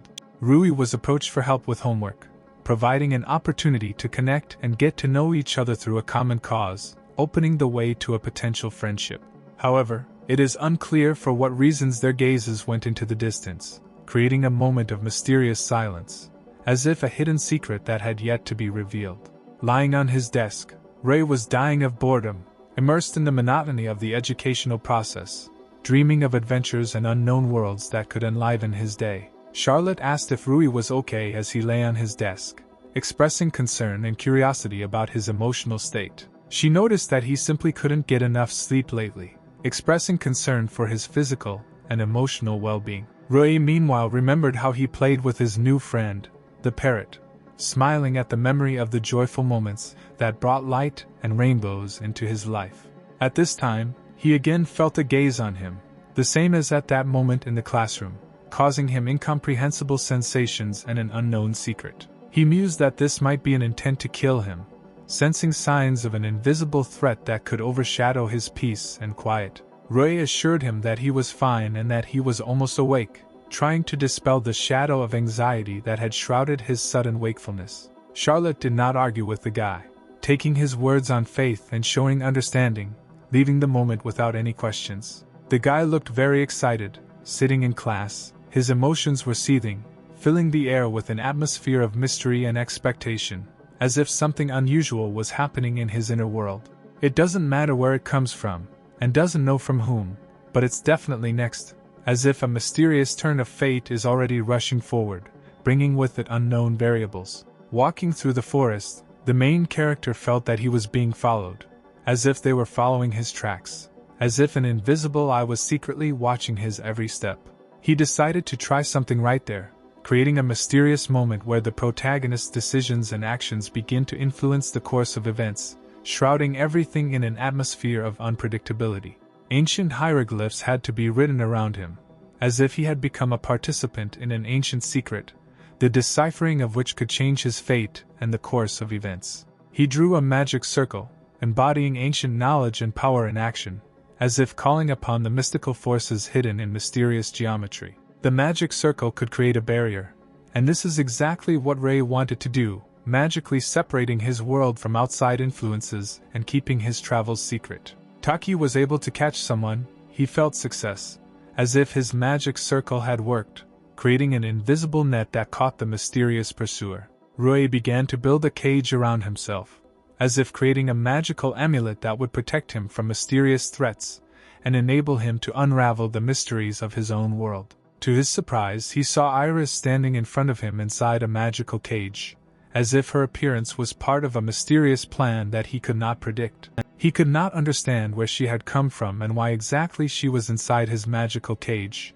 as if the mystery of her presence was to be solved along with the secrets of his own fate. The main character wondered if she was going to catch him, sensing questions and doubts that cast a shadow of uncertainty over their meeting in the magical world. But he did not want to fight with her at all, revealing to her his true intentions and desire to solve the mysteries of their meeting together. Iris saw no point in answering the guy, creating a moment of confusion and mystery, as if her silence was part of a complex puzzle. She wanted to take revenge on him for her master, filling the air around her with tension and determination to change the course of events in her favor. After which she began to attack her classmate, showing determination and strength, as if she had become an unrelenting defender of her master in this magical battle. Well, it is an honorable thing that Rui will not allow himself to be easily offended and began to defend himself, showing endurance and determination to stand in defense of his essence in this unusual battle. The girl used a technique called bloodshed, embodying magical power and extraordinary energy, as if her attack came from ancient times and was aimed at unleashing mysterious forces. And it really worked, and the main character lay right under the tree nearby, submitting to the power of the bloodshed technique, as if his resistance had been defeated by extraordinary strength. Now she had avenged her master, her attack leading to victory, creating a moment of satisfaction and triumph behind the rapturous magical battle. Rui, on the contrary, began to smile and said that his arm still hurt, bringing a touch of irony and playfulness to the situation, as if despite the defeat, he had not lost his sense of humor.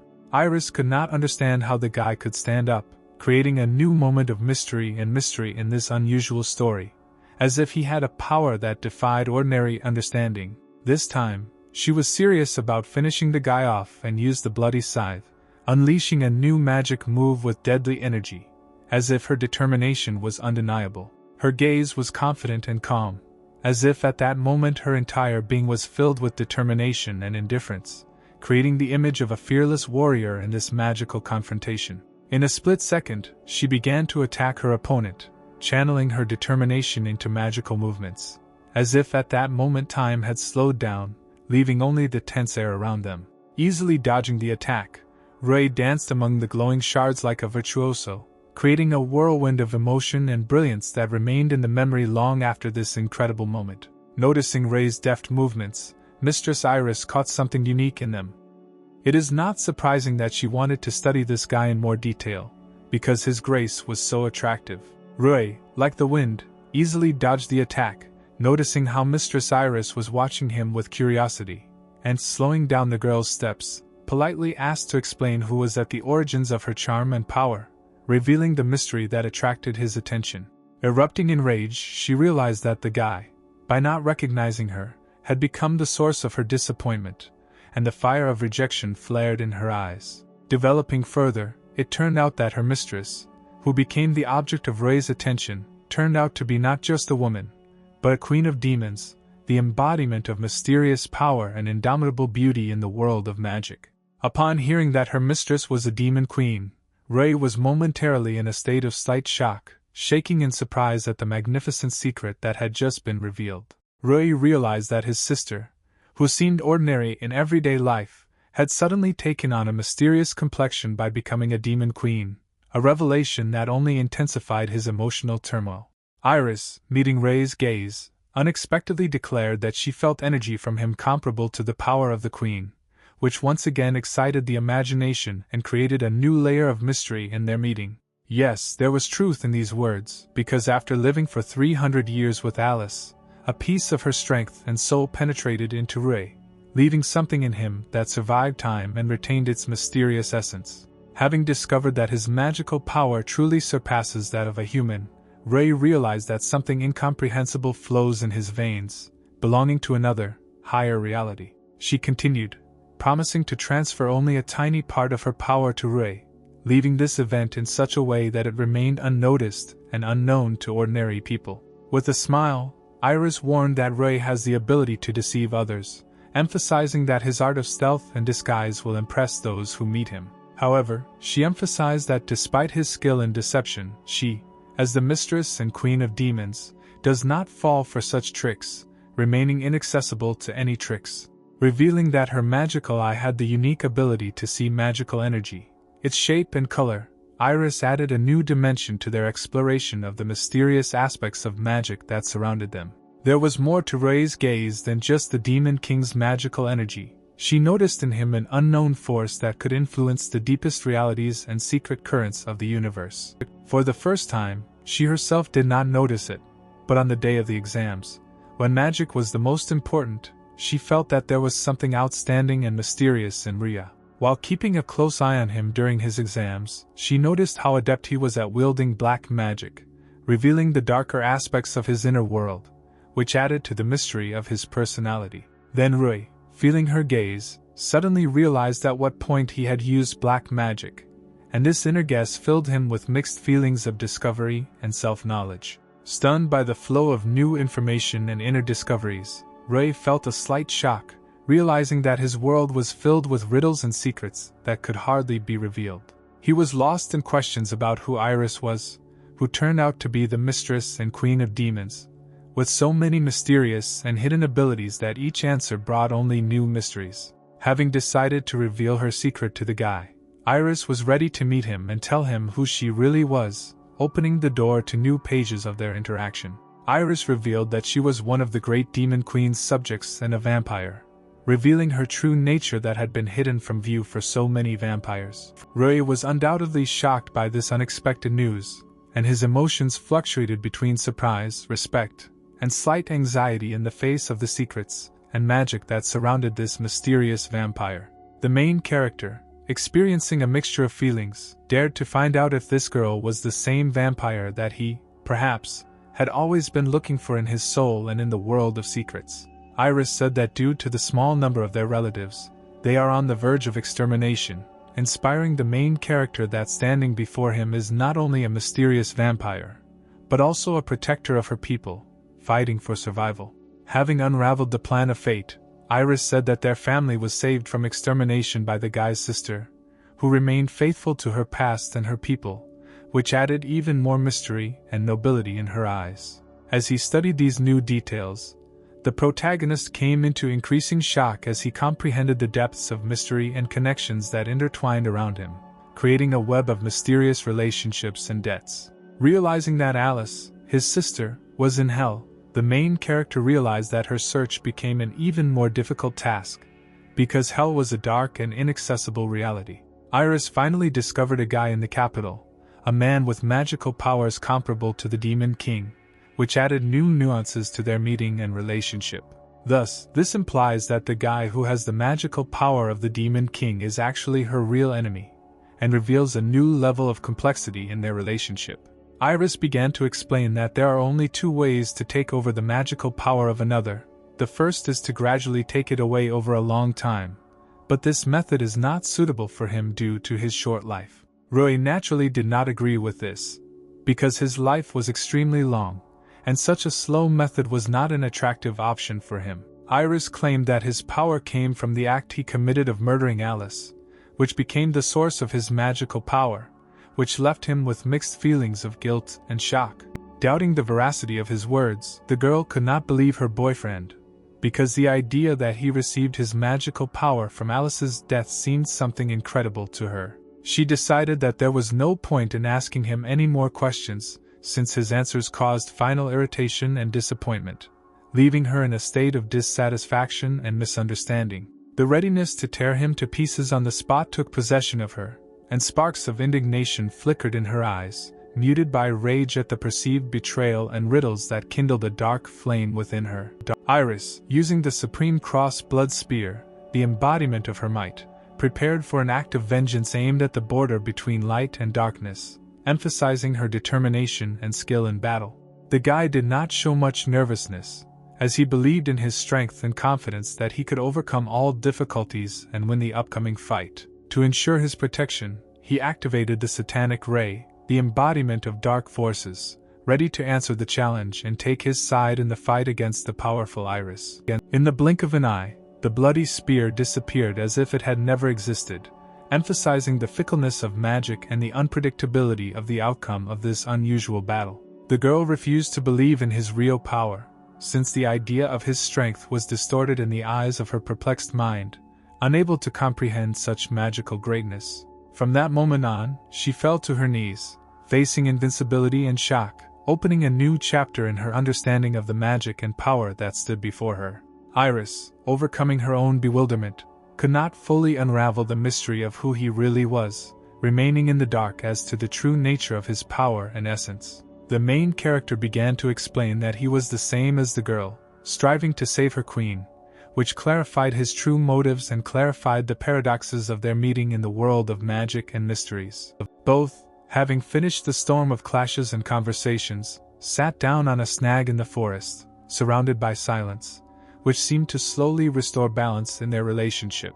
The girl could not accept into her reality the truth that her queen was really alive, and this fact, like a magical blow, deserved comprehension and internal acceptance. And ready to answer for her actions, she was willing to accept whatever punishment was in store for her actions, offering her loyalty and repentance to her queen.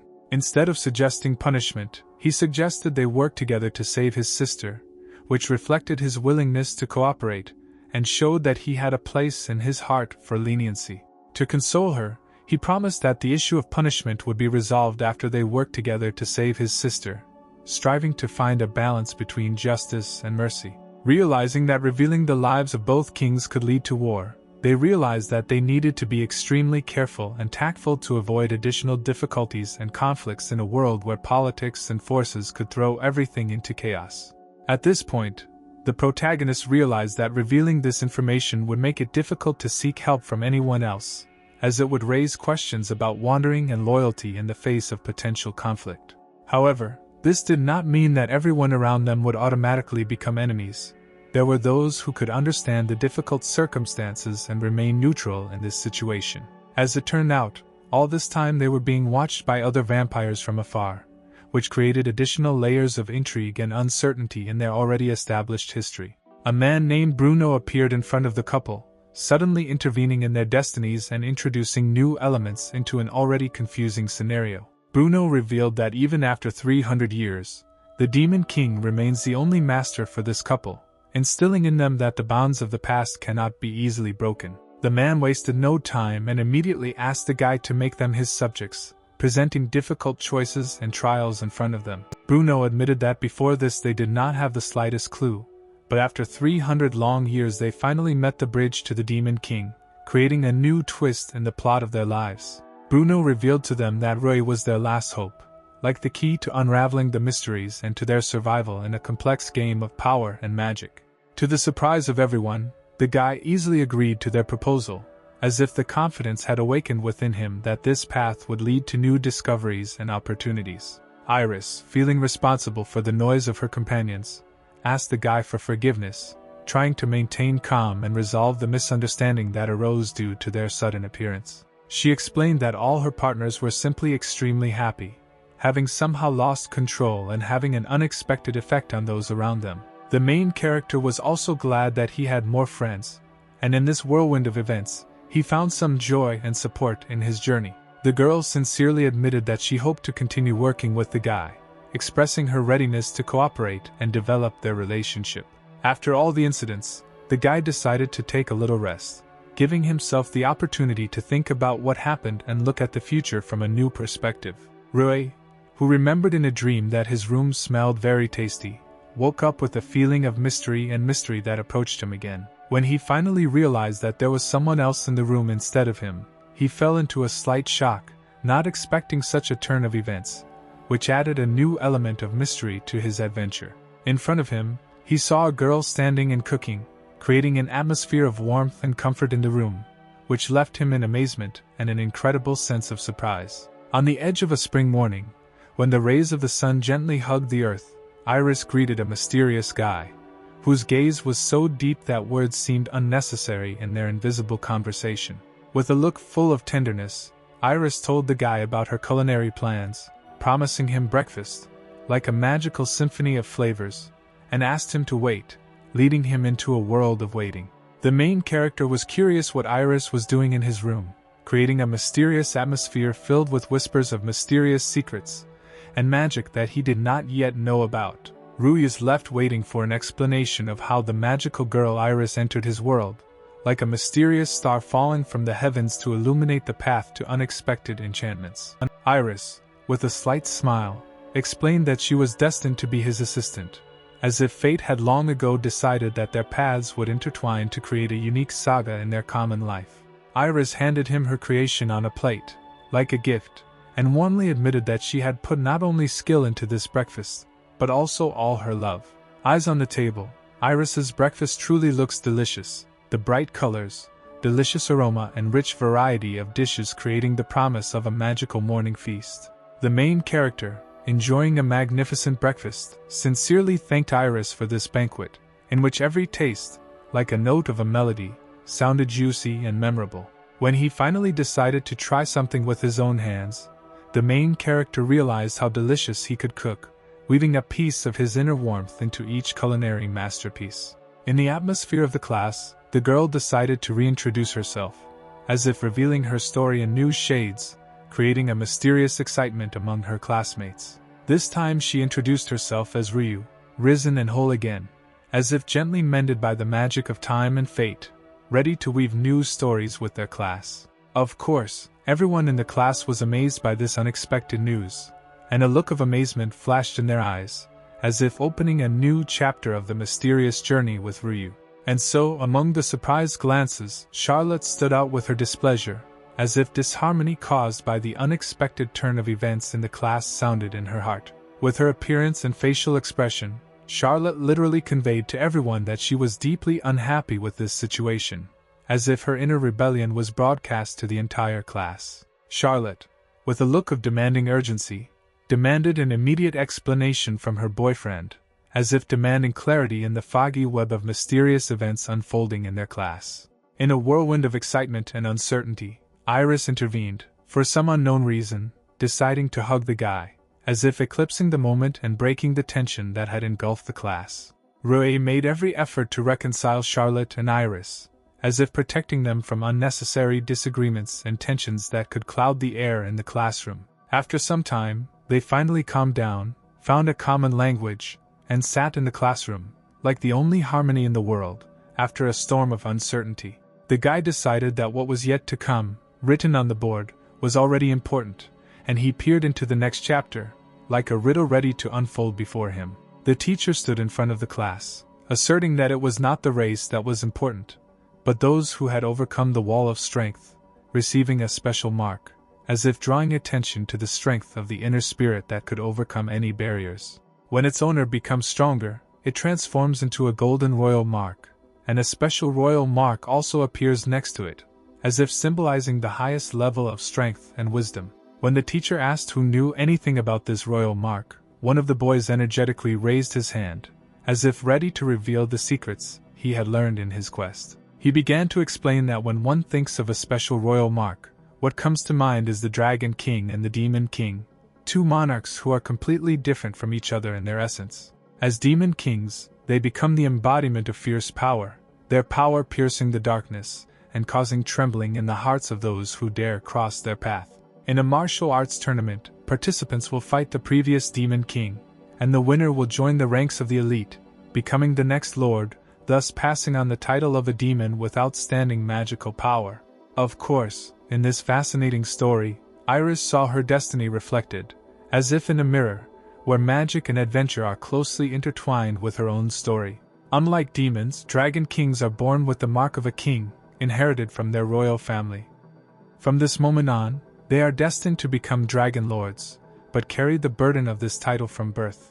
The teacher announced that the next step would be practice, but emphasized that this time their mentor would be a different teacher, as if introducing a mysterious change to the routine of the lessons. Everyone was amazed at the news that they would now have a teacher with a general mark, as if the sudden appearance of this mysterious teacher caused surprise and excitement in the class. Rui realized that he now had ample opportunities to gain new knowledge and experience, as if the upcoming training under the guidance of a teacher with a general mark promised to be exciting and useful. The teacher asked if they were Lega's students, as if hinting at his connection with a mysterious and influential educational institution. The man introduced himself as a wandering swordsman named Kojiro and announced that he would be teaching them for some time, as if introducing a dose of mystery and adventure into the class. Charlotte, full of curiosity, wondered how powerful this man was, as if his strength contained secrets that could captivate the imagination. The man invited them to fight him if they wanted to find out how strong he was, as if challenging him to a duel to reveal his true strength and skill to them. The entire class was aflame with the desire to meet such a great master in battle, as if the flame of passion and excitement flared up in their hearts, creating an atmosphere of excitement and anticipation. Wolf, having a burning desire for battle, strongly expressed his desire to fight first, as if ready to accept the challenge and show his skills in front of the great master.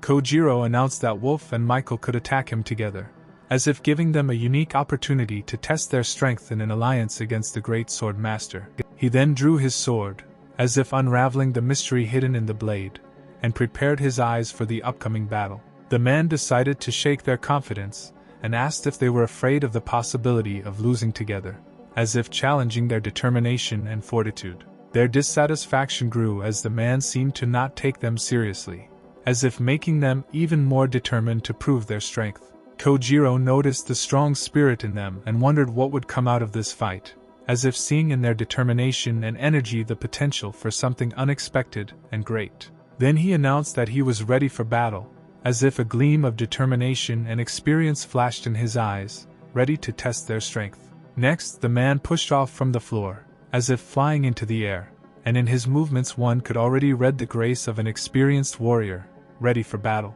Wolf didn't even have time to react when the sword master approached him like a shadow, silently and efficiently, creating the feeling that the battle had begun even before the first blow. Wolf's strike, compared to the sword master Kojiro, seemed surprisingly slow, as if time had slowed down, highlighting the gap in skill and experience. Michael could not afford to lose this battle, as if his determination was filled with a burning desire to overcome the challenge and prove his strength. He then used a technique called a bomb, as if suddenly revealing his arsenal of techniques to bring surprise to the battle. At this point, the man had already admitted that the situation had become a little dangerous, as if the internal fire of their passions was fueling the fight to the breaking point of tension. They were furious when they saw that even a few blows did not reach their target, as if anger and disappointment were igniting the flame of determination within them. By the way, now he is preparing for a new attack, as if the moment of truth is approaching again, and they are ready to face unknown challenges. Wolf gave him advice to bite his tongue during a fight, as if trying to tactfully emphasize the need for silence at this moment, so as not to divulge his plans. With ease, Kojiro dodged the guy's attack, as if grace and skill appeared in his movements, making it clear that for him such attacks were just an easy testing stage. And then, with ease and skill, he threw Wolf several meters away from him, as if demonstrating superiority and control in this duel. Michael could not give up, because that would mean that his dignity would suffer. He stood resolutely, ready to accept the challenge and continue the battle. He was ready to use his strongest magic, like an exciting moment when he called upon his inner strength for the final decisive attack. Michael was slightly surprised that the man did not try to defend himself, but decided that if so, he would try to attack harder. The guy decided to use his highest radius bomb, as if creating a vortex of energy that would engulf everyone around him in a vortex of its power. But Kojiro still continued to stand motionless, as if his equanimity and steadfastness were a strong shield against the advancing whirlwind of magic.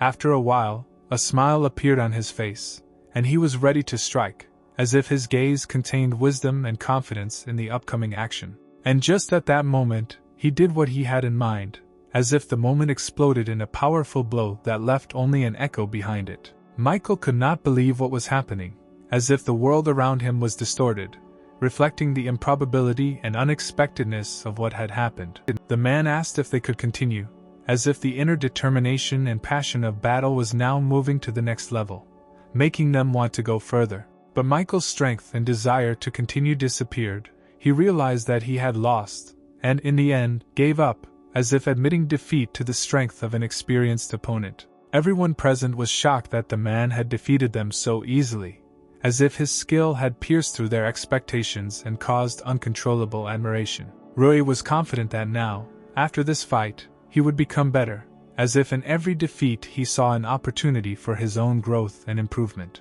The protagonist took the sword in his hands, as if feeling the weight of the weapon, preparing for the next challenge that would take his skills to the next level. The man noticed that the main character had again tensed his shoulders too much and advised him to move the weight lower, as if sharing his experience and suggesting how to improve his technique. The man admitted that before he was a nobody, but for a clearer understanding he added that now he is confident in his abilities and knows who he really is. His persistence gave him a mark, like a badge of achievement that showed his journey and efforts in becoming someone important. The man decided that his task ahead would be to train the prince, as if a new chapter had opened before him in their shared history, full of lessons and discoveries. James said that he personally trains the prince, and the man does not need it, as if his words conveyed confidence in his abilities and responsibility for training the heir. There was clearly tension between the two of them, as if there was uncertainty and dissatisfaction in the air, creating an atmosphere of irreconcilability. The guy said that this was his duty, and he could not do otherwise, as if emphasizing his devotion and determination in fulfilling his duties. But Yuri said that the guy should not worry. Kojiro did not interfere further with all this. When the man asked if anyone else wanted to, Michael and Wolf immediately extended their hands to him. James didn't think the man was bad, but he couldn't let others get close to the prince without doing something special. Yuri was glad that he had such a guard. Rui realized that they really had a strong connection. The main character said that today James will teach him. Kojiro nevertheless suggested starting their training. Rui was clearly alarmed. He didn't look the best. Something was very bothering him, and he wasn't doing a good job of hiding it. He could not understand how such a situation could happen. He was sure that this should never even happen. Charlotte couldn't understand why Rui always goes with him and trusts him. It was clear to her from the very beginning that this was a bad idea. Iris realized that she should be with the main character, and should also think about my rebellious behavior. She still didn't have enough to ruin everything for the master. Usually Wolf was also with them, but this time it was an exception. The main character was asked how he was doing. The same stranger with whom he had met when named Frederick appeared in front of the guy. Rui heard that Frederick had gotten into some kind of squabble again.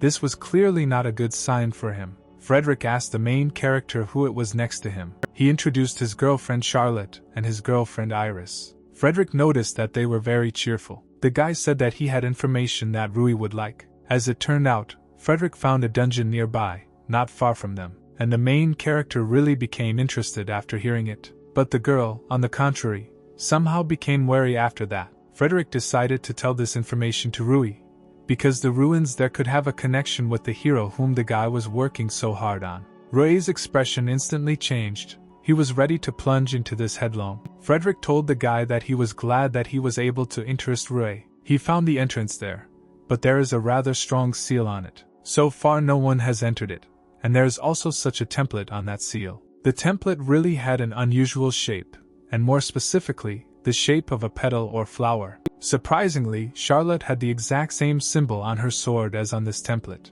As it turned out, this was the family mark of the family of heroes. It was not simple, but truly legendary and meaningful. So there was a high probability that this dungeon had some kind of connection with the hero, which could play into the hands of the main character. A girl named Kazak was very interested in what awaited them for the treasure inside the dungeon. Frederick noticed that the girl had a rather unusual manner of speech, and in addition asked where she was from. Kazakh woman was born and raised in Cuba, senpai. Now the guy understood where she got such a dialect from. Charlotte couldn't understand why Wolf didn't go with them today.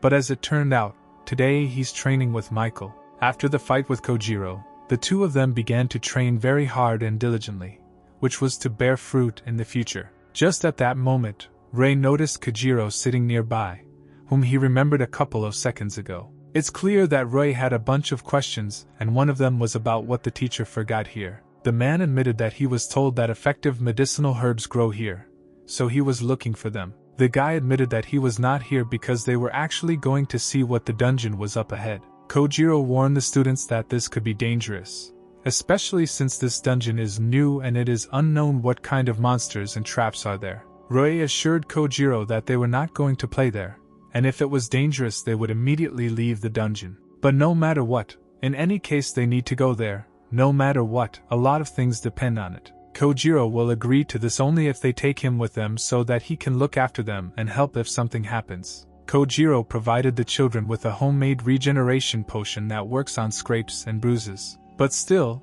they must be extremely careful on this expedition, because the potion will not be able to save them from final death if something happens. Rei was disturbed by how kind the teacher was to them throughout the whole time, especially at this moment in time. Now they were clearly ready to begin exploring the dungeon, which was fraught with a lot of mysteries and treasures. After some relatively short time, they finally came to the dungeon. It's not that this was a new dungeon, the ruins had always been here, but Frederick thought that they had been plundered. But about a week ago I accidentally found the entrance downstairs, which served as the discovery of this mysterious dungeon. Near the dungeon there was a group of people consisting of 5 people.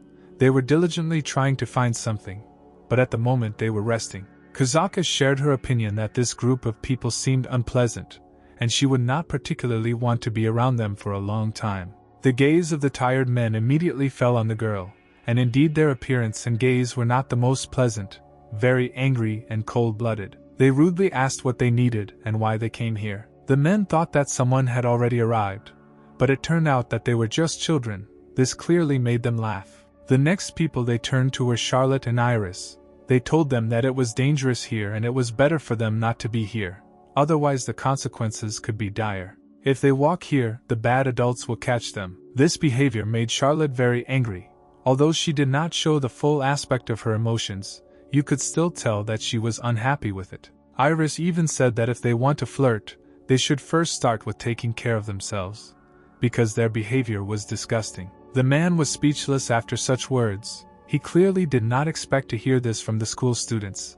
They hoped that they would be scared of them and immediately run away. The man instantly became furious and even pulled out a knife, saying that the girls would regret not taking him seriously. For unknown reasons, he decided to start with Rui, then swung at the guy and was ready to strike. It is clear that Rui easily dodged this attack, and it did not cause him any harm. Then the main character began to attack himself in order to show that the man has no right to conduct a dialogue with them like that. Strangely enough, in a split second the man simply lay on the ground unconscious after such a blow from the guy. The men's partners could not understand at all what these children were allowing themselves to do, and were also ready to show them their place. Frederick realized that it looked like the three wouldn't get inside so quickly, and something had to be done to speed up this process. But everyone knew how Frederick loved fun, so this fight had to be memorable and colorful. But the men didn't care about the threats of Frederick and the others because there were more of them, and he saw this as their advantage.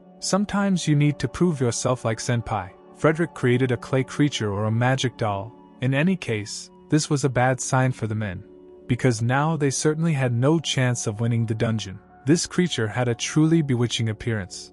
With its mere appearance it could scare off many pseudo-heroes, like in this case men. Already trembling with fear, the man told the others not to dare to retreat, because they must stand to the end, no matter what happens. The man even managed to hit the creature and slightly pierce its thick ball of clay.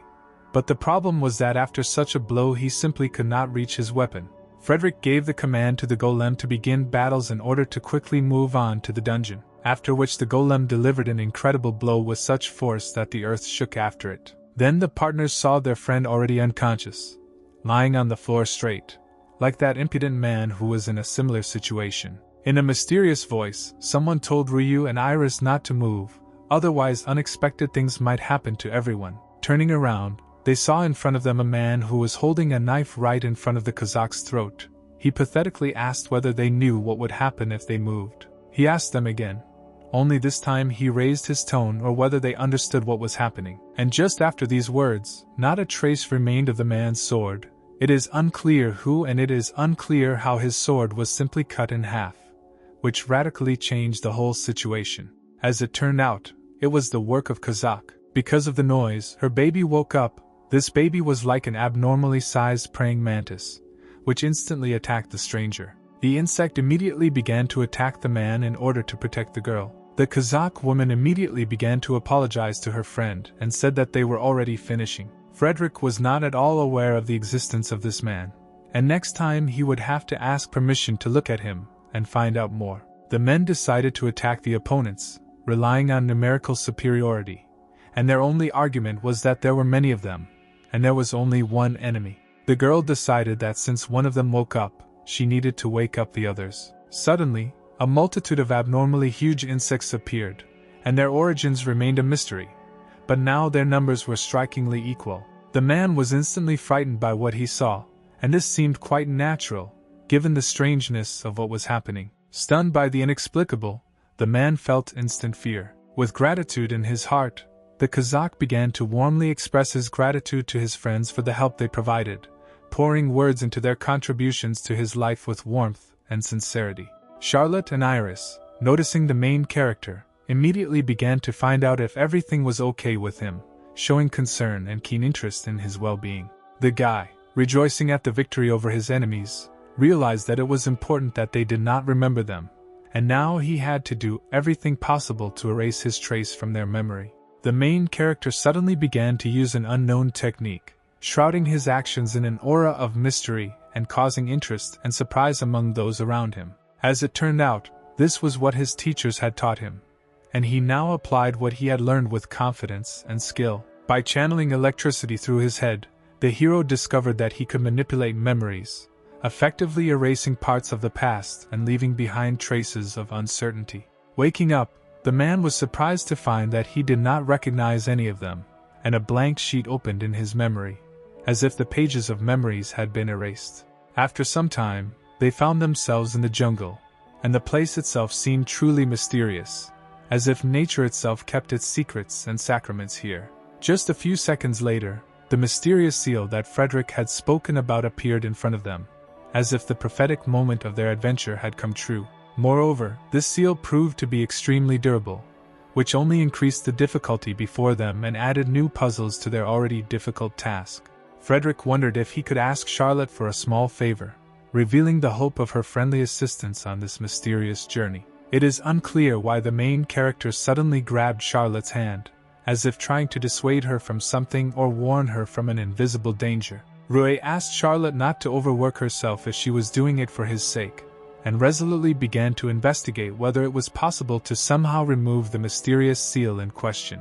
The girl, of course, was outraged by this guy's reaction, expressing her dissatisfaction and misunderstanding in response to Ray's sudden appeal. Thanking Ray for his care, she noted that his attention turns out to be important not only for her, but also for her own well-being. She also wanted to know what her ancestor was like and to see with her own eyes the history that formed the basis of her own origins. That is why she has nothing to fear. She strives to reveal the secrets of her past and moves forward with confidence, eliminating fear from the equation. Charlotte then began the process of removing the mysterious seal, setting before her an amazing path to uncovering secrets and reconnecting with the past. After some time, he managed to achieve a positive result, and that mysterious seal was finally successfully removed, opening up new horizons and secrets for them. At this time, Frederick smiled widely, confident that Charlotte would cope with the task, and completely believing in her, supporting her until the very end. Although there was nothing special inside, it was thanks to the hero's granddaughter that success was achieved in removing the seal, otherwise all efforts could have been in vain. The protagonist's gaze faded and for reasons unclear, he was called out and ordered to stand, creating a mysterious moment in his own story. Turning around, he noticed 3 strangers standing in front of him, creating a sudden tension and mystery in the air. There were now many more people in the jungle than expected, creating an environment that none of them had anticipated. The guy asked permission to join them in the dungeon, expressing a desire to go through unforeseen trials and secrets that were hidden in these mysterious places. Ray wondered who they were, as he could not allow them to join without understanding their identity and goals in this mysterious place. After apologizing, the guy explained that he did not want to scare them, introducing himself as Max, the leader of a group called the Jackal, making excuses for their sudden appearance in front of Ray. The girl with blue hair was named Jima, and she was a thief. With a wave of her hand, she expressed pleasure at meeting her, adding that it was nice to meet you. The third girl turned out to be Mal. Despite her status as a newcomer, she was a magician, which added interest to this unpredictable group. Max reassured them, telling them not to be afraid, since they were only at the very bottom of their lowest ranked group, urging them not to judge by first impressions. Realizing that they couldn't do it alone, they decided to ask Ray if they could help them on their difficult journey by revealing their own purpose and motivation. It turned out that they were quietly watching their fight, and, emerging from the shadows, Max apologized for not being able to intervene and help them at that moment. Charlotte asked if there were any advantages to them joining and helping them, finding out how they could benefit from this alliance. Max began to explain that, despite their weakness, they had a lot of experience in the jungle and knew how to discover traps, treasures and secret passages, which their new acquaintances did not know how to do.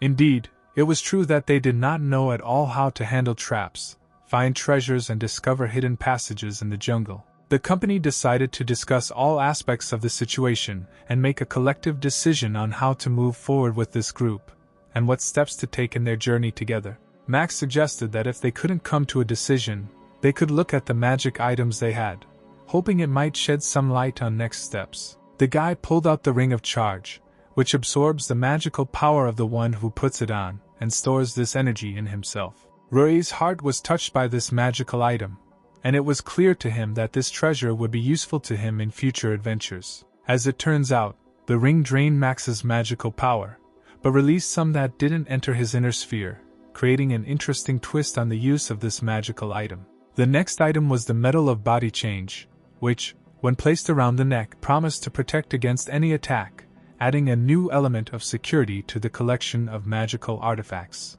Kazak was not entirely happy about this because this pendant broke from a light attack. After Max suggested the next item, the main character broke down and gave them permission to join them on their difficult journey. The group was delighted with such news, because now they had a chance to survive in this dangerous dungeon with the support of experienced comrades. Charlotte wasn't sure that everything would be fine and was a little nervous about it, keeping a cautious optimism in her heart. After this, the entire group, now united, went deep into the dungeon, ready for the new adventures and challenges that awaited them. Max warned his allies that if they faced a strong enemy, they had better run away, creating a strategy to ensure their safety in difficult situations. As it turns out, the group's true intention was to take all the treasure for themselves, raising questions about trust and the consistency of their journey together. Having caught up with the main character, Max said that he had decided to talk about the jungle, revealing to them more information about the place and possible dangers.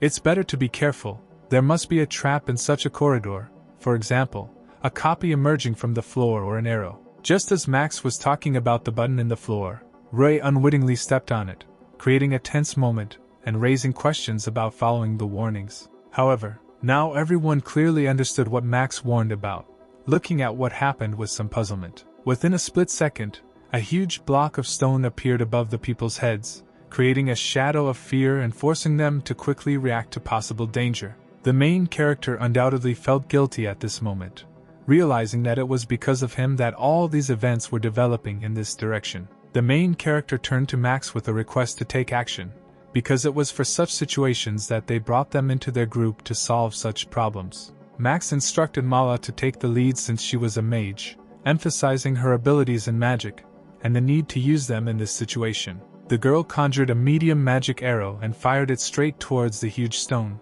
quickly reacting to the threat and trying to nullify the potential danger. Max slowly realized that in front of him was a stone devoid of magical power, and that is why the girl's spell remained ineffective, like a fruitless plan doomed to futility. Max realized that in front of him was a stone devoid of magical power, explaining why the girl's spell did not work, remembering how the golden adventurer cut a similar stone. Hearing that the stone could not be broken with an ordinary stone, the main character flared up with enthusiasm and instantly ran towards it, sweeping away obstacles in his path.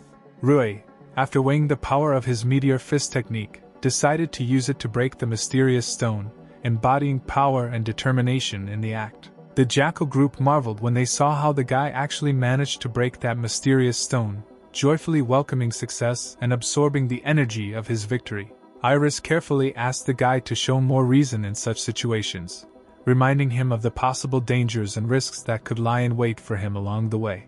I have not yet encountered many different traps and obstacles on my way. Sometimes they faced situations where they needed to work together to overcome difficulties. Frederick noticed that they had already come a long way, but still had not discovered any treasure, causing him some concern. The main character said that there was an additional path deeper and suggested continuing research along this route. Maximum understanding may come when they discover a way out for themselves, or they may be able to invent a cunning plan that will help deceive everyone around them. Of course, he felt deep gratitude for the good fortune of meeting such distinguished comrades on this strange journey. Finding that vast spaces were opening up in places where they had not previously penetrated, the protagonist assumed that they were probably in the depths of the dungeon. Rui's gaze deepened into the distance, and his expression suddenly changed, acquiring a hint of fear. Not seeing the slightest hint of a flying magic ball in front of them, they began to wonder if they were encountering one of the most treasured treasures hidden in the mysterious depths of the dungeon.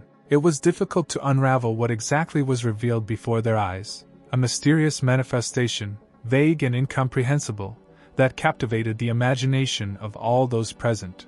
And suddenly, out of nowhere, the words of some mysterious voice were heard, who announced that he was testing life reactions and was beginning to analyze the hero's genetic code. Having successfully completed the operation, the process of transferring information to the two began. Iris did not have time to react, and in an instant the main character seemed to disappear, dissolving into unknown spaces. With an additional shock, they discovered that not only the guy, but also Charlotte was missing. No one could understand how this could even happen. Max was also at a dead end, unable to explain what happened, because this was the first time he had encountered a similar phenomenon. Kazak wisely asked Iris to wipe away the panic, reminding her that calmness is the best ally in solving difficult situations. Iris immediately began to apologize to Max for her unrestrained impulse, realizing that lost emotions do not always help in solving mysterious mysteries. Max realized that their disappearance resembled the magic of displacement.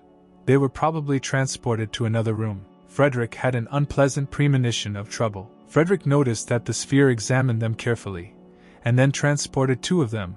It seemed that it removed them, allowing us to continue on our way.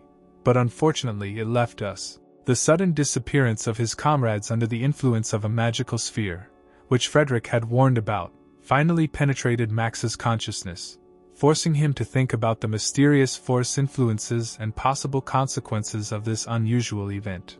The magical sphere seemed to take stock of the two, transporting them into the unknown while the others remained outside it, bereft of explanation and the opportunity to join. It was because of this irrepressible decision to end all communications with them that a mysterious rock statue appeared before their eyes, rising like a powerful giant from ancient times. The remaining group of people were confused, faced with misunderstandings, helplessly wondering about the next steps, because among those who left were those who possessed unrivaled strength and wisdom. At the same moment, the main character suddenly woke up, realizing that his face was blinded by an intense snow-white light, as if a bright ray was penetrating directly into his eyes. It was at this moment that it became clear to them that only the two of them had been transported to this mysterious place, and no one else was sharing this mysterious setting with them. Charlotte held out hope that the others were okay, and in turn decided that they should be concerned about their safety, leaving them as an afterthought. It was obviously much more dangerous here than in the previous place, and the girl, sensing the threat, immediately grabbed her sword, ready for any surprises. The main character's gaze darted to the girl's hand resting on the sword, and at that moment something mysterious and unknown flashed in her eyes. With caution, the guy took her hand and gently asked her not to resort to such actions, arguing that it was unnecessary and not required in this situation. In addition, he explained that he was with her to somehow reassure her, because against the backdrop of this difficult and tense situation, any support becomes important. After these words, Charlotte suddenly became confused. Confusion flashed across her face, and she became embarrassed, as if she had not expected such attention. She noted that she herself was capable of defending herself, but if he wanted, then so be it, she would agree, allowing him to take care of her protection. It is clear that the guy did not argue on this score and only added that he was ready to become her knight, giving her a sense of security in this mysterious and dangerous world. A stranger in a rather strange and old outfit wandered not far from them, attracting attention with his mysterious presence in this world full of secrets. Before they entered the ruins, there was no one here, and so this stranger became a mystery to them, adding mystery and uncertainty to their adventure. Sword in hand, Roy inquired about who stood before them, eager to discover the stranger's identity and learn more about who had joined their strange adventures. In response, he announced that he was waiting for them to take on the hero's legacy and share his intentions, taking responsibility for the next stage of their journey. Explaining that he posed no threat, he politely invited them to join, a silent gesture inviting them to come to him and reveal new aspects of their fateful journey. Having no other option, the three who came decided to follow him, following the mysterious stranger in the hope of new discoveries and unraveling the secrets of this strange world. Moving forward, they discovered something that caused them complete shock and surprise, causing their hearts to skip a beat from unpredictable explorations in this mysterious place. An extremely ancient painting of historical significance was spread out before them, right on the wall, arousing their respect and incredible admiration for the greatness of the past, brought to life by this work of art. The painting depicted the majestic ogre hero. His appearance came to life on an ancient canvas, revealing mysterious stories and exploits to them, plunging them into the depths of time. This painting showed the third-generation ogre. His powerful figure and expressive features remained in the surprise of the audience, as if opening a page of history that had previously been forgotten. The stranger decided to answer all their questions in sequence, preparing to reveal the secrets and provide them with the keys to understanding what was happening in this amazing historical place. The answers must have amazed them, causing surprise not only at the results, but also heightening their interest in what lies in the depths of this mysterious story. He sincerely admitted that his face was in a terrible state, soaked in time and rotten marks, creating a mysterious contrast between his history and appearance. He couldn't even remember his name, but it was because of his rotten face that he felt disgusted with his body, considering himself a kind of zombie in this mysterious past. This was the place where Mr. Ogre's data protection was controlled, where secrets and important information were kept, giving them the feeling that they had entered into the core of the secrets and mysteries of this historical past. He is an integral part of this place, intended to correctly reveal the meaning of the fresco. He has long been waiting for the right people who are able to unravel the secrets and penetrate the depths of the images presented in the work of art. Rui could not understand whether it was a decision to accept this position as part of this world or whether he himself had consciously chosen this path, leaving the mystery of his own motivations. The main character was right. The stranger decided to become immortal based on his own will, thereby revealing the secret of his choice and the greatness of his unique destiny. The stranger decided to share with the park's heroes the story of the hero and his 3 true friends, revealing new chapters of this exciting saga and shedding light on their true connections. The group is now faced with uncertainty, not knowing what to do without Rui, since he could easily defeat the monster, creating a void with his absence. Iris was full of confidence that she could easily take on the monster on her own, feeling the strength and determination within herself to replace Rui and take on the responsibility of protecting the group. She made the decision to use the bloody spear, going into battle with a resolve shrouded in mysterious energy, ready to fight back the monster and reaffirm her willingness to stand in defense of her friends. Unfortunately for her, this did not bring any results, and the spear simply broke on the stone golem, expressing hopelessness in front of the unshakable strength of this extraordinary creature. Max couldn't believe that the spear really broke. For the first time he saw a golem made of stones, the embodiment of sealing magic, and this made him amazed at the unexpected and strong opponent. Realizing that magic was powerless against the stone golem, Iris decided to retreat with the group, faced with a hopeless situation where there was simply no choice. Despite the difficulty of the situation, she decided to take a chance and try to strike the enemy, trying to somehow damage him and cause at least some kind of response from this stone golem.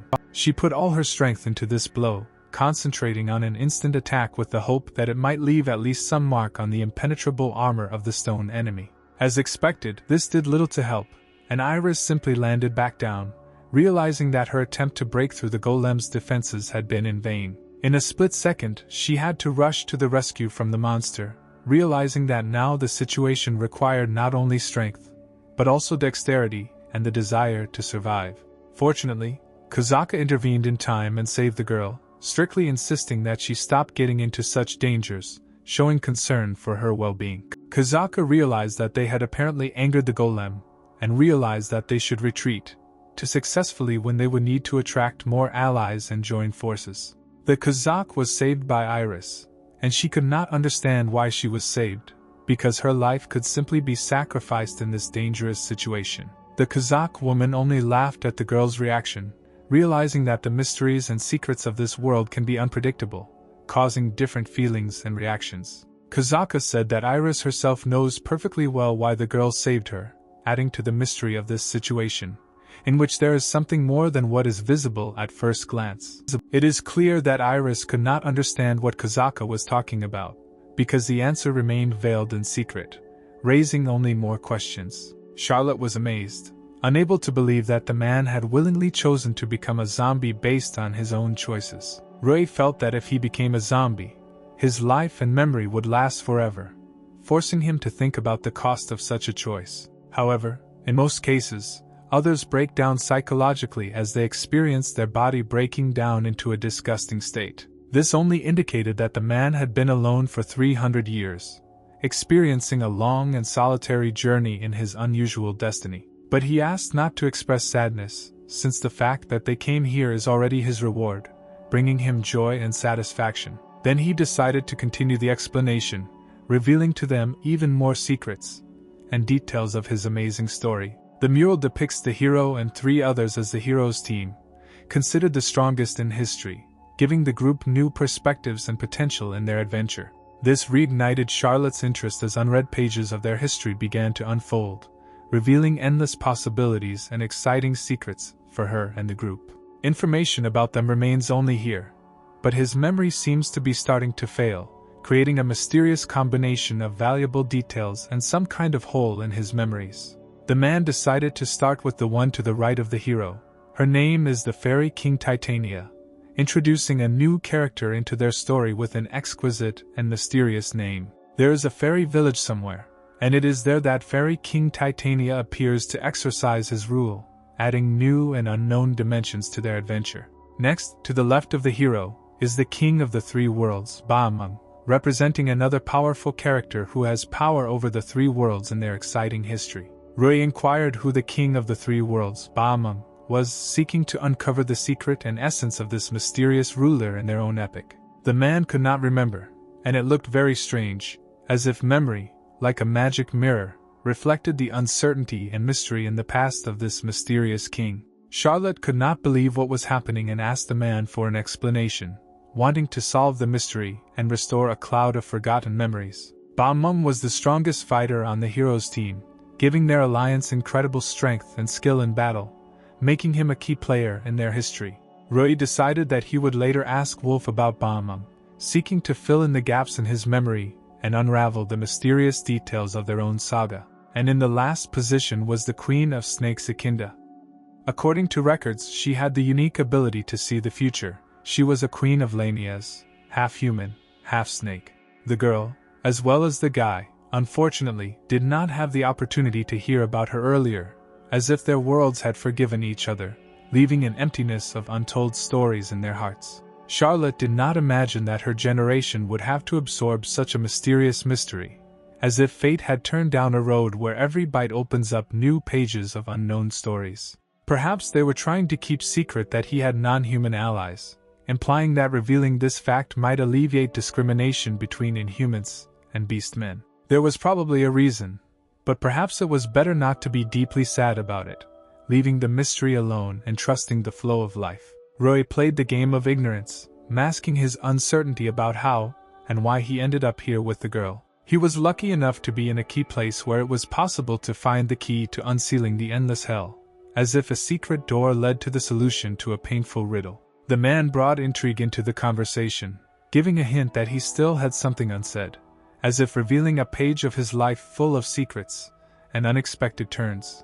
The man suddenly began to carry over the hero's words, as if opening a new chapter, where reality intertwined with fantasy, and his story became part of the plot of life. If someone in trouble needed support, the man should turn to his partners for help, as the last thread of salvation in a maze of incredible events. Rui was faced with misunderstandings, unable to figure out which partners the hero was talking about, as if trying to unravel a tangle of secrets wrapped in mysterious threads of the past. The man finally revealed his cards, sharing that their friends were attacked by a golem, as if a sudden darkness had fallen on their serene world, causing excitement and anxiety. When he easily returned back, both questions arose, as if a mystery hung in the air that needed to be solved, their gazes mixed in search of answers. This was all that needed to be told to the man. He had been waiting for this moment for a long time, but when it came, he suddenly felt loneliness, as if a mysterious secret carried not only answers, but also sadness.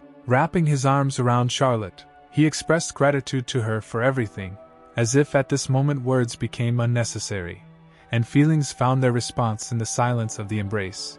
In parting, she said that he was a hero, even more outstanding than herself, as if he had left an indelible mark on their shared adventure. The man said goodbye with his last words, noting that the girl had the blood of a hero flowing in her, as if a mixture of courage and determination flowed in her veins, which supported them in this world of secrets and dangers. And then, literally, he seemed to crumble, disappearing into space like a shadow, taking with him mystery and heroic metamorphosis. Having made up her mind, she decided to inherit his desire, as if a spark of determination had awakened in her heart, ready to sparkle in the name of continuing the extraordinary path. This meeting and everything that happened became an integral part of her memory, clearly intended to remain in the corners of her memories for a long time. Kozaka began to explain why she decided to save the girl, as if his words revealed the depths of her kindness and determination, deserving admiration. Iris still could not comprehend the meaning of the words that she herself knew why Kozaka made such a decision, as if the secret of her motives was hidden in the impenetrable depths of her inner world. Max suddenly interrupted their conversation, warning that it was time to run, as if the decision to take important steps required immediate action. And just at that moment, a golem attacked them, threatening to destroy everyone together, as if a whirlwind of events suddenly took a dangerous turn. Max realized that his attack power was equal to that of an A rank, as if his inner potential had been unleashed, raising his abilities to a new, exciting level. The girls were ready to escape, because they had the means to escape quickly and efficiently, as if they skillfully wielded the tools of their freedom in this tense moment. However, despite their attempts, For some reason these methods did not work in this situation, as if mysterious forces were opposing their plans for freedom. Mila suggested at least standing silently in the corner of the room so as not to attract attention, otherwise they risked preventing their escape.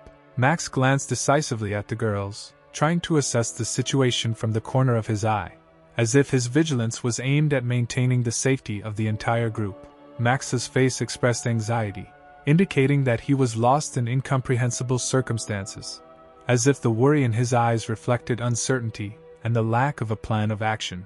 Iris realized that it was time to take the situation into her own hands, otherwise they were in danger of death, as if the responsibility for the survival of the entire group fell on her shoulders. She then decisively approached the enemy, preparing to attack, as if her eyes sparkled with determination to change the course of events in their favor. However, the golem's reaction was amazingly fast, and it easily identified the girl, as if its attention was so penetrating that it gave them no chance of evasion. Iris was already preparing for death, without even attempting to defend herself.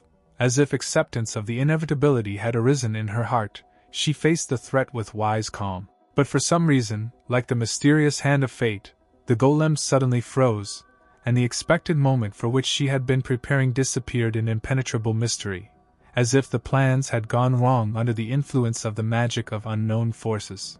The golem, as if immersed in the world of a mystical slug, is covered with an incomprehensible sticky mass that has changed its appearance, as if the breath of a mysterious natural entity has penetrated its stone body, turning it into a mysterious creation.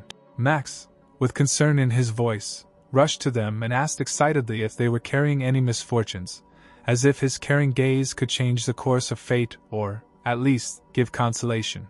Iris, with open eyes of disbelief, refused to believe that they could stand in the way of the golem, as if she were faced with an undeniable force turned into an unsolvable mystery. The sticky bomb, a mysterious tool of adventurers, had its own special magic, its effect lasting only a few minutes, like a short burst of magic that could change the course of adventures in the blink of an eye.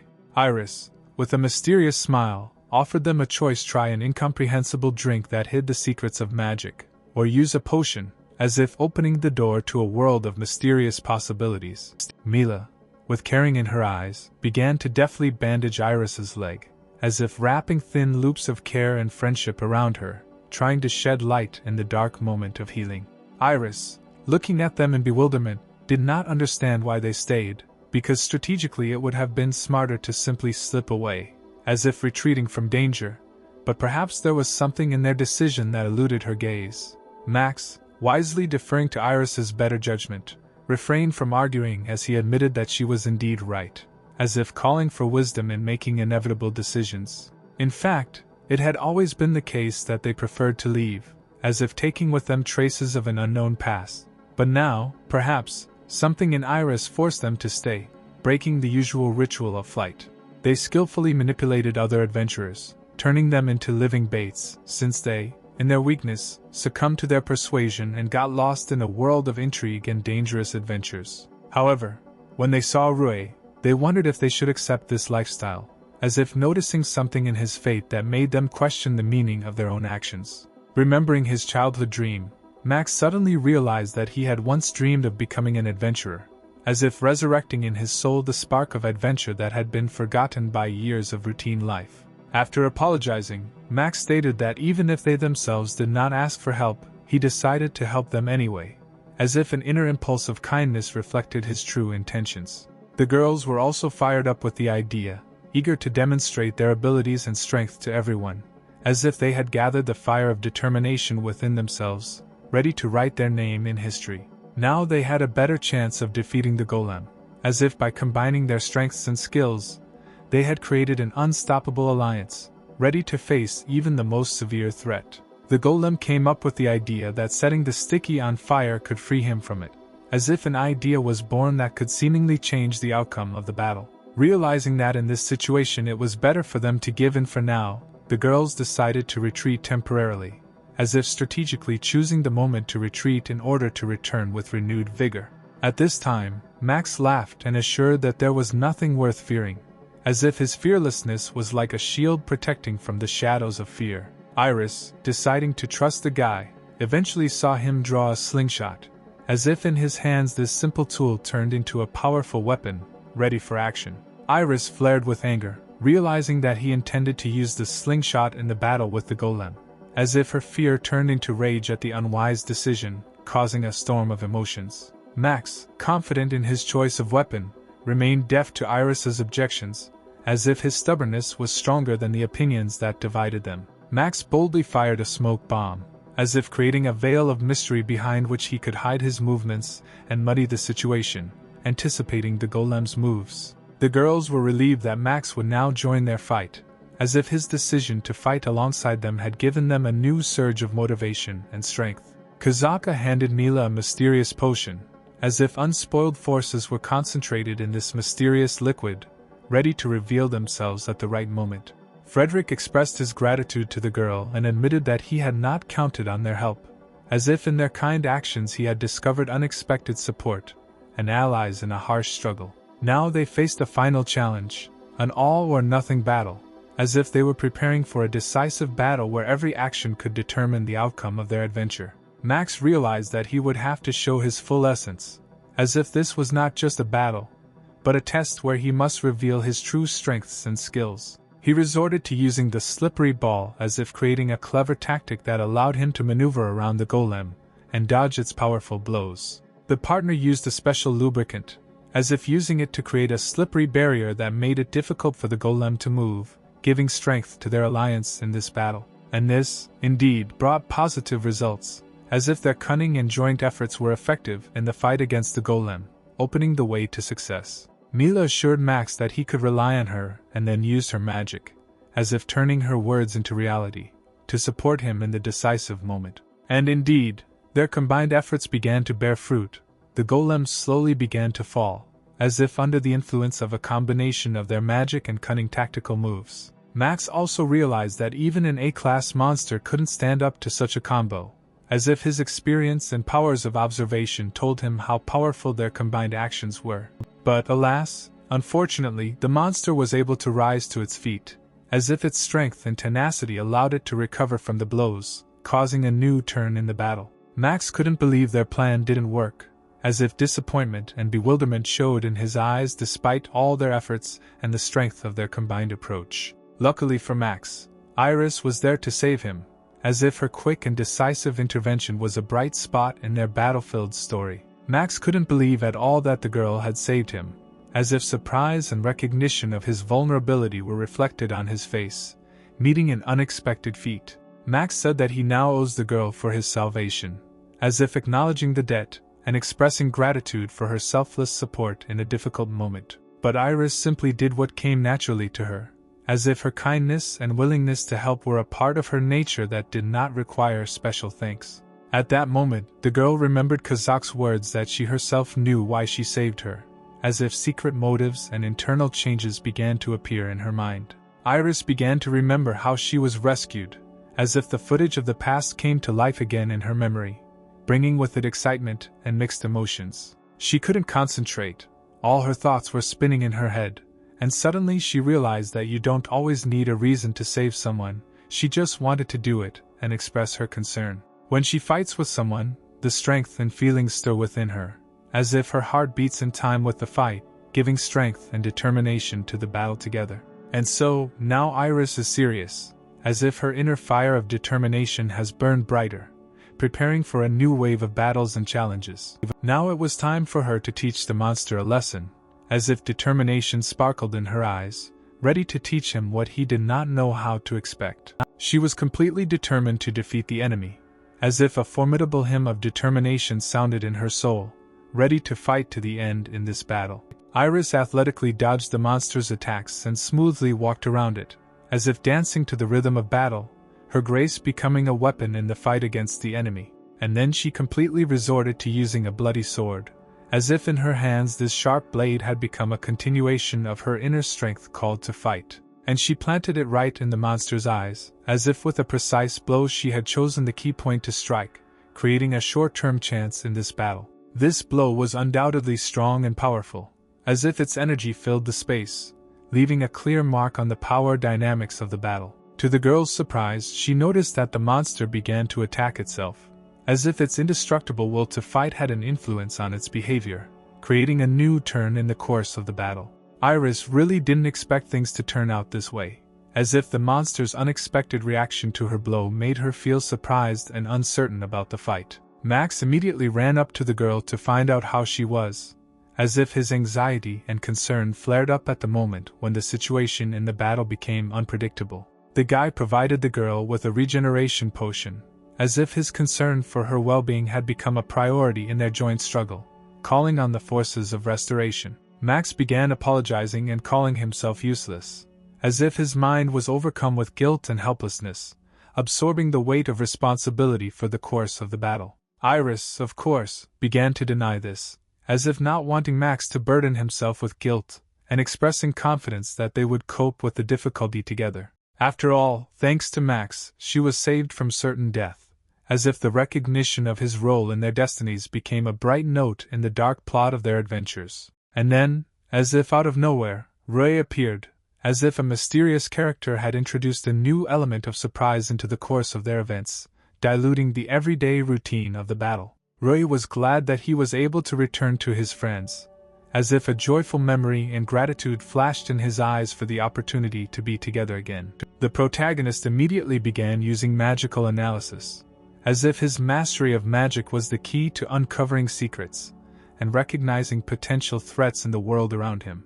The monster managed to fight it off with the magic seal stones, as if demonstrating its strength and ability to resist the effects of magic, causing bewilderment and anxiety. Now he understood why he could not win, and then he decided to finish him off with something interesting, as if an idea flashed in his eyes that could change the course of the battle. Rui was ready to launch his attack, as if his readiness to fight transformed his appearance, creating an aura of determination in the face of this inscrutable warrior. His gaze was cool and confident, as if his eyes reflected his readiness to take decisive action in this dangerous battle. The guy used a technique called Space Slash, as if his mastery of magic manifested itself in creating a temporary hole, providing new opportunities during the battle. And oddly enough, it actually worked, and the monster fell, as if surprise and relief were mixed in the faces of the heroes, realizing that they were on the verge of victory. Now, thanks to the guy, they were safe, as if his ability to make difficult decisions and use magic was an integral part of their survival in this world. Rui immediately began to check if everyone was okay, as if his concern for the well-being of his friends manifested itself in vigilance and readiness to support. Max immediately began to beg Rui to share his knowledge, as if hope for the discovery of new horizons and skills was visible in his eyes. Rui was glad that Frederick and Kazaka were okay, as if relief washed over him, making sure of the well-being of his friends. Kazaka said that if he was going to praise her, then it should be done with Iris, as if her laughter and slight mockery created an atmosphere of friendly jokes. Iris said that she always believed in Rui, that he would return, as if her confidence in him became the unshakable foundation of their friendship. He, in turn, also believed in Iris and thanked her for protecting everyone, as if at that moment their mutual trust became even stronger. And just at that moment Charlotte returned, as if her appearance was an unexpected turn in the course of events, adding mystery to their adventure. She said that Rui was great for being able to deal with the monster, as if her praise gave Rui a new shade of respect and recognition for his skills. It's always the oddballs who like the guy, like Max, as if Charlotte were expressing her playful side towards their unpredictable friend. The Kazakh noticed that something began to happen, and began to shake in some incomprehensible way, as if she expressed concern and anticipation of new events hanging over their group. Max shouted that the dungeon began to fall off, as if his exclamation pierced the air, a harbinger of a new danger and a call to action. Between the shadow of hope and the emptiness of fear, in the bottomless labyrinth of their fate, the unknown bubbles, and if they do not get out, their dreams will be buried alive under a pile of unknown circumstances. Beyond the limits of everyday life, which usually reveals a way out, this time the prospects disappeared, as if they were eclipsed by the darkness of unpredictability, and then only the heavy silence of the unknown. And suddenly, like an explosion in the dark sky, the main character suddenly remembered something that turned out to be the key to the solution, opening the way out of dark hopelessness. The information that appeared in memory turned out to be like a key to a closed castle. It was a dungeon, a building designed to store the hero's secrets, where a testing golem, the guardian of hidden mysteries, awaited those who penetrated. Suddenly realizing that it was not just a guard of secrets, but a double trap, the hero realized that his further path would be lined with collapsing secrets, skillfully created in this dungeon. Max was questioned about whether he happened to have some item in his possession, and there was a shadow of suspicion in this question, as if the key to the solution might be in his hands. Max had the item, but he understood that its use required permission from his partners, because even in a dark labyrinth the powers of united minds turned out to be important. Max revealed the secret. It was a magic stone of movement. He explained that under the influence of magic this stone is able to transport them outside, opening the door from the darkness of the dungeon. The stone's capabilities were limited. The protagonist had to carefully select only 3 partners, whose strengths and skills would make them a team capable of overcoming the dark obstacles of the Dan. Consequently, realizing that Ray was unable to make a difficult choice, the protagonist felt the weight of responsibility facing him in selecting 3 companions for the great journey. The main character expressed gratitude to Max, but admitted that it was difficult for him to make a choice and the decision about which partner to take with him was left hanging in the air. The hero, full of determination, did not want anyone to suffer harm because of his guilt, and this burden of responsibility pressed on his soul, making the choice even more difficult. In conclusion, he only asked to believe in him, as if it were the last thin thread connecting their destinies in this dangerous adventure. The Kazakh and Charlotte, with bewilderment in their eyes, could not recognize what decisions the guy was about to make, and their incredible adventure depended on this moment. There was a knowingness in Iris's expression, as if she had knowledge of what the guy was about to do, which added to the mystery and excitement in the air before the unpredictable turn of events. A satanic ray flashed from the hands of the protagonist, framing his figure in a dark glow, and at that moment an aura of mysticism and unknown power hung in the air. Gathering all his strength, the main character offered all his energy, directing it to save his friends, as if trying to bring down the walls of a dark labyrinth and free the captive souls. Iris realized the whole point. This beam is capable of destroying magic, and if the dungeon is created from magical power, the hero could simply erase it with his unique beam, clearing the way forward. Exhausted, the guy exhaled and declared that now everything depended on the strength of the name. As if at that moment the meaning of his words was revealed in the air saturated with tension. Kazaka proposed a plan. They could take off with the help of her 18-meter friend, like a natural union with the power of the wind, providing them with an unexpected path to freedom.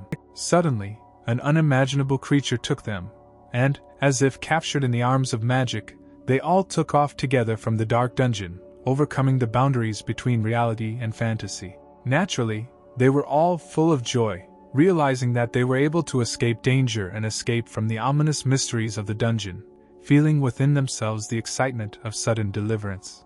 Arriving home, they said a friendly farewell together, as if each of them had carried into their hearts a piece of the adventure that had bound them forever on this incredible journey. Rui noticed that sharp pains were piercing his whole body, as if every cell was screaming about unbearable discomfort, and at that moment, as if out of a fog, Kojiro appeared. Having learned from the head of the hostel that he still had not returned, he could not believe that the guy returned so shabby, remembering their conversation in the forest. The teacher asked if he had used his potion. Bewilderment flashed in his eyes, as he did not expect that anyone would pay attention to his mysterious experiments. The teacher, having fallen into experimental methods of treatment, used incomprehensible means, because of which something was pinching the guy very strongly, causing him to doubt the choice of the teacher. Surprisingly, the teacher was informed that his potion was really performing well, which was confirmed in practice and turned out to be true. He, however, was glad that the guy returned in perfect order.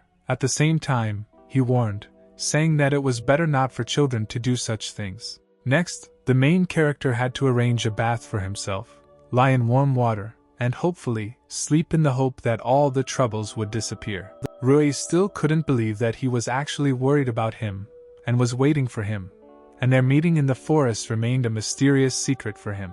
Waking up, the guy decided to go in for sports, trying to awaken his body and get away from the memories of the strange events of the previous night. And at this time his good old friend the parrot flew to him, spreading joy with his bright feathers and cheerful cries. So, in addition, with some exotic fruit in its beak, the parrot brought not only joy with its shrill greeting, but also with the aroma of mystery. It is clear that the main character was glad that they brought him fruit, and thanked his feathered friend for the unexpected morning treat. But it was time for Rui to go to school, and she said goodbye to the parrot, in an amazing mixture of joy and anticipation of new adventures. Kojiro apologized for the suddenness, but announced that today was the last lesson with him, instilling mystery in the upcoming farewell and leaving behind many questions. Although they spent little time together, it was definitely worth it, filling their lives with vivid memories and unexpected turns. Rui was slightly in a stupor, because she could not understand why everything was happening this way,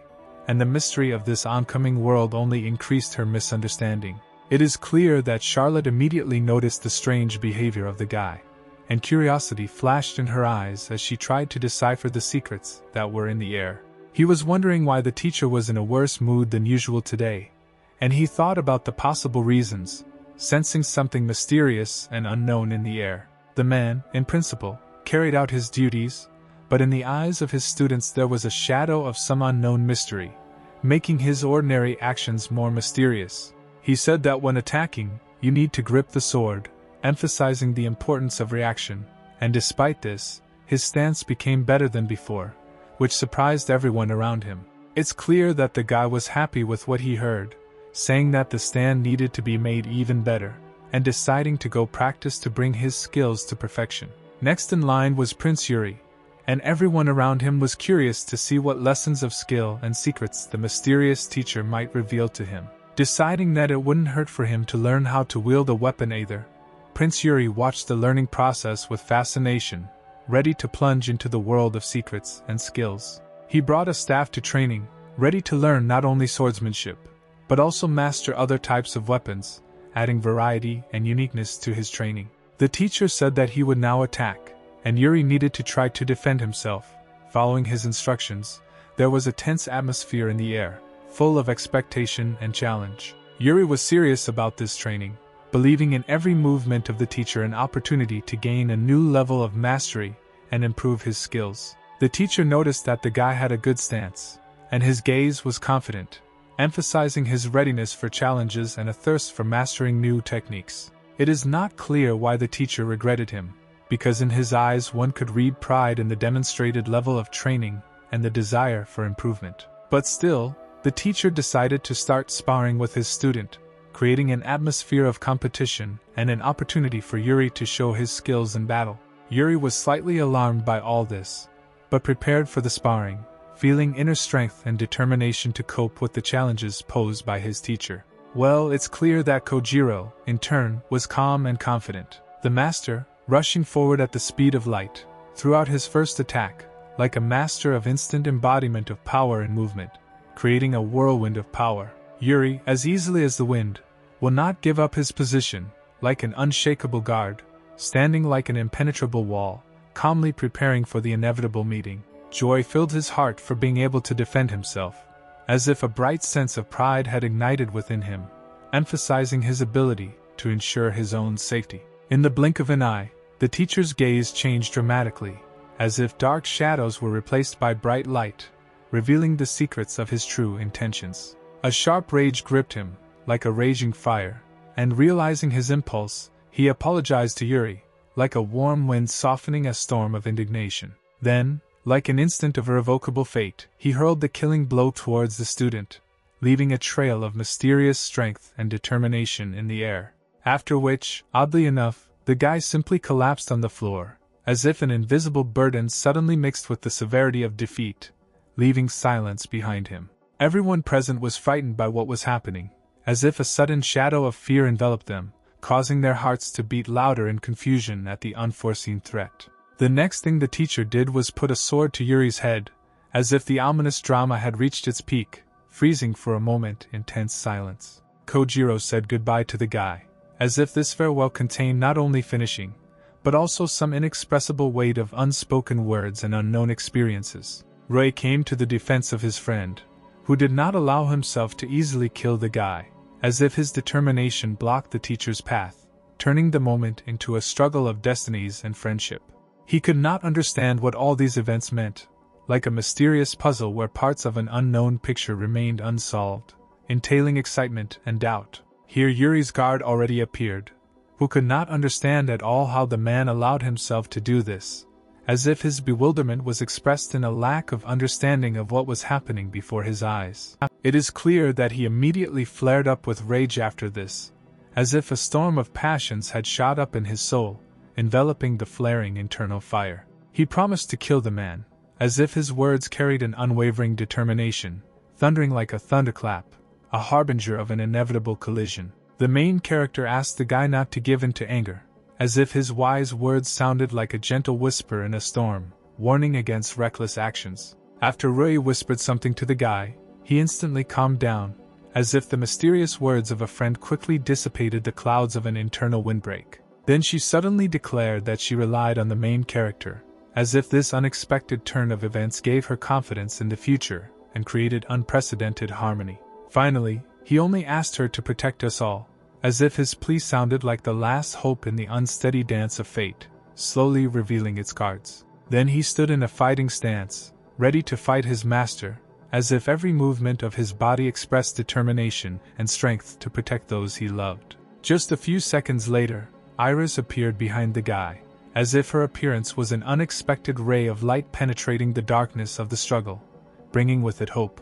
She could not identify a single weakness of the teacher, and the difference in strength seemed enormous, as if an abyss stretched between them, filled with undeniable superiority. Wolf was furious, because he could not understand why in such a situation it was impossible to influence in any way, as if helplessness enveloped him like a dark veil.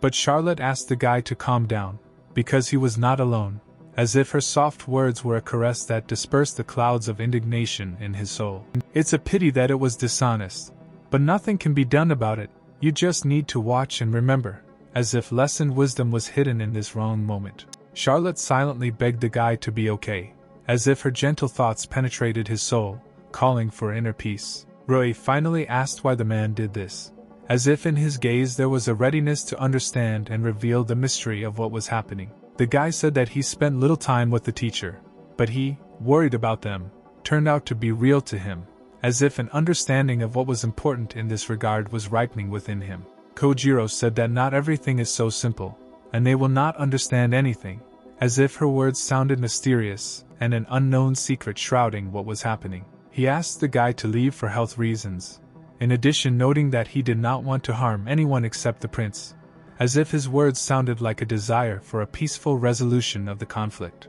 The teacher's blow seemed fatal, but he needed to make sure that the guy's breathing stopped, as if a heavy shadow of uncertainty remained in the air. It is clear that the main character could not allow him to leave, injuring his friend, because he did not yet have a reason to attack the teacher. Rui was partially right, and it was not easy to understand why he needed to kill someone, as if a fog of mystery shrouded his actions and motives. However, he had his own reason for this, as if a fire was burning inside him, fueling his motivation, but its essence remained in the shadows. If he blocks his path, he will pass with force, as if an invisible wall was in front of him, causing him to become determined to destroy it using all his power. The teacher was serious, and wanted to end the guy. Well, now Kojiro simply had no choice and he needed to get rid of Rui. A split second later, he disappeared from the guy's field of vision, and in an instant it appeared right in front of him. This maneuver looked impressive. Well, it's clear that Rui had a good reaction and was able to dodge it. He began to repel all enemy attacks and did it skillfully and professionally. The teacher said that the guy was quite good because he could parry his blow, and all this was thanks to his teachers in the form of friends and sister and Rio. The guy decided to strike, but it was unsuccessful. But the teacher's blow had its fruits, and Rui even moved a couple of meters. The guy even had to use magic so as not to fall on the floor. He realized that he would not be able to hit the teacher at close range, and he needed to move away. Then I decided to use a technique called Big Flame. The ball of fire moved closer and closer to the teacher. It was indeed a well-trained magic. But did the main character really think that he could take a teacher with it? Kojiro prepared to defend himself from such an attack. He needed to put in no little effort to do this. He then used magic and was still able to repel the attack. It is clear that the main character did not expect this and was surprised. But the teacher said that there was no time to be surprised. Doing what the enemy doesn't like is the basis of battle. If everything is converted into numbers, then there is not much difference between him and the teacher. But he didn't know that the guy was a difficult child. He was sure that if he continued like this, he would definitely be able to defeat the guy. Then the teacher realized that the guy was becoming stronger during the battle. In addition, he can remember its movement at incredible speed. Rui learned by memorizing from his little sister and Rio. Then the guy completely gave up on his feet and was ready to continue the fight. He wanted to move away and switch to magical attacks, but he does not have enough speed to move. Thanks to the shuffling of feet, it was difficult to predict the teacher's next action. He just needed to find his weak spot and hit him there. Unfortunately, the teacher was able to pierce the guy with his sword. It was very bad for the guy. The teacher has already said goodbye to the guy. The man felt some hot air around him. He couldn't figure out what it was or who it was. As it turned out, this was the guy's plan and now was his decisive act. The guy decided to use a space cut, as in the case of the stone monster. It was a good move, but only if the guy could hit the teacher. Kojiro, in turn, used the technique called the swallow's tail. After such a blow, the guy could no longer stand on his feet and fell, coughing in his own blood. The teacher was confused by the fact that he did not lose consciousness. He could not believe that he survived after his swallow's tail. Kojiro decided to check the prince's breathing and just go their separate ways. He pointedly said in front of the other students that he didn't like to kill without a good reason. If they leave, he will not harm them and will leave them alive. Charlotte asked whether the man wanted them to calmly watch him kill their friend. Kojiro realized that he simply had no choice. Finally, he just said that it would be very painful for them. Rui was still able to somehow wake up and tried to persuade the man to stop. Either it was memories or he really was transported to endless hell. But the very essence is that the guy was in endless hell. The girl said that the guy had become much stronger, but he still lacked something. This something was determination. If he gets into his world, he will have to face it. A situation may also arise when he has to kill the enemy. Rui said with a kind face that it is not necessary to put his life on the line. If we talk, he can understand him. The girl said that his kindness is his strength. However, if everything could be discussed, this would not happen to the warrior. Things that are important to him can be lost in an instant. Therefore, in this case, he does not need to get lost when he fights for life and death. Rei managed to whisper words of forgiveness from the girl, Rio, and then he began to get up completely in order to continue the fight and not let the man win. Rei found the strength and motivation to get up and continue the fight. Kojiro did not expect that he would have the strength to fight with such wounds. The guy is shaking all over, but is still ready to continue the fight with the teacher. Rei was determined. He wanted to put an end to this lawlessness. Kojiro asked for forgiveness for treating him like a child, and will now accept him as an obstacle to his goal. The teacher was ready to strike Rei again, but to the surprise of everyone, the guy was able to easily repel this attack without using a weapon, with his bare hands. Kojiro couldn't understand how Rei managed to do it so easily. He was confused, because his movements were very careful. Then the main character began to launch his attack. Kojiro will notice that Rei's number of hits has changed, which means that he has become stronger. The main character realized that he needed to use a third attack technique called Serenity. This blow was really strong and unexpected for the teacher. The man immediately fell to his knees after such a blow, and the guy immediately began to thank him because thanks to him he learned the horror of war and true determination. And with the help of this power he will overcome the teacher. Kojiro did not expect such a surge of strength from the guy. He was not ready for it. In such a small amount of time he became stronger. He became too strong. Kojiro couldn't believe that willpower changes people like that. The man noticed changes in the guy's face. It is unclear why the main character's eyes changed color and became red. Rei realized that this is not just like that, and they give him strength. The main character remembered how in Endless Hell he said that when they were training, he noticed that she began to defend herself faster than he began to attack. The girl was happy about this, because it meant that the guy became stronger, and that he noticed it. It's called the Dragon's Eye, and only the strongest of dragons have it. Unlike the Magic Eye, it also sees life and qigong, muscle tension and movement.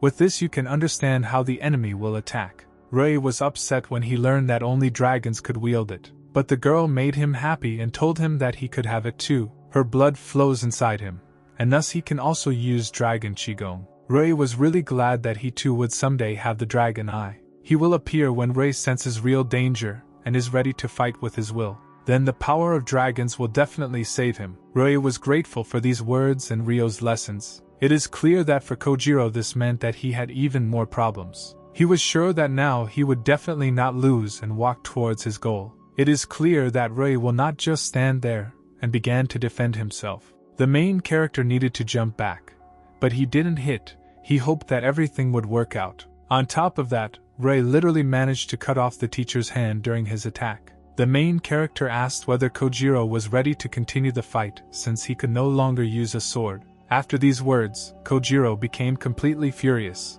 But he also has a reason for which he needs to win this battle. Even if he is covered in blood or dirt, he must win. But Rui also has his own reason. All his friends and people dear to him, he is obliged to protect them. Their battle will go down in history as a legendary confrontation. He became stronger in order to defeat the teacher. Kojiro lost his arm, and now this. But Ryu cannot lose no matter what. The main character began using Dragon Qigong as his #1 attacking move. Rui was ready to use the Dragon Star Fist. Kojiro was wondering if the guy could stop his ace in the hole. Giant General Sword. This is magic that only magicians with the general mark can use.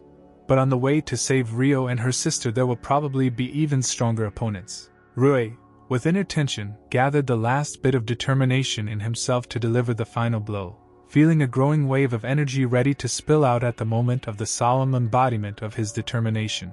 Rui, trained by the strongest, was ready to take charge again and protect Yuri and everyone, holding his resolve as a guard ready for the test. Kojiro admitted that the guy turned out to be much more complex than it seemed at first glance, and agreed with this, encountering unexpected depth and strength in him. He sincerely regretted his actions, realizing that if he were as strong as that guy, he wouldn't have to do what he was doing now. Rui, feeling the weight of responsibility for his friends and loved ones, was ready for anything, feeling an unshakable determination within himself. As a result, he will be able to avoid Kojiro's attack and carry out his own, which will show how masterful he is in his strength and dexterity. And, as expected, the blow was too heavy for Kojiro, who simply passed out, unable to bear this crushing blow. Rui attributed his success to Ryo. Thanks to her he gained the determination that allowed him to overcome all difficulties. Of course, the protagonist's instant victory was inseparable from the support of his friends, who were always there, ready to defend him. After some time, everyone worked hard together, trying to save Kojiro and bring a change to the current situation. Fortunately, with their joint efforts they managed to bring Kojiro back to consciousness, restoring him after the fight. The guy apologized immediately after waking up, having previously warned that the next moments would be painful. Asking the girl standing next to him, Lona, to begin the necessary process, he tentatively explained that it might be unpleasant, but necessary for his recovery. Lona proceeded to use High Hill, providing the boy with the healing he needed to recover from the fight. The man was surprised to see how she was able to restore him simply by casting a spell, because even experienced healers usually need several hours for such a restoration.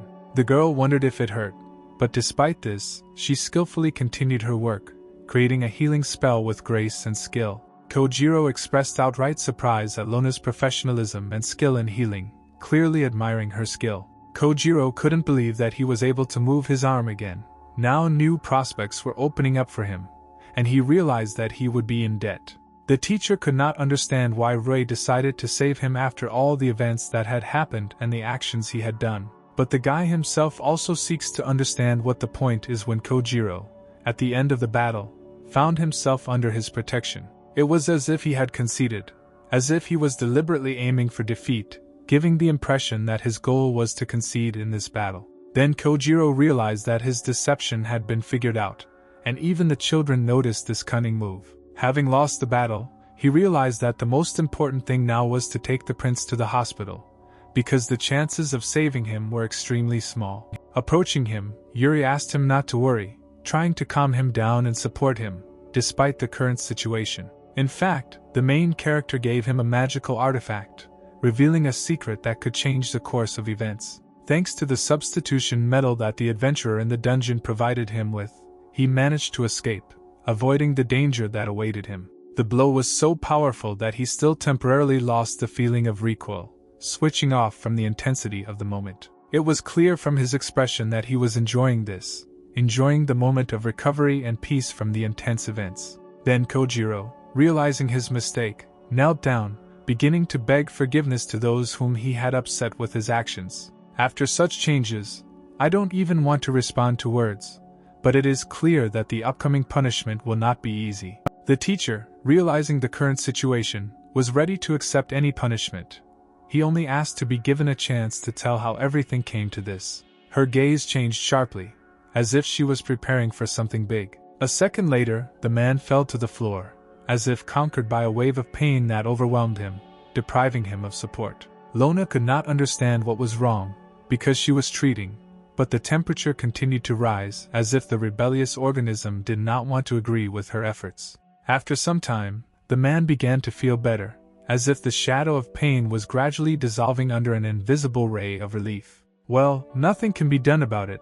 The temperature does not subside because of this, as if it had become an unruly element, ignoring any attempts to influence. As it turned out, the man had the mark of a slave, as if invisible chains of long-lasting submission paved the way to his past, intertwining with his present. Rui noticed that he was not just a slave, because the seal was made in the wrong sequence, as if a moment had flown through his awareness, revealing a mystery hidden in the mystical signs. The man said that the guy was great, because he understood that this mark was prohibited by royal decree, being an illegal seal of slavery, as if he had unraveled the secret message in the signs of submission. It's only a matter of time before he dies due to his failure to kill the prince, but he wants them to listen, as if his final plea remains forever hanging in the air, awaiting justice. As it turned out, he has a 7-year-old daughter, but a year ago she fell ill with an unknown illness, as if the shadow of a mysterious illness had enveloped their lives, leaving a trace of mysterious moments. His symptoms were the same as those of his wives who had died several years ago, as if the curse of the past had come to life again in their lives, repeating itself with merciless precision. Many doctors were unable to cure his daughter. She weakened day by day. When he lived far away, 2 men came offering a special magical item to relieve the symptoms. In return, he had to carry out several errands. He realized the severity of his sins. He no longer cared what would happen to him, as if the burden of regret had become an integral part of his existence. Well, his daughter named Fuyu was sinless, and he begged to save her, like the last innocent soul captured by fate. The main character asked if everyone had heard the man, emphasizing that it was their responsibility to save his daughter, as if the question hung in the air, filling him with determination. Just then, 2 strangers were sitting in the man's house, discussing that they had discovered a potential source of income, as if invisible threads of fate intertwined their decisions in an unpredictable whirlpool. After all, it's enough to just keep her alive, as if a mysterious proposal sounded in the room, breaking the silence and infiltrating the plans of strangers. They decided that they needed to make more money from that samurai, seeking to get rich quickly, as if the greedy minds of strangers were weaving plans, ignoring moral boundaries. Well, their sweet conversation was interrupted by Rui, who spectacularly appeared, like a shadow of the unknown past, disrupting the flow of their greedy plans. The guy was really furious and ready to deal with them, as if the fire of indignation burned in his eyes, guiding him forward. The men immediately picked up knives just in case, as if the dark shadows were preparing to dance in anticipation of the outbreak of a threat. Then the main characters commanded Iris to start something, as if she had become the executor of their strategy, an invisible hand embodying their intentions. The girl then began to crush her opponents, as if a whirlwind of revenge had suddenly erupted, and she became an unstoppable force, falling on those who faced her wrath. And then she took Fuyu in her arms, as if gently and decisively protecting her from the storms of a hostile world, creating a protective shield around her ward. The men realized that once again their secrets had been revealed, because they thought that they were hiding safely, as if the invisible hand of fate was revealing their secrets at an unexpected moment. Wolf said that it was easy to find by smell, as if his sensitive sense of smell was the key to revealing the secret hiding places weaving in the air. Well, the guy said that he was the first to analyze everything, as if his mind became a spearhead, penetrating secrets and solving their riddles. The man said that they were strong and offered to measure their strength with him, as if a challenge had been thrown, and tense anticipation of a fight hung in the air. Well, the guy would not forgive them under any circumstances for disgracing the man's efforts and his strength, as if his pride were a piece of shrapnel cutting in the air. Then, as expected, he struck the enemy as if the moment of truth had arrived, and the sound of the collision of hostile waves filled the air. With such a force of impact, the wall simply could not stand it and broke through, leaving behind a destroyed hole. Kojiro's prediction came true. The girl's heart flared up, as if a passionate flame had flared up in her heart, illuminating everything around with its warmth. This was something beyond an ordinary disease, and the healers seemed powerless in the face of an unknown illness that required unusual means of healing. Some kind of resourceful method was needed that could put an end to the disease, which declared war on the girl who had become a hostage to her own condition. Rui concluded that the first step was to let the girl evaluate Lone, and then urgently go to the palace, leaving behind a trail of a mysterious decision. At this time, the girl and guy settled down peacefully awaiting the arrival of their friends, feeling the tension in the air being replaced by an atmosphere of pleasant anticipation. It was clear from her facial expressions that the girl was irritated and nervous, as if the internal dissonance concealed mysterious riddles and expectations. The guy gently asked the girl to calm down, reminding her to breathe deeper, as if his words were a quiet touch to the seething inner world of her feelings. The girl's gratitude went to Ben, and as if by magic, the children felt much better, as if his presence brought calm and healing energy. Ben, in response, feeling his role in changing the situation, even blushed slightly from unexpected gratitude and attention. Happiness knew no bounds, and he rejoiced to see that thanks to his help the girl was able to find peace and tranquility. Then Ben conveyed the good news, saying that it seemed that their friends had arrived, as if the invisible shadow of tension had dissipated with the arrival of loved ones. As the guy predicted, everything happened exactly like that. His friends actually came, confirming his instincts and ending the wait. Lona decided that she would start with a simple attempt at healing, aiming to bring relief to the girl with her healing touch. Fuya even managed to come to her senses, but naturally, she was completely bewildered, unable to realize what place she had ended up in. Lona cautiously asked if the girl could share a little conversation with her, as if offering a warm hand in the uncharted waters of communication. Ben noticed that the girl had a rather unhealthy complexion, as if the dullness reflected her inner state, causing concern. If the situation continued, the girl would not last long, which is why Ben felt an urgent need to find a way to recover her. The main character tried to solve the riddle. It seemed not a disease, but some kind of curse, and lowering the temperature turned out to be not a simple enough solution.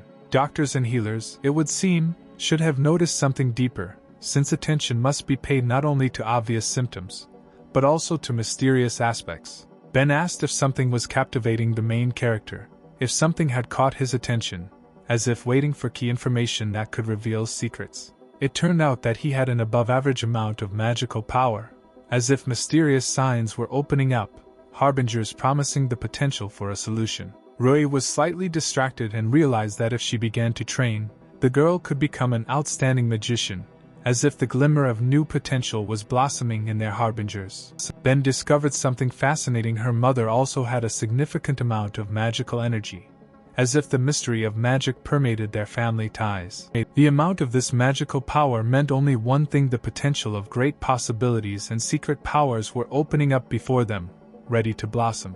Ben asked to pay attention to unexplained fever, fatigue and swelling of the joints, noting that these symptoms closely resembled her condition, as if they were united by an unknown force. Rui agreed that the symptoms were identical, as if confirming that the mysterious influence extended not only to the girl, but also to her mother. It seemed like magical poisoning. Usually too much magical power is considered a sign of health, but too much can lead to poisoning, and her mother had a body type that made it difficult to control magical energy. Her body is tormented by the accumulated magical energy, and if it is released, it will begin to accumulate again. Perhaps this is not an easy solution to the problem. Kazaka announced that she had an idea, like a ray of light in the darkness, ready to illuminate the path to a possible solution. She offered to give them her idea for free, like a gift ready to shed light on the dark corners of their mysterious quest. She begged them to try it on the girl, as if staking any hope of successfully testing their shared path to healing. Rui waved his hand, inviting Lona to join him, as if anticipating the moment when a new chapter in their strange healing journey would begin. The guy asked Lona to put it on the girl and use it when she felt tired, creating an opportunity for her to heal through healing. Lona announced that she had a gift, asking if the girl could accept it, as if the offer of a mysterious gift was hanging in the air.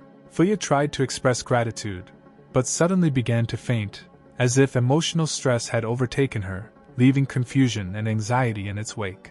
Of course, the girl immediately began to treat her, as if healing magic had been summoned in response to an unexpected fainting spell. Her face instantly takes on a healthy hue, as if the magic of healing spreads through every cell of her body, returning vitality. Ben felt bewildered, could not understand whether it was the effect of the bracelet, as if a mysterious force was hiding its secrets, leading him into a world of mysteries. This is a magical item, a charged bracelet, created to accumulate magical energy. When it is filled, the release of magical power will begin. However, to her, it seemed to always drain her energy, as if a magical exchange was part of an unexpected journey with this bracelet. The Kazakh woman asked to give her money instead of gratitude, explaining that she bought the bracelet at a big discount from Max, and simply spent the money for nothing. Wolf noticed that the girl was blushing, indicating her embarrassment, as if embarrassment bloomed on her cheeks, creating a nonverbal response. After some time, Ray decided to visit Kojiro, as if the clock was ticking, measuring the moment when they would cross paths again. The teacher expressed gratitude for the guy's visit, announcing that the academy was closed for the holidays, and now he had free time. As the guy noted, the man seemed to feel great, as if positive energy and satisfaction surrounded him. It all happened because the protagonist erased the mark of a slave, as if the act of liberation marked the beginning of a new stage in their relationship. Kojiro realized that it was because of him that they were sent on vacation, and he brought trouble to Legace, as if the shadow of regret lay heavily on his shoulders. The man should have been severely punished, but Yuri took him under his wing, as if his difficult past was in the hands of a man ready to change the outcome of events. So far, he has not been removed from the post of class teacher, as if the educational institution provided him with a temporary refuge, allowing time to heal the wounds. It was as if suddenly an almost sepulchral silence reigned, as if everything around instantly froze, leaving only the echo of previous events. A jailer recently told a man that the guy cured his daughter. He not only saved him from robbers, but also had a healing effect. The man couldn't even imagine how he could thank the guy for this, as if her daughter's life had received a second chance, leaving behind a debt of gratitude. Roy stated that a man should not be grateful for this, as if the act of healing had become a natural manifestation of her gift, a kind of integral part of her being. After all, at the very least, he simply acted in a natural way, expressing concern and asking her to leave quickly for the good of his own daughter. The man firmly decided that he would never forget his debt. Someday he would definitely return it. He swears with his commander's mark, as if the promise remained in his heart like a sealed agreement. At this time, Iris seemed alarmed by something, as if the shadow of an indefinite anxiety was approaching, overshadowing the clarity of her usual mood. Although it was still early, the guy was extremely tired and decided to take a nap, as if the need for rest had become the main pressing issue.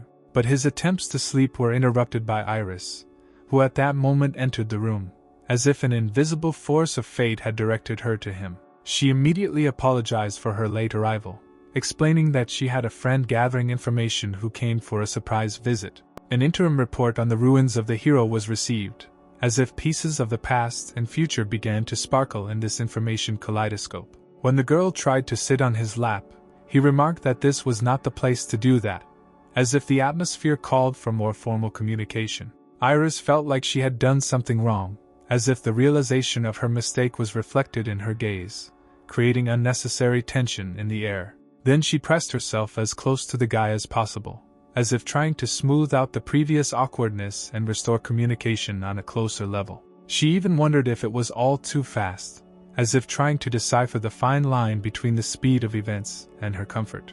The main character realized that it was really too close. There were only two people in the room, and at the same time they were so close to the bed that it would be difficult for him to concentrate.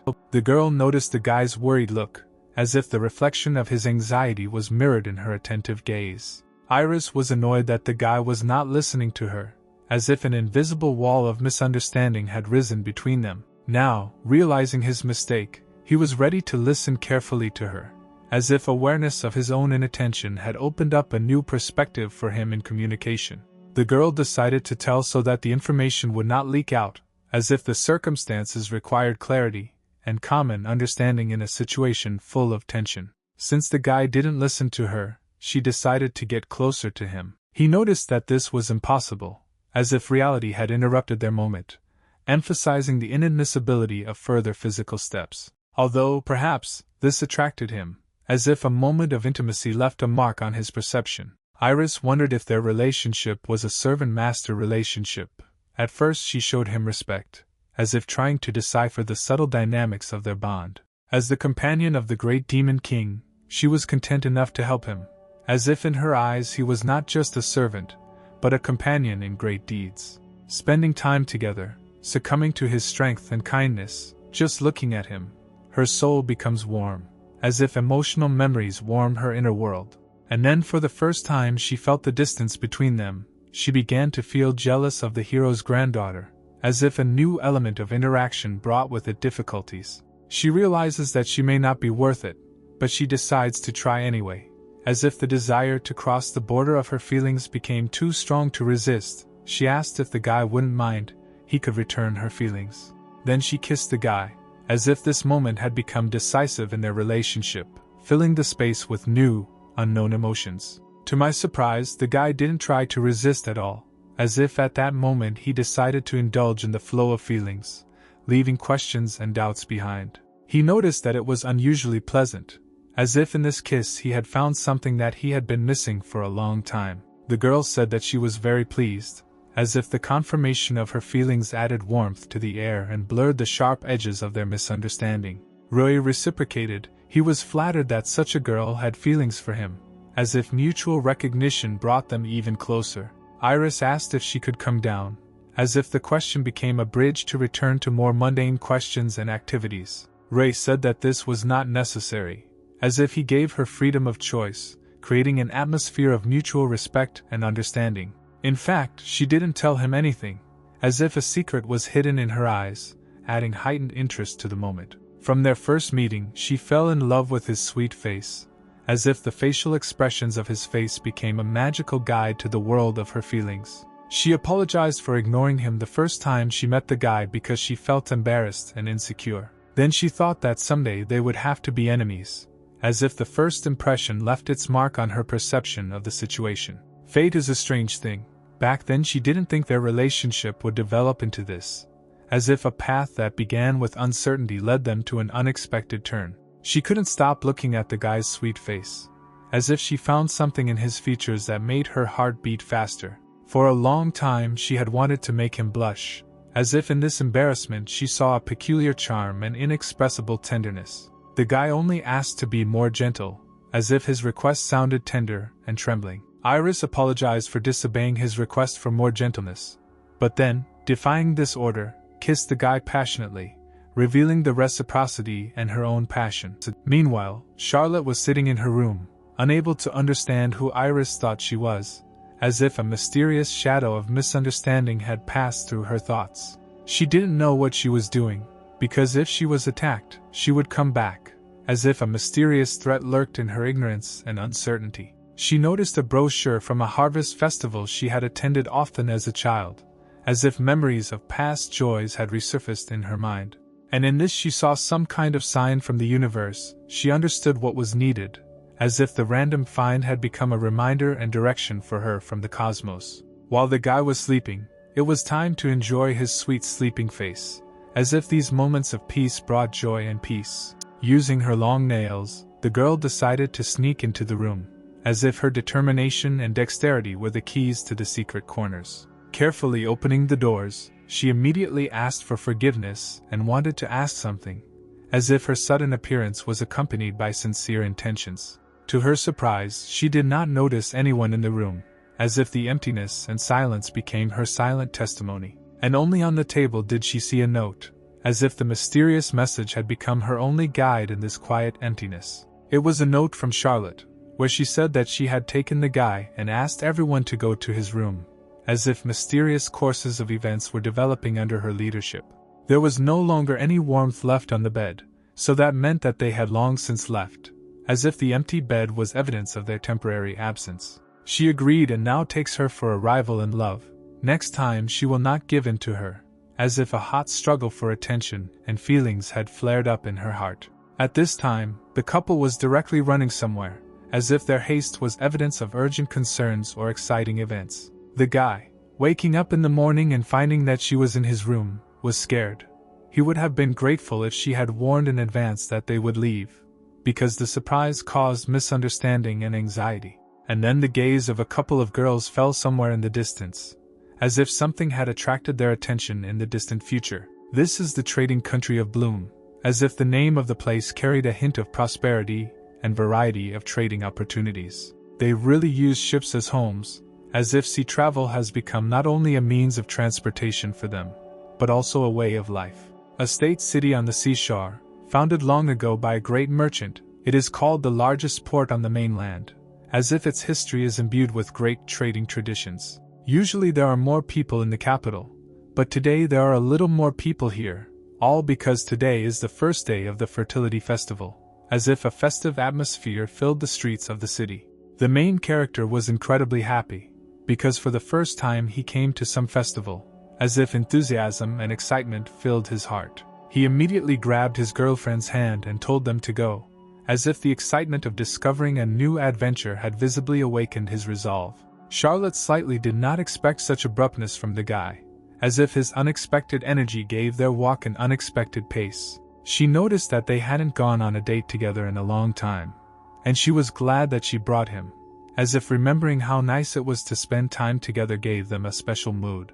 And then their journey into the world of adventure began, as if every step at the festival opened up new interesting opportunities for them. They both had as much fun as they could, as if every moment at the festival became a reason for laughter and joy. It was just time for a snack, as if appetite had become an involuntary companion of their exciting journey through the gastronomic delights of the festival. Rui really enjoyed the food, as well as everything else about the festival, as if the delicious food had become an integral part of his positive experience of the event. So they will be cheerful for the second half of the day. Charlotte's fish soup is also very tasty, as if the delightful impressions left them with energy and satisfaction. However, all the stores she showed were good, as if the selection of offers pleased them with variety and quality. There were even magical objects that Max probably didn't have. Somehow they continued to meet him, as if the mystery of magic added a new element of interest to their everyday life. He, Wolf and Bern also see each other often. I don't know what happened, but they somehow found a common language, as if the invisible ties of friendship became stronger. Charlotte asked the guy not to worry, because she had already planned everything, as if her confidence added comfort and confidence in future events. To be honest, this made the main character laugh, as if the unexpected course of events added lightness and playfulness to the situation. He asked the girl for forgiveness after he saw her face, as if caring about her feelings became more important to him than jokes. He just feels like an ordinary student when they walk him around so calmly, as if the ordinariness of the moment creates a pleasant sense of normalcy. From the moment he decided to save his little sister with Rio, he only thought about how long he would have to fight alone to achieve his goal.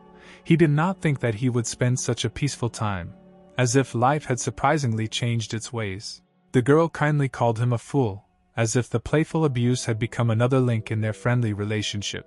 They really may be a little unusual, as if the originality gives their relationship a special charm. But this does not mean that they cannot be satisfied with something ordinary, as if in simple joys they find their uniqueness. Maybe because they try so hard, they have the right to everything in faces more than others, as if their efforts give special meaning to every moment. Rui completely agreed with this, as if in the unity of thoughts and feelings they found the harmony of their existence. For some reason he really began to think too much, as if a shadow of misunderstanding had covered his thoughts. Charlotte offered to go already, because she had not yet had enough fun, as if the anticipation of the fun made her look forward to the continuation of the adventure. The main character looked at the girl and how happy she was with a smile on his face, as if his own happiness was closely connected with the joy he brought to her. Still, they bought something. The guy, as always, bought something incomprehensible, as if his interest in unusual things was an eternal source of surprise. The fun passed for him as if in an instant. He wondered how many more stores they would go to, as if his curiosity knew no bounds. But suddenly all the fun in the guy's eyes ended after one mention of his name, as if a wave of seriousness and anxiety covered his soul. Out of nowhere, Elena appeared behind the guy, as if she had emerged from the shadows, ready to bring new twists to their adventures. Charlotte could not understand what was going on, as if Elena's mysterious appearance had brought mystery and unsolved mysteries into her world. The main character was clearly not happy about the girl's appearance, as if her appearance disturbed his peace and caused misunderstanding. He immediately began to wonder where she came from here, as if trying to reveal the secret of her appearance in their world. Now she was convinced that it was still a guy. She had been looking for him for a long time, as if solving a riddle that had been tormenting her mind for a long time. She didn't think he would leave the village and become an adventurer, as if imagining his future had changed her view of him. Elena had clearly been preparing for this meeting for a long time. Her gaze expressed secret plans and long-hidden feelings. As an adventurer, you can earn money and travel to different countries. It was a very convenient profession. It took a lot of effort to find him, but she still turned out to be strong. She quickly advanced to silver rank. Elena, noticing the determination in the guy's eyes, decided to invite him for a walk, and at that moment, on a magical night, she said that she forgives him for his previous rejection, opening the door to a new chapter in their relationship. In a world of magic and secrets, where destinies are intertwined, she, like a gentle shield, will cherish him again. Her love is an invisible armor in the storm of life. Perhaps her intentions were hidden in manipulation, because this, apparently, was not a simple defense. In her presence, he did not know how to relax. Naturally, her words caused a wave of anger in the girl, stirring up the inner fire of intransigence. If he desires misfortune, let him follow this dark path where shadows envelop the soul, for light and joy will be far from him. Charlotte politely asked if she could squeeze in, eager to find comfort in their conversation. Charlotte said that the girl is free from obligations to the guy and can choose not to communicate with him. Now she takes care of him, as if she has become his invisible protector. Lena perceives Charlotte as the girl's mistress, aware of the upcoming date, and therefore is not going to interfere, leaving them to enjoy the moment together. Elena couldn't believe it. The lady turned out to be more than just a childhood friend. Charlotte's gaze embodied something deeper and mystical. Earlier, the guy mentioned her to Charlotte, but she did not imagine that he was dating such an unusual girl, as if he was revealing the secrets of the world to her.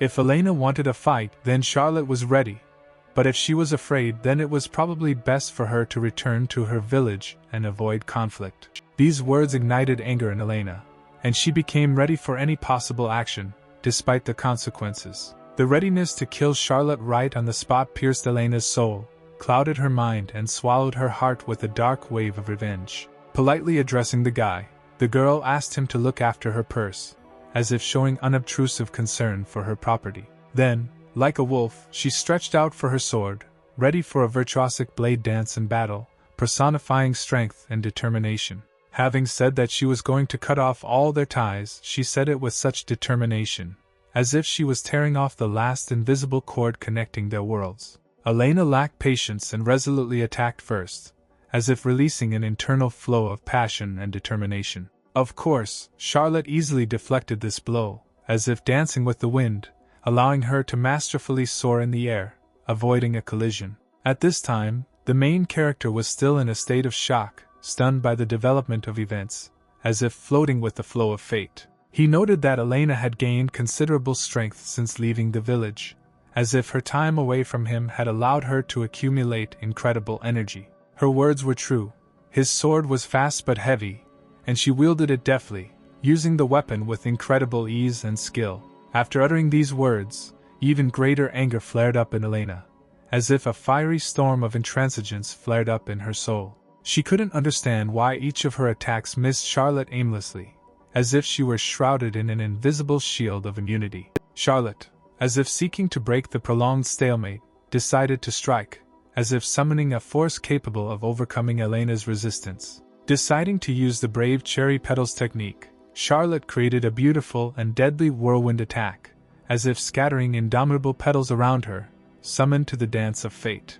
In addition, Sakura's aspiration, acting as a powerful technique, enhanced the effectiveness of her attack, as if natural forces were supporting her stamina and determination. Elena, it seems, will not forgive Charlotte for anything, as if a strong determination arose in her heart not to forget and not to forgive. She couldn't comprehend how Charlotte dared to seduce her with Rui, as if it was an incredible betrayal that deeply wounded her trust. Charlotte felt as if she saw herself in Elena before she met the guy, as if her own path was reflected in the mirror of time. Boasting of her gift, Charlotte, when faced with failures, showed her hysteria, as if it was difficult for her to come to terms with the fact that not everything was going according to her plan.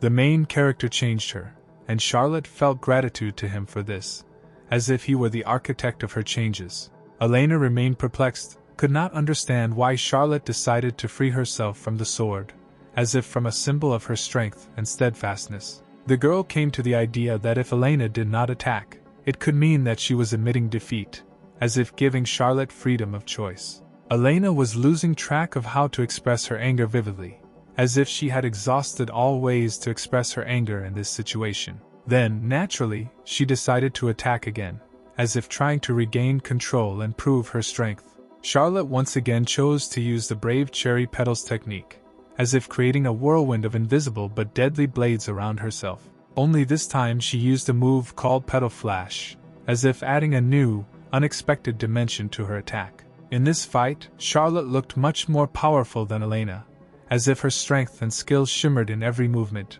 asserting her superiority. As expected, Elena was unable to defeat Charlotte and only fell, as if realizing her defeat in this battle. Ray just watched all this ups and downs in silence, shocked, as if trying to comprehend all the chaos unfolding before his eyes. Charlotte clearly expressed joy at being able to protect not only herself, but also the guy, as if she had found satisfaction in her determination and strength. Then, with a smile on her face, she waved her hand to the main character, as if to sign her gratitude for his role in this unusual theater of events. The guy admitted that the situation seemed frightening, as if he was aware of the seriousness of what was happening and its impact on their world. Even after explaining what had happened, they were still pursued, and it was lucky that they were somehow able to return to the capital, as if carried away by a whirlwind of incomprehensible events. The girl began to apologize for disrupting his first festival, as if feeling responsible for the unsuccessful conclusion of events. But the main character did not think that there was any problem in this, as if appreciating the importance of the moment, and looking at the situation with optimism. Plus, he added that she was truly amazing, as if finding great qualities in her that outweighed the bad parts. Suddenly, she began to train Qigong, focusing only in front, and became stronger, as if new energy and determination had awakened in her soul. In response to this, when he saw Elena, he instantly fell down, as if feeling like a failure in comparison with her inner strength. It seems that in this situation it is difficult for him to find the strength to become stronger, as if he feels his own limitations in the fight against current circumstances. Charlotte instantly grabbed the guy's hand and walked with him somewhere, as if holding his hand, she was opening up new horizons before them. Dragging him to the bed, she declared that she had become stronger thanks to him, taking him as a model, as if in his presence she found strength and inspiration. Although the main character did not expect such a turn of events, he felt touched by this, as if something unexpected and pleasant had awakened in his heart. He was only frightened by such a girl, but this does not change who he is, as if his own stable personality traits remain inside him. Rui was glad that a person appeared in his life whom he could trust and discuss everything, as if he had found his support and understanding in this regard. Although it is difficult for him to admit, simply forgetting this girl turned out to be a difficult task for him, as if her influence had left a deep mark on his heart.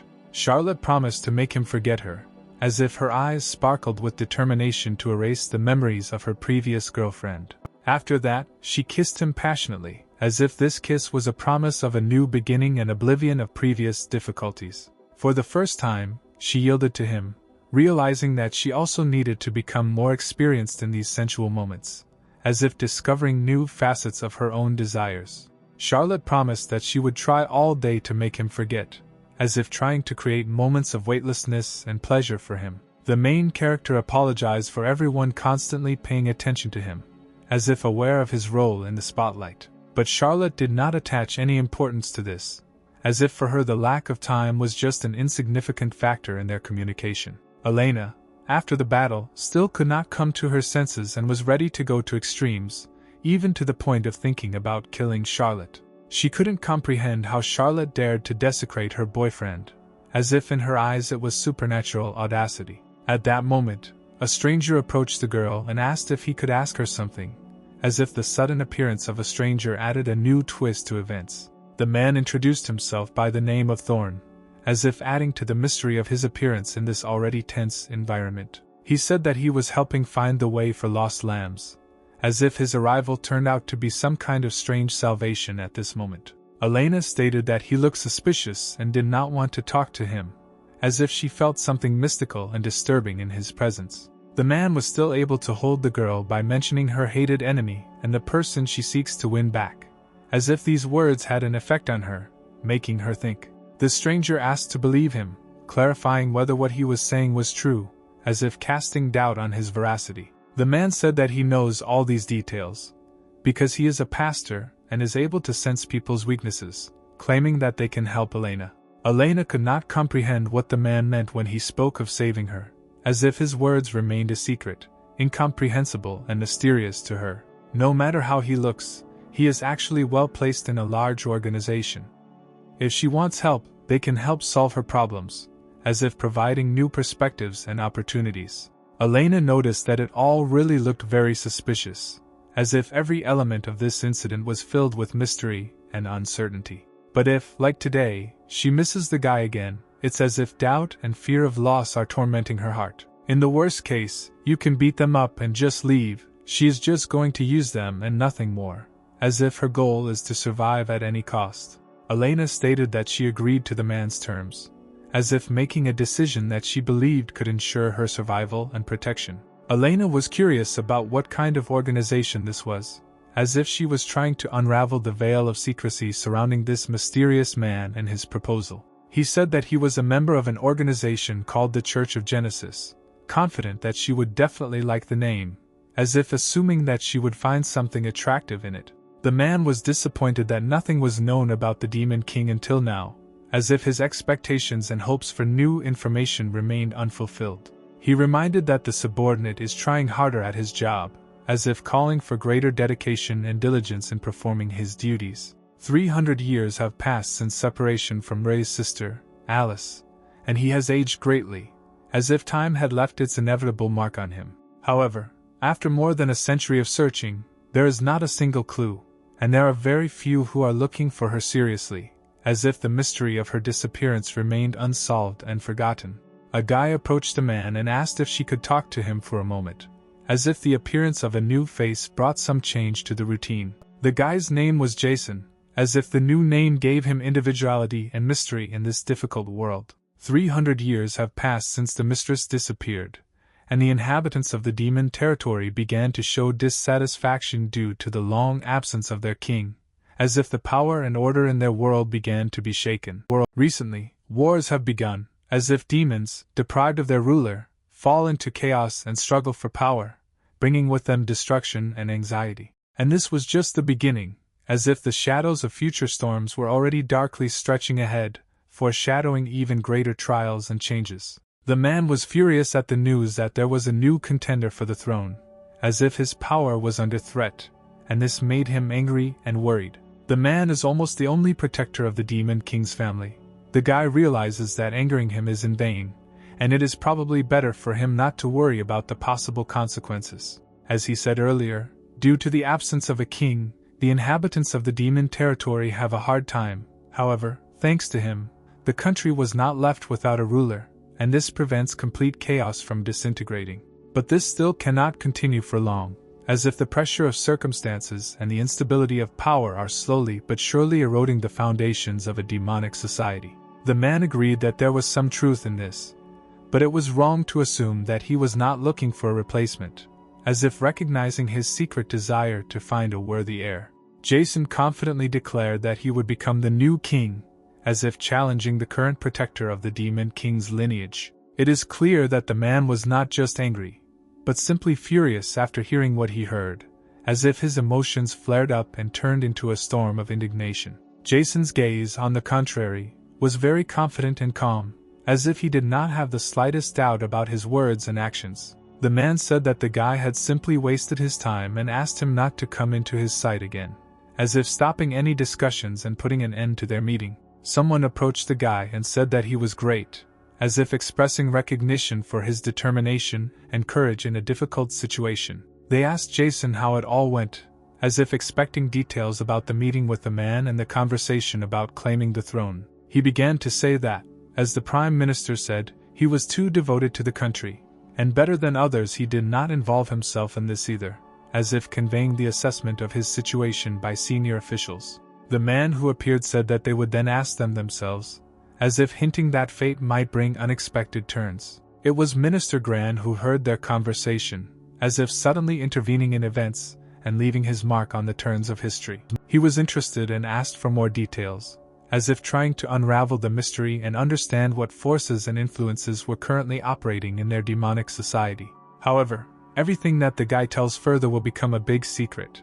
He has one condition, as if hinting that this information is not intended for a wide range of people. He wants permission to enter human territory, as if raising the question of the need for cooperation and interaction between two different worlds. Indeed, if he gives him permission, he will be able to pass, as if opening up the opportunity for the guy to interact with the human world. A long time ago, when the hero ogre defeated the Demon King, it was as if a legendary story about the struggle between different worlds and forces began. There was a war between three races of demons, beastmen, and humans. A great war, in which the continuation of the race of each of the races was at stake, like a clash of destinies and survival. It divided the territory where the Demon King lives and the territory where people and beast people live, and everything has remained that way until today, as if the borders drawn in that distant period of the war remained unchanged. If they are caught, it could lead to execution, like a hanging threat for violating centuries-old rules and laws. Well, the guy couldn't understand what the man was waiting for, and asked if it was time to return to the era when demons were the strongest, as if offering to look at the past in search of solutions to current problems. In the dark corridors, a man, brave and determined, meets his fate and becomes a hero saving demons, his sword sparkling, piercing the darkness and releasing light in their world. Having met a mysterious woman with eyes sparkling under the moonlight, the man was clearly aflame with passion. In her gaze he found something that stirred his soul. Jason realized that a new piece had appeared in his game, a pawn, and finally the moment of revenge had come when he would make his move and change the course of fate. He will take revenge, although it is not clear for what, but Jason intends to direct his revenge towards Alice. As if in the shadows of the past there is a secret hiding that requires unraveling. At this time, the main character, his fears coming true in his eyes, entered the vast expanses of endless hell, where darkness swallowed up every glimmer of hope.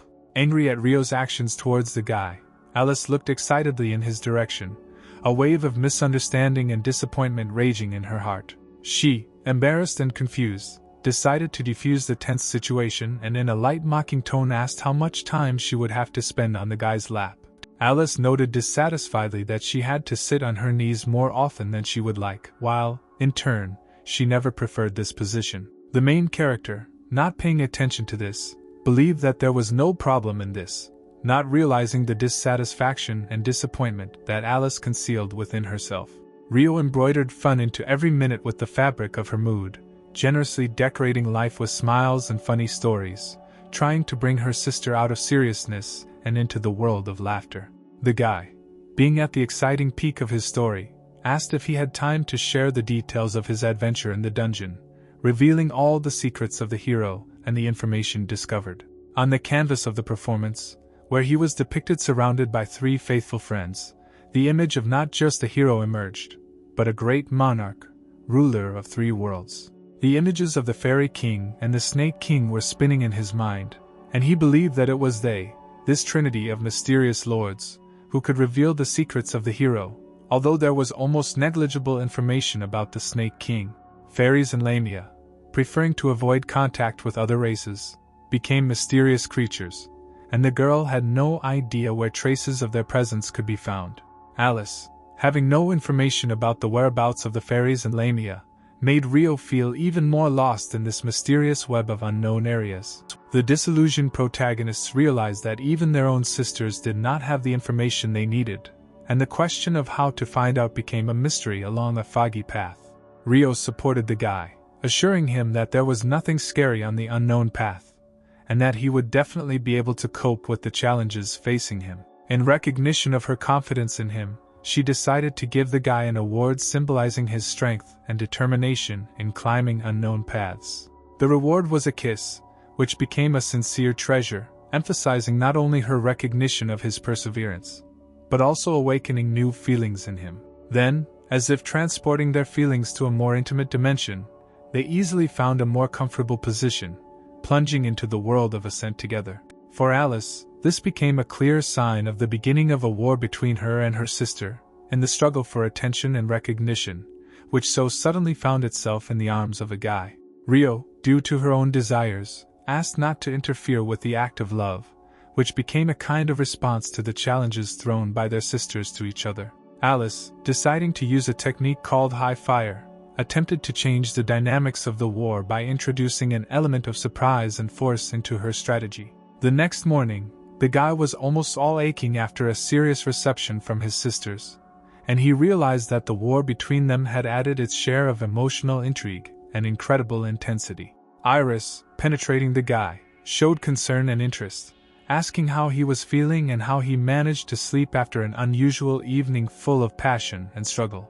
Iris, entering the guy's room, expressed concern and interest, asking how he was feeling and how the night was filled with passion and surprises. Ray was surprised that Iris showed up surprisingly early this morning, leaving him somewhat amazed at the unexpected change in routine. Iris, having shown her caring nature, turned out to be so devoted that she was even ready to take care of even such little things as wiping up after a guy. Ray, having reconsidered the situation, invited Iris to join them in the library, creating a moment of possible unity in this stream of unusual events.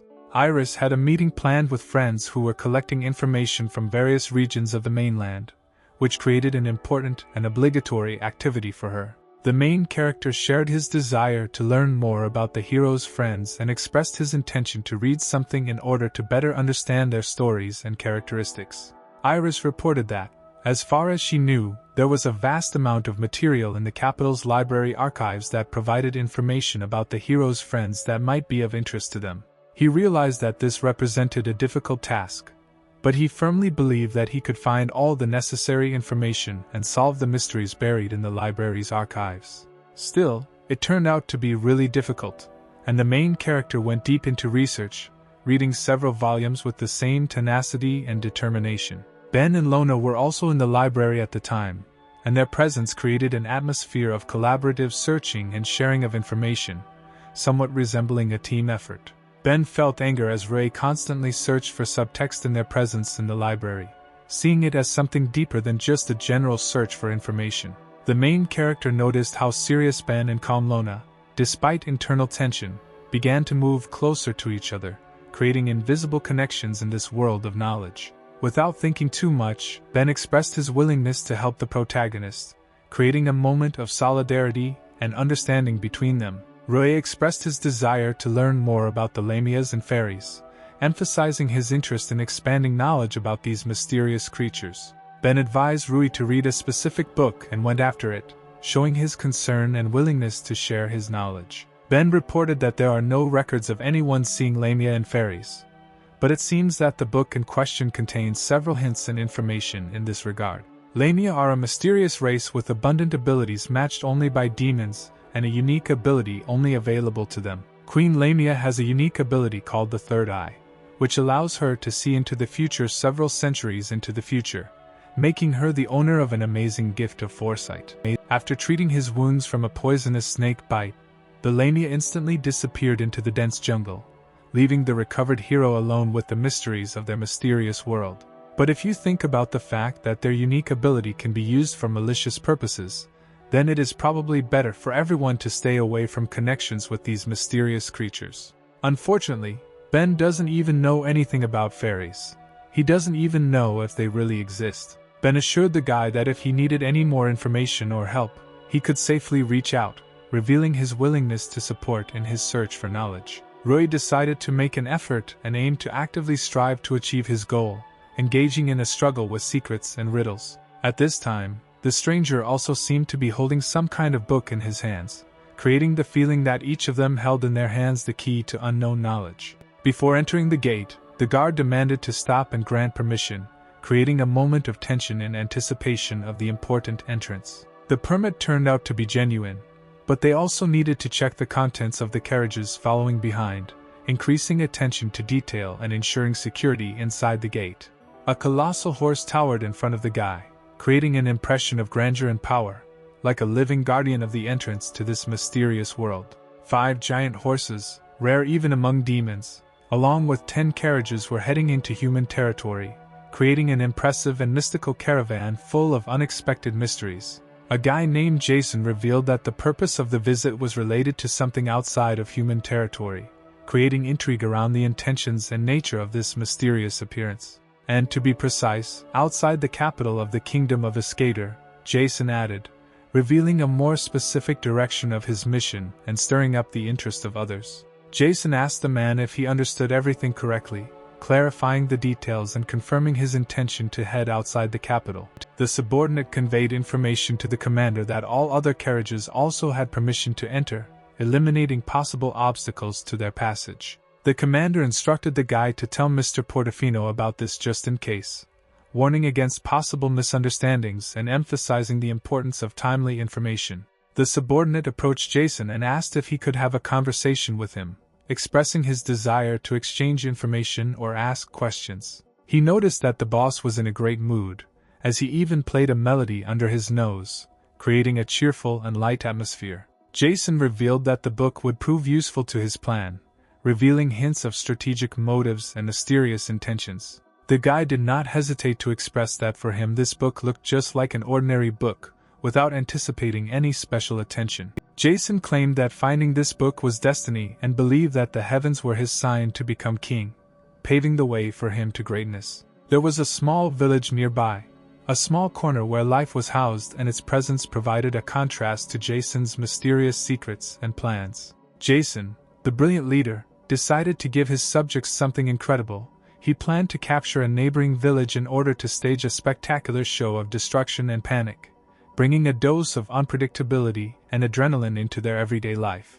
He summoned all his strength to prevent the capture, for he understood that in this clash not only his own well-being was at stake, but also the fate of the entire village. The guy, having heard such news, expressed surprise and stated that Jason, in his opinion, turned out to be unexpectedly kind, sometimes hidden under the guise of an imperious leader. Spide was assigned to go down, and he, accepting the challenge, stepped down, preparing for a new test despite the possible difficulties and surprises that could await him below. The guy openly stated that Spide had the right to do whatever he wanted with them, giving him power and control in this situation, as if submitting to a kind of game or test. Spide was left in shock, unable to believe what had happened, his mind rejecting the idea that he had been given such unlimited freedom and control. He is well aware of how the demons have been enjoying the fun of late using their sinister abilities, and this knowledge has filled his heart with worry and caution. Thus, this marked the beginning of a new, unpredictable fun war, where every moment promised to be filled with excitement and laughter, but at the same time riddled with uncertainty and risk. Spide really enjoyed this, enjoying the fun of a new war, where every move brought him indescribable joy, giving him intense emotions and adrenaline.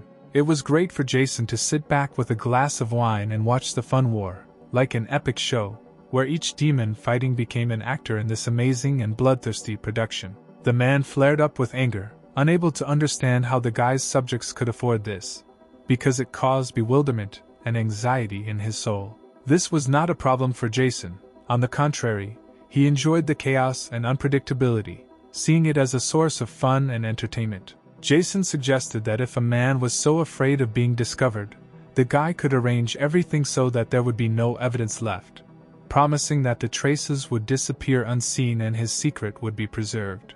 Then, in the midst of the village's devastation, Jason himself joined her, adding his mark to this chaotic mosaic of fun and destruction. In just a split second, in the literal sense of the word, there was nothing left of the village. It disappeared, becoming an entertainment field of destruction under the rule of Jason and his subjects. Indeed, Jason was a psychotic, capable of madness, and his potential to become a demon king was enormous, reflecting his strength and untamed nature. However, it seemed like it wasn't enough to cause chaos in just one small village, and Jason had already begun to think about how to expand his power and chaos to a larger area. He hoped that the capital would be an ideal place for new entertainment and an outlet for his unbridled desire for fun and chaos. As a result, the main character did not discover anything about the Snake King or the Fairy Queen, with the exception of the book that Ben recommended to him, leaving the hero waiting for new mysteries and adventures. Charlotte suddenly appeared in front of the guy, adding mystery to his quest and causing excitement with her unexpected appearance. Charlotte revealed that she met the girl and Ben in the city, and they told her that he was in the library. Deciding to wait and make a joke, Charlotte seemed unable to catch him off guard. If his business in the library was completed, then Charlotte invited him to go home, warning him of a possible secret that she could reveal.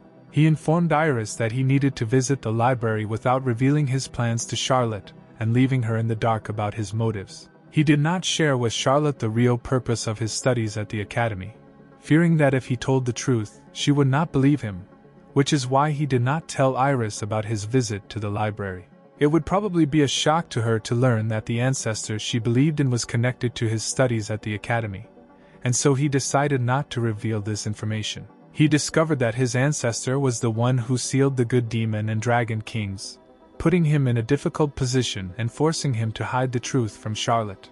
If Charlotte found out that he was seeking to release the sealed good demon and dragon kings, it could put her in an unpleasant position, so he chose to hide his true intentions. Charlotte also noticed that the guy was thoughtful and anxious, which caused her concern, the feeling that there was something hidden in his soul that he was not ready to reveal. But he assured that everything was fine and suggested not to continue the conversation, as if trying to close a topic that he did not want to open. Charlotte stopped abruptly and stated that although she did not know what he was hiding, she did not intend to persuade him to reveal his secrets, respecting his decision. Charlotte once again emphasized that he was completely free to say nothing if he didn't want to, reaffirming her respect for his privacy and choice to keep secrets. Sincerely expressing her faith in him, Charlotte assured that they trusted him, supporting him in any decision and accepting him without conditions. If he believes it is better not to reveal his secret, she is ready to simply listen to him,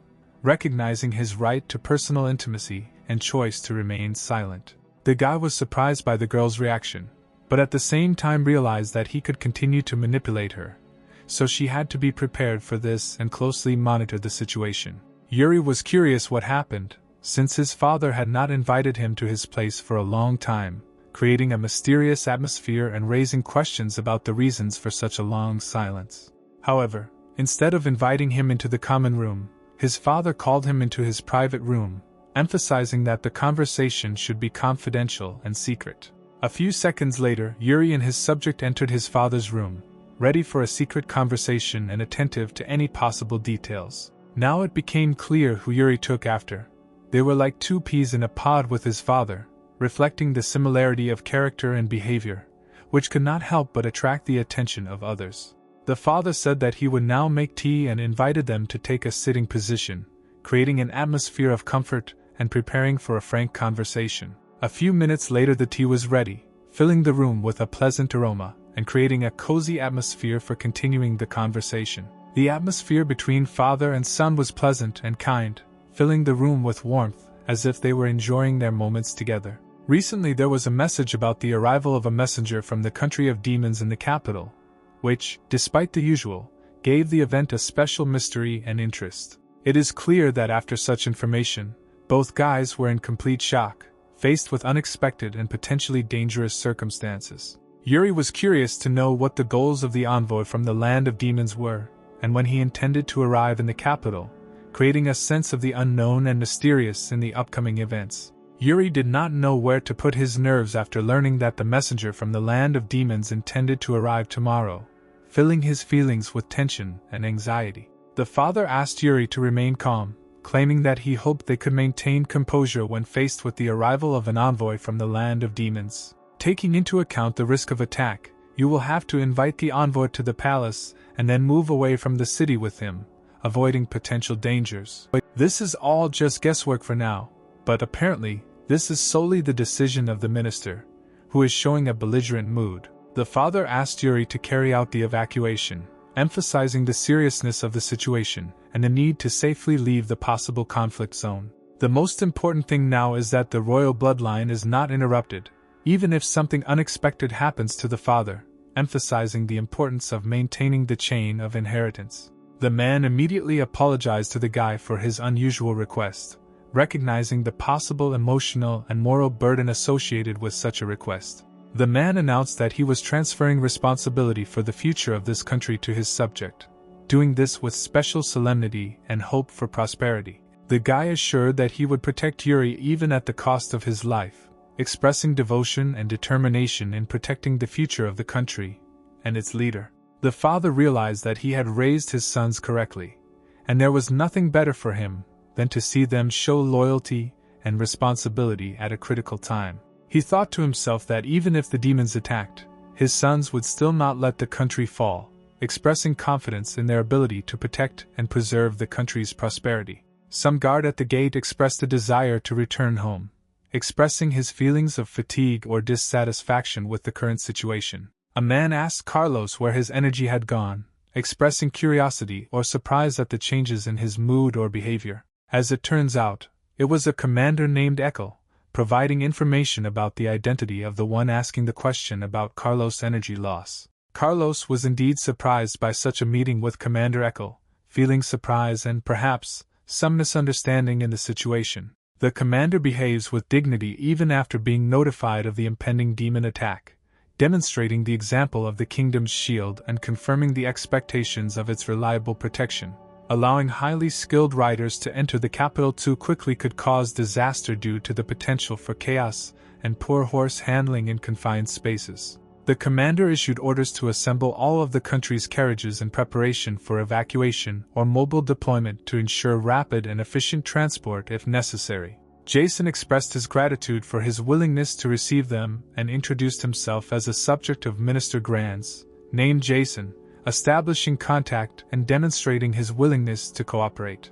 In response, the commander thanked them for their journey, expressing recognition and respect for those who are ready to take on the challenge in conditions of uncertainty and tension. The commander introduced himself, oddly enough, as the commander of the Knights of the Royal Escator named Ekel. Having never expected a meeting, the man realized that in front of him stood the shield of the kingdom. He was well acquainted with the heroic deeds of this great military leader, whose deeds had become legends among the inhabitants. Hearing the commander's confident words that he was well aware of the man's exploits, he suddenly asked him, wondering what he himself thought about it. Then, without wasting any time, we propose to resolve the conflict by force right away, insisting on instant reconciliation. Jason intervened in a timely manner, stopping and offering an apology to the commander, to which he replied with a smile that he did not see any problems in this and was ready to forgive. The commander offered to take us to the palace in these carriages, leading our horses, and promised us his own supervision at the guard gate.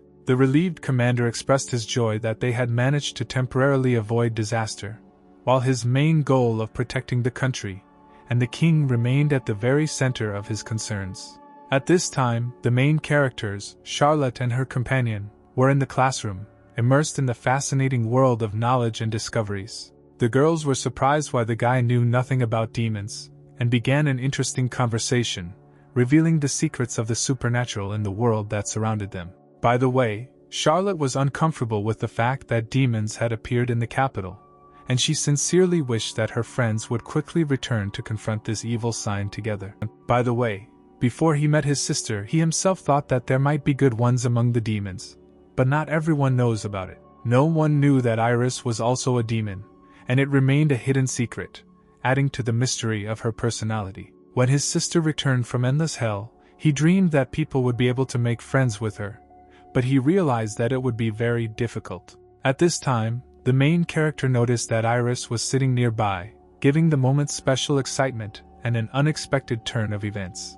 Approaching Iris, he He asked if she would be fine and if she was connected to demons, trying to find out the truth and calm his worries. Iris revealed that vampires have the ability to change their appearance, and warned that if she was discovered, there would be a commotion, adding to the mystery of her existence. She remembered asking at the vampire meeting the day before yesterday, and she was told that no one was sent to escape her, which confused her and created mysterious secrets. Only now she was informed that a demon named Jason was involved in the case, about whom there was a lot of bad gossip, adding intrigue to the solution. The main character thanked for the information and assured that he would remember this demon named Jason, as if ready to face the mysteries and challenges that had yet to be solved. When the teacher entered the classroom, the main character noted that it was not possible to start yet, since Yuri and Ibuki did not show up, emphasizing the importance of their presence. The teacher announced that Yuri had health problems, so he was absent, and at the same time apologized for the brevity of lessons today, explaining that recent events had created certain difficulties in the schedule. The main character was very surprised because Yuri had never missed a lesson until today, and even had his lessons cut short, and all this happened right when the demons came. Although the time for the end of the lesson was a little early, the teacher announced that that was all for today, asking to be careful on the way home, as if anticipating possible difficulties. Roy was finally free. He planned to go to the cafeteria and eat as always, and then go home. Charlotte offered to go somewhere with her guy if he was free. The main character, with wide eyes, looked for an answer in bewilderment, unable to comprehend the reason why all this happened again, as if a mysterious turn of fate had disrupted his routine. Charlotte stood in bewilderment because she couldn't understand why Iris was with them, because she had only invited a guy. She explained her presence, claiming that it was her responsibility to be with the master. Confusion flashed in her eyes, but she stood firm in her opinion. Of course, adding that if Charlotte doesn't like something, she is supposed to be free to move to another place without unnecessary hassles and complaints, to make it comfortable and easy for her. Classmates were happily informed that their order was ready, and this news of the successful completion of their selection filled them with pleasant satisfaction, creating a pleasant feeling of joy and satisfaction. It is also worth emphasizing that all this seemed truly appetizing, which, combined with a pleasant notification that the order was ready, created a tempting prospect of tasty pleasure, inspiring real gastronomic pleasure. The main character completely immersed himself in pleasure, fully enjoying the delicious food that was brought to him, forming a moment of complete satisfaction and true joy around himself. Noticing that he was dirty, Iris immediately began to help him, showing care and friendliness at this unexpected moment, creating an atmosphere of attention and support. From the expression on her face, it became clear that she was alarmed by the girl's behavior, reflecting anxiety and bewilderment at the unexpected actions of her interlocutor, creating an atmosphere of misunderstanding and anxiety. She was sure that Iris was doing this on purpose, demonstrating her actions right in her presence, causing her a feeling of dissatisfaction and irritation. After that, she decided to take action and was ready to tell the guy something important, taking responsibility for conveying information, creating an environment of seriousness and readiness to act. Then she suddenly just licked it, creating a moment of confusion and surprise with her unexpected action, giving the situation a strange cast and raising questions in the air. And after that, she gratefully expressed her gratitude and said that everything was delicious, ending the meeting with a positive review, creating a pleasant impression and ending the meeting in a good mood. Of course, the main character could not understand what was happening here, and was slightly alarmed, feeling some awkwardness and misunderstanding of the situation, creating an atmosphere of mystery and slight anxiety. Everyone else present will also always be in shock at what is happening, creating an atmosphere of surprise and bewilderment among everyone present, leaving a trace of mystery and surprising excitement in the room. Iris then offered her pancake to Rui with a smile on her face, creating a warm and pleasant environment where the delicacy became not only a symbol of taste, but also a sign of friendship, blossoming in an atmosphere of mutual understanding. Immediately after this, Charlotte began to offer her cake, adding to the atmosphere of fun and sharing of treats, creating a delicious moment in their communication together, where taste and joy became an integral part of this pleasant evening. The guy was at a loss, could not understand what was happening, because he saw how both girls were competing for his attention, and did not know how to behave in this situation, feeling a mixture of surprise and bewilderment.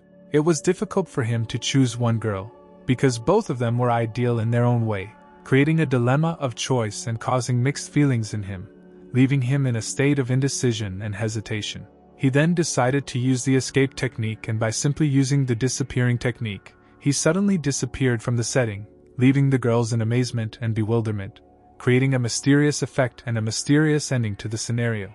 Charlotte sarcastically called the guy polite, insisting that payment could wait, adding a humorous note to their communication and emphasizing a peculiar view of the situation, giving the conversation a slight ironic tone. After all these events, Iris apparently decided that it was time for her to go home, emphasizing the closure of the meeting and, perhaps, the desire to avoid further surprises, creating an atmosphere of closure and resolution. She explained her move by saying that without the main character there was no point in being there, expressing her need for his presence, and emphasizing the connection between them, giving the situation a touch of emotional importance. Charlotte couldn't understand why Iris always said things like that, causing her confusion and questions about her friend's behavior, leaving a sense of mystery and misunderstanding in the air. The girl simply could not understand whether she had done something wrong, and why she deserved such treatment from Iris, feeling misunderstandings and doubts about her behavior, creating mixed feelings and questions in her soul. Iris understood that the Demon King had the ogre sealed and his granddaughter had nothing to do with it, but she still felt some inexplicable emotions, especially towards the girl, creating a mysterious moment in their relationship. Inside, Iris felt an inexplicable anger towards the girl, although she understood that she was not to blame for anything, experiencing an internal contradiction between emotions and rational understanding, creating a complex emotional conflict. Then she simply decided to say goodbye and leave, because she had nothing to say, ending the meeting with a vague feeling of disappointment and misunderstanding, creating a moment of parting in an atmosphere of unresolvedness. Charlotte considered the girl a fool, while Vidya seems to hold grievances inside herself, creating a tense and unclear dynamic in their relationship, leaving negative tension in the air. The next day, the main characters told their friends what happened to them, sharing their impressions and worries after the unusual events, creating an atmosphere of discussion and exchange of impressions. The guys sincerely hoped that the girls would find a common language and become support for each other, with the confidence that friendship between them would make their interaction more pleasant and calm, introducing an element of mutual understanding and harmony into their relationship. Wolf said that in that case they needed to eat meat, and asked the man for 3 large skewers, expressing her need for nutritious food and making a request to him, creating mixed feelings around the request for meat. The man decided to please the guy and said that he would give him more, showing friendliness and willingness to please his guest in a pleasant moment, creating an atmosphere of cordiality and hospitality. Wolf believed that his meat was different from others, considering it the best among all, expressing pride and confidence in the quality of his product, creating an atmosphere of passion and gastronomic enthusiasm. Michael felt that there was some uncertainty in the city, and more mysterious events were happening every day, making her feel wary and eager to unravel the mysteries that mysteriously developed around her, creating an atmosphere of intrigue and mystery. In addition, there is some kind of unpleasant atmosphere in the city, and he does not like it when everything is so gloomy, causing him an additional feeling of discomfort, creating an atmosphere of indignation and even anxiety. Even the seller noticed that since yesterday the number of buyers has become significantly less, emphasizing the impact of strange events on the general atmosphere and life in the city, creating an environment of decline and uncertainty. There are also adventurers who fled the capital. He was interested in the question of what would happen to this country, creating additional mysteries and worries about the future, adding an element of unpredictability and uncertainty. Wolf felt it was strange not to be afraid of demons, expressing his surprise and pondering why some people do not naturally feel uneasy about demonic entities, creating an interesting conversation about the perception of fear and mystical phenomena. He explained that beastmen are excellent at close combat, but have absolutely no magical skills, making them incompatible with demons due to their inability to use magic, adding an interesting dynamic to their struggles with mystical forces. Michael could not understand why demons were considered so scary, expressing his confusion regarding their terrifying reputation, raising questions and speculation about the nature of fear of such entities. The guy firmly decided that he would not allow magic to become his weak spot, His ideas on countering magic had just begun to take shape and were in the development stage, but he was determined to bring them to specific and effective methods of protection, creating an image of determination and desire for self-defense. Michael reported that this was exactly what he expected from the guy, expressing his unsurprisingness and confidence that the guy would take such a strong stance towards magic, emphasizing the conformity to expectations and reinforcing the guy's image as a stoic and determined individual. Rui noticed that they were getting stronger, and he felt that he should not lag behind them, encouraging himself to constantly grow and develop to match the level of his interlocutors, creating internal motivation and desire for personal success. Wolf suddenly felt a vague anxiety, which caused him to sharply tense. Despite the absence of obvious reasons, his attention was drawn to something invisible, creating a mysterious and exciting moment, filling the situation with mystery. He attributed his wariness to the fact that he thought there was a strange smell around him, adding an element of mystery and emphasizing his attention to detail that others might miss, creating an atmosphere of suspicion and interest. Of course, his friends could not understand what he was talking about, greeting his explanation with bewilderment and creating a comic situation around smells and premonitions, adding an element of humor and discrepancy of perceptions. In addition, Michael reported that he smelled only the smell of meat and nothing else, specifying that his sensations were limited to a specific aroma, which added mystery to their discussion, emphasizing the limitations of perception and causing interest in the nature of his senses. Rui noticed that the situation had become strange, and accordingly, his curiosity was aroused a little, creating interest and a desire to unravel the mysterious events happening around him, adding an element of intrigue and exploration. Then the main character decided to try to discover magical power, opening a new path for himself and introducing himself into the world of secrets and magic in search of answers to his questions, creating an atmosphere of intrigue and desire to understand the unknown. The people who were around turned out to be really just ordinary people, adding mystery and bewilderment to the strange incident that caused such anxiety and interest, increasing the inner feeling of mystery and uncertainty. A second cut suffocated the situation, and the guy, with a wary gaze, drew attention to someone, creating tension and increasing the feeling of mystery in the air, adding an element of intrigue and surprise to what was happening. He noticed 3 people, and if he looked closely, their magical power was shaking strangely, creating strange vibrations and raising further questions about their unique abilities. Perhaps, of course, it seemed to the main character, but just in case, it is better for him to follow them, leaving the question of what is happening open and not excluding the possibility of something more mysterious. And literally in a split second, they took off, adding mystery to the scene and giving the protagonist a sense of urgency to follow them. Well, Michael abruptly stopped the seller and said he wouldn't let them leave without paying for the meat, creating a tense situation and emphasizing the importance of honesty in this context. In the end, with an incredible effort, he ran to 3 strangers, despite all the difficulties, and they finally found themselves together, creating a mysterious picture of the evening city. As long as they behave as usual, apparently they really are just ordinary people, and at this point there is nothing to suggest anything unusual in their behavior. Wolf noticed that the boys were hitting on the girls, and his attention was drawn to their smiles and joking conversations, creating a cheerful atmosphere in the crowd. And then, as if out of nowhere, the guys started dragging the girls into some alley, adding mystery and excitement to the city night scene. 3 strangers reported that the girls were brazenly resisting, all because they thought they looked human, creating funny misunderstandings in an unexpected situation.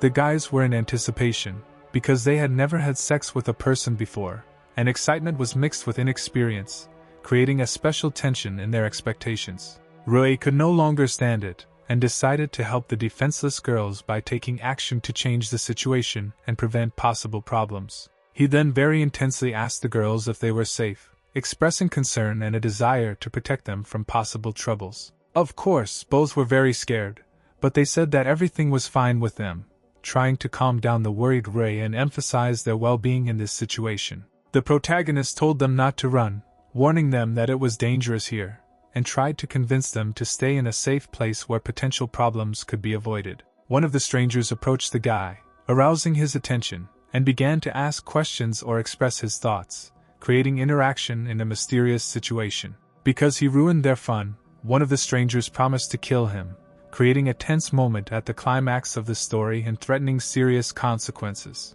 Michael asked if they were going to run away, expressing his concern and desire to help them in such an unpleasant situation. The strangers were determined, and not understanding with words, they decided to explain their position to him through bodily actions, creating a tense moment in the exchange of hostile emotions.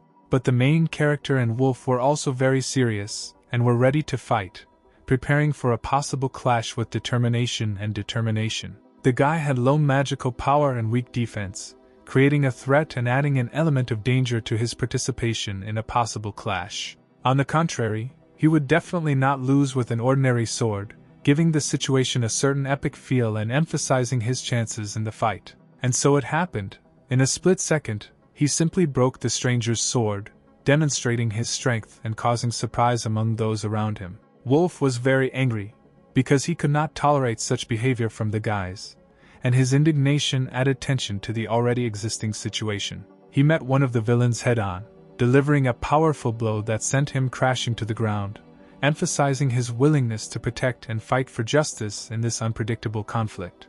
After which Ray himself decided to get into the fray in order to help his friend, adding a new element to the chaos of the conflict, and emphasizing their solidarity in this difficult situation. He decided to use supersonic lightning, adding an element of surprise and power to the fight to turn the tide in his team's favor. And this, indeed, helped.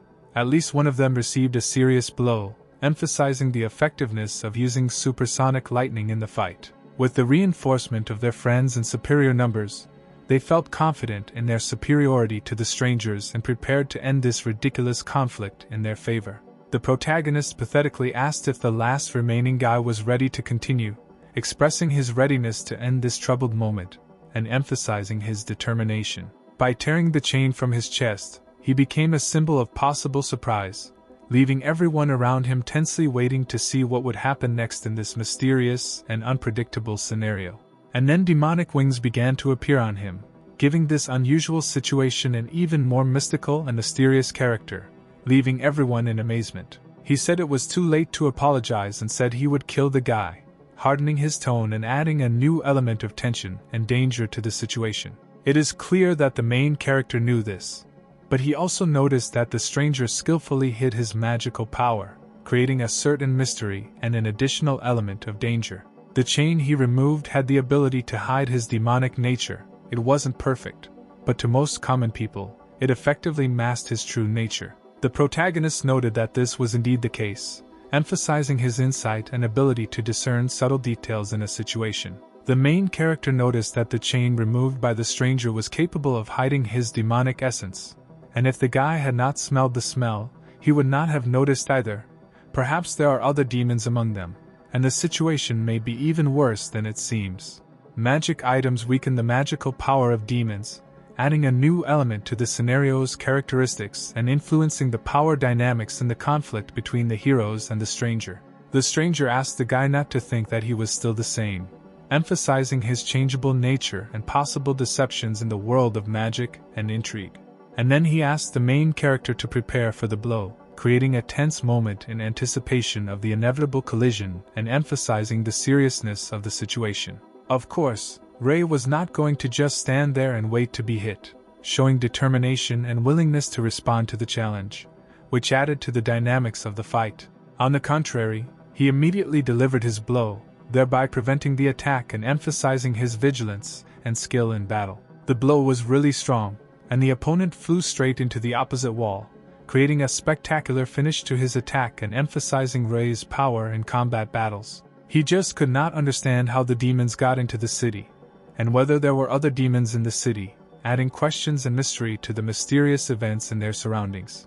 Avoiding full disclosure, the stranger remained silent, emphasizing his caution and intractability in disclosing details, which only increased the mystery and misunderstanding in the eyes of the protagonist. The main character said that he was ready to bloody his hands to protect those who are dear to him, and asked if the stranger was ready for such a sacrifice, finding out his readiness for protection and alliance in this difficult battle. And then the guy gave up and began to say that there was no one else in the city yet. They were simply ordered to go out into the city, but thinking that if they were ordered to act according to plan, they would not be given time to have fun. The guy could not understand what plan the stranger was talking about, leaving in the air a feeling of mistrust and unsolved secrets in their future cooperation. But he couldn't say, because if he spoke out, his boss would simply kill him, creating an additional layer of danger and drama in their interaction. Contrary to expectations and ambiguities, the strangers somehow managed to escape, leaving behind a mysterious trail and forcing the protagonist to ponder the possible consequences that could arise from this unexpected turn of events. To be honest, the main character could not understand how this could happen, but he needed to act, gathering strength and preparing to solve the mystery and face the new challenges that lay ahead. He then instantly remembered that there were a lot of people on the main street, causing him to become uneasy and realize that the situation might be more complicated and dangerous than it seemed.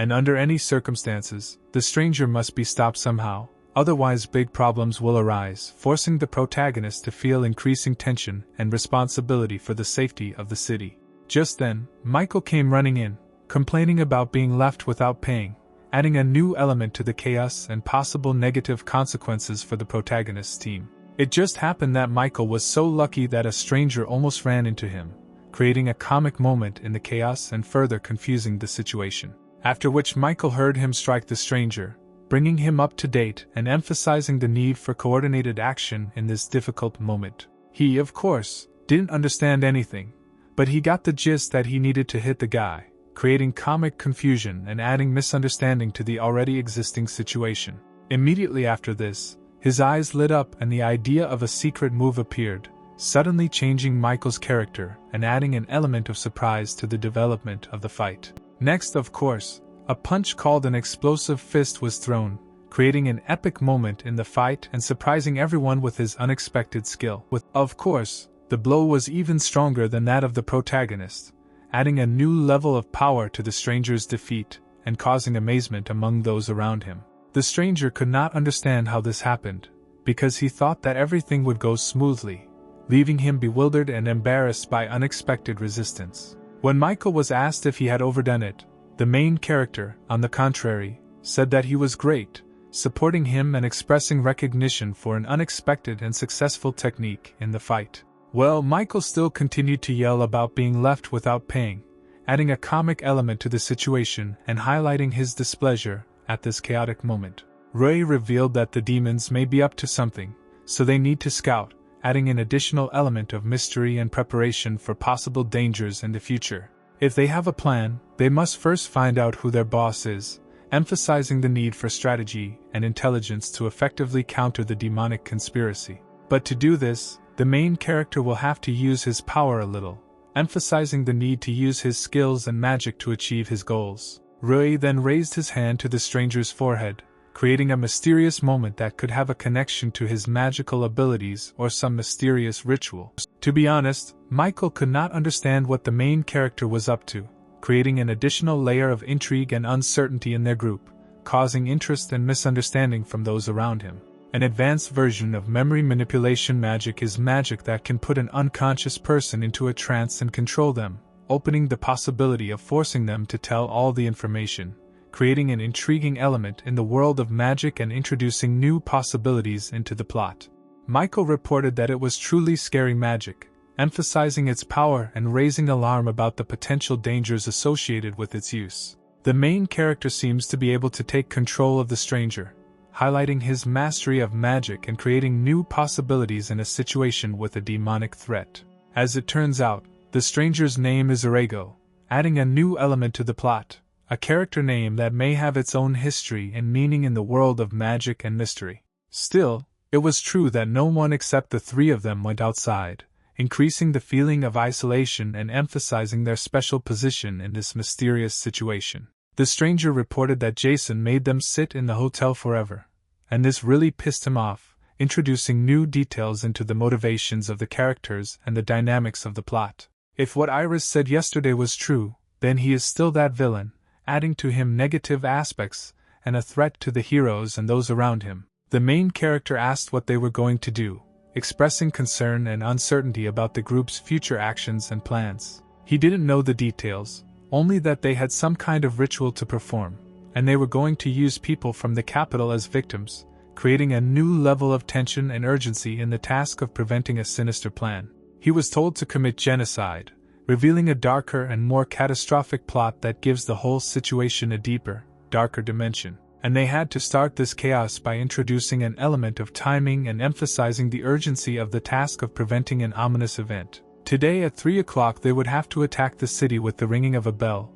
They were supposed to attack in 2 groups, adding specific details and clarifying the villain's plan of action. I start with the hotel, and the freaks should not have destroyed the capital at once, creating a more complex scheme and attack plan that requires careful research and prevention. Of course, such information shocked everyone present, increasing tension and emphasizing the urgency of the need to prevent the upcoming threat. The protagonist decided that he would force them to sleep through sleep magic, taking decisive steps to neutralize the danger and create an opportunity for a deeper study of their plans. And then he began to run somewhere, leaving everyone in amazement and introducing a new element of surprise into the course of events, creating additional difficulties for the heroes. At the moment it was 2 o'clock in the afternoon and 50 minutes, emphasizing the limited time before events occur and increasing the sense of urgency in the actions of the protagonist. They simply did not have time, because in 10 minutes the demons would begin to attack the city. They needed to protect everyone from the demons, but at the same time they needed to find out Jason's real goal, introducing poignant moments and internal contradictions into the plot. Friends reported that the guy was very strange, adding a mysterious element to the plot and possible difficulties in revealing his true intentions. And he said that he should not think about going there alone, because they are with him, they will do everything he asks, showing unity and readiness to support the main character in a difficult situation. To be honest, the huge hero was slightly shocked after such words, reflecting his surprise and perhaps an unexpected sense of responsibility for those who are ready to follow him. He decided that he would still rely on the boys, deciding to entrust his fate to the group, feeling that there was strength in unity, and preparing for joint efforts in the fight against the demonic threat. He, realizing that the demons would soon begin to attack, decided to rely on his friends, armed himself with a sword and, with faith in their joint strength, went forward to save his city from sinister forces. The main character decided that he would go towards the hotel where there would be many demons, demonstrating his determination and willingness to fight the threat directly. Rui, using his memory manipulation magic, decided to probe the demon's memory, hoping to learn more about their plans and goals in order to have an advantage in the upcoming clash. And Michael had to go to the royal palace and report everything to the knights, creating an additional plan of action and ensuring that the official defenders of the city were informed. If he says that he stands up for Yuri, he is listened to, emphasizing the importance and influence of Yuri in the city and the possibility of using this to his advantage in the current situation. Michael was only interested in one thing. After he reported whether he could act as he wanted, expressing his desire to maintain some degree of freedom in solving the problem. Then they had to be careful, realizing that every step in their plan matters, and any mistake could be decisive in the fight against the demons and to save the city. The next time they meet is after everything is over, emphasizing the anticipation of the unknown and the tense atmosphere before the upcoming battle with the demons. Under the weight of responsibility for the future of the city, they formed an unbreakable alliance, ready to confront the darkness and bring victory to the light, taking up arms and turning their gaze towards the advancing enemy. At this time, Jason calmly drank wine for himself, emphasizing the carefree attitude of his attitude towards the impending danger and creating a contrast with the tense situation of the main characters. Seeing Jason calmly enjoying the wine, the man conveyed the information that they should begin soon, making the main characters feel the pressure of time and the inevitability of the approaching clash with demonic force. Jason noticed that he was somehow anxious, and, as he found out, there were no platinum-class adventurers in the capital right now, adding mystery to his behavior and raising questions among the main characters. When they got to the capital, they were already winning. It would be nice if it were that simple, emphasizing the impending difficulties and surprises that may await the heroes in their attempt to save the city. Now that the time had come, they needed to get started, creating an atmosphere of tension and preparedness for unpredictable events in the near future. The man could not believe that he just had to wait, expressing anxiety and bewilderment in front of the unknown danger that was slowly but surely approaching. Since he is a warrior, he could not simply sit still while the war was going on nearby, expressing his rejection of passive waiting and preparing to take an active part in the fight for his city. Jason noted that the man was truly an old man with an old mindset, highlighting the generation gap and differences in approaches to the situation that could affect their ability to effectively deal with the approaching threat. He decided to entrust him with dealing with the commander of the Royal Knights of Jekyll, demonstrating strategic thinking and distribution of responsibilities in the upcoming struggle. The man at first did not understand who Jason was talking about, expressing bewilderment and emphasizing possible difficulties in communication and understanding among the heroes. After he realized who the guy was talking about, his eyes lit up, expressing determination and possible personal involvement in resolving the conflict with the commander of the Royal Knights. Jason said that he would leave him several subjects, he could use them, offering the man the resources and opportunities to effectively complete the assigned task. Jason nodded affirmatively, emphasizing his confidence and trust in the boy's ability to successfully complete the task, creating additional incentive for him to show his best qualities in protecting the city. But he didn't care, because he no longer needed the man after he crossed the border, highlighting Jason's determination and ability to get away with cooperation after achieving his goal. If he manages to distract the commander of the knight and the king, it will even be to their advantage, expressing the possibility of creating favorable conditions for the implementation of their plans and actions in the interests of the city. Although it would be best if they beat each other, highlighting Jason's strategic move to try to create a win-win situation for his side within the royal structure. It is better for them to concentrate on their plan now, emphasizing the need to focus on solving current problems and putting internal conflicts on the back burner to achieve a common goal. He did not think that there were people who could stop them, expressing confidence in his plan and underestimating possible opposition from other individuals. Just at this moment, a giant horse runs amok in the capital, adding an element of chaos and surprise to the city's setting, which may affect the course of events and the actions of the main characters. At this moment, Max and his group were next to her, providing additional personalities and possible interactions between the characters and the developing situation. They were just trying to cope with this crazy horse, emphasizing the unpredictability and struggle with unexpected forces in the city, which can add an additional element of tension to the plot. The girls intervened in this chaos, actively helping the victims and rescuing them from dangerous situations, creating an additional element of solidarity and mutual assistance in the city. They almost completed the evacuation, demonstrating the girls' efficiency and organization in a crisis situation and highlighting their ability to act quickly in difficult conditions. Max was fine, but ran out of flash grenades, highlighting the limited resources and potential difficulties the characters faced in dealing with the chaos in the capital. He just could not understand what the knights were doing at this time, where the adventurers were, or even anyone would come from the alliance, expressing concern and bewilderment at the lack of action on the part of other groups and allies in such a critical situation. Max has already begun to lose hope that anyone will help them, emphasizing the feeling of helplessness and loneliness in the face of growing threat and lack of external support.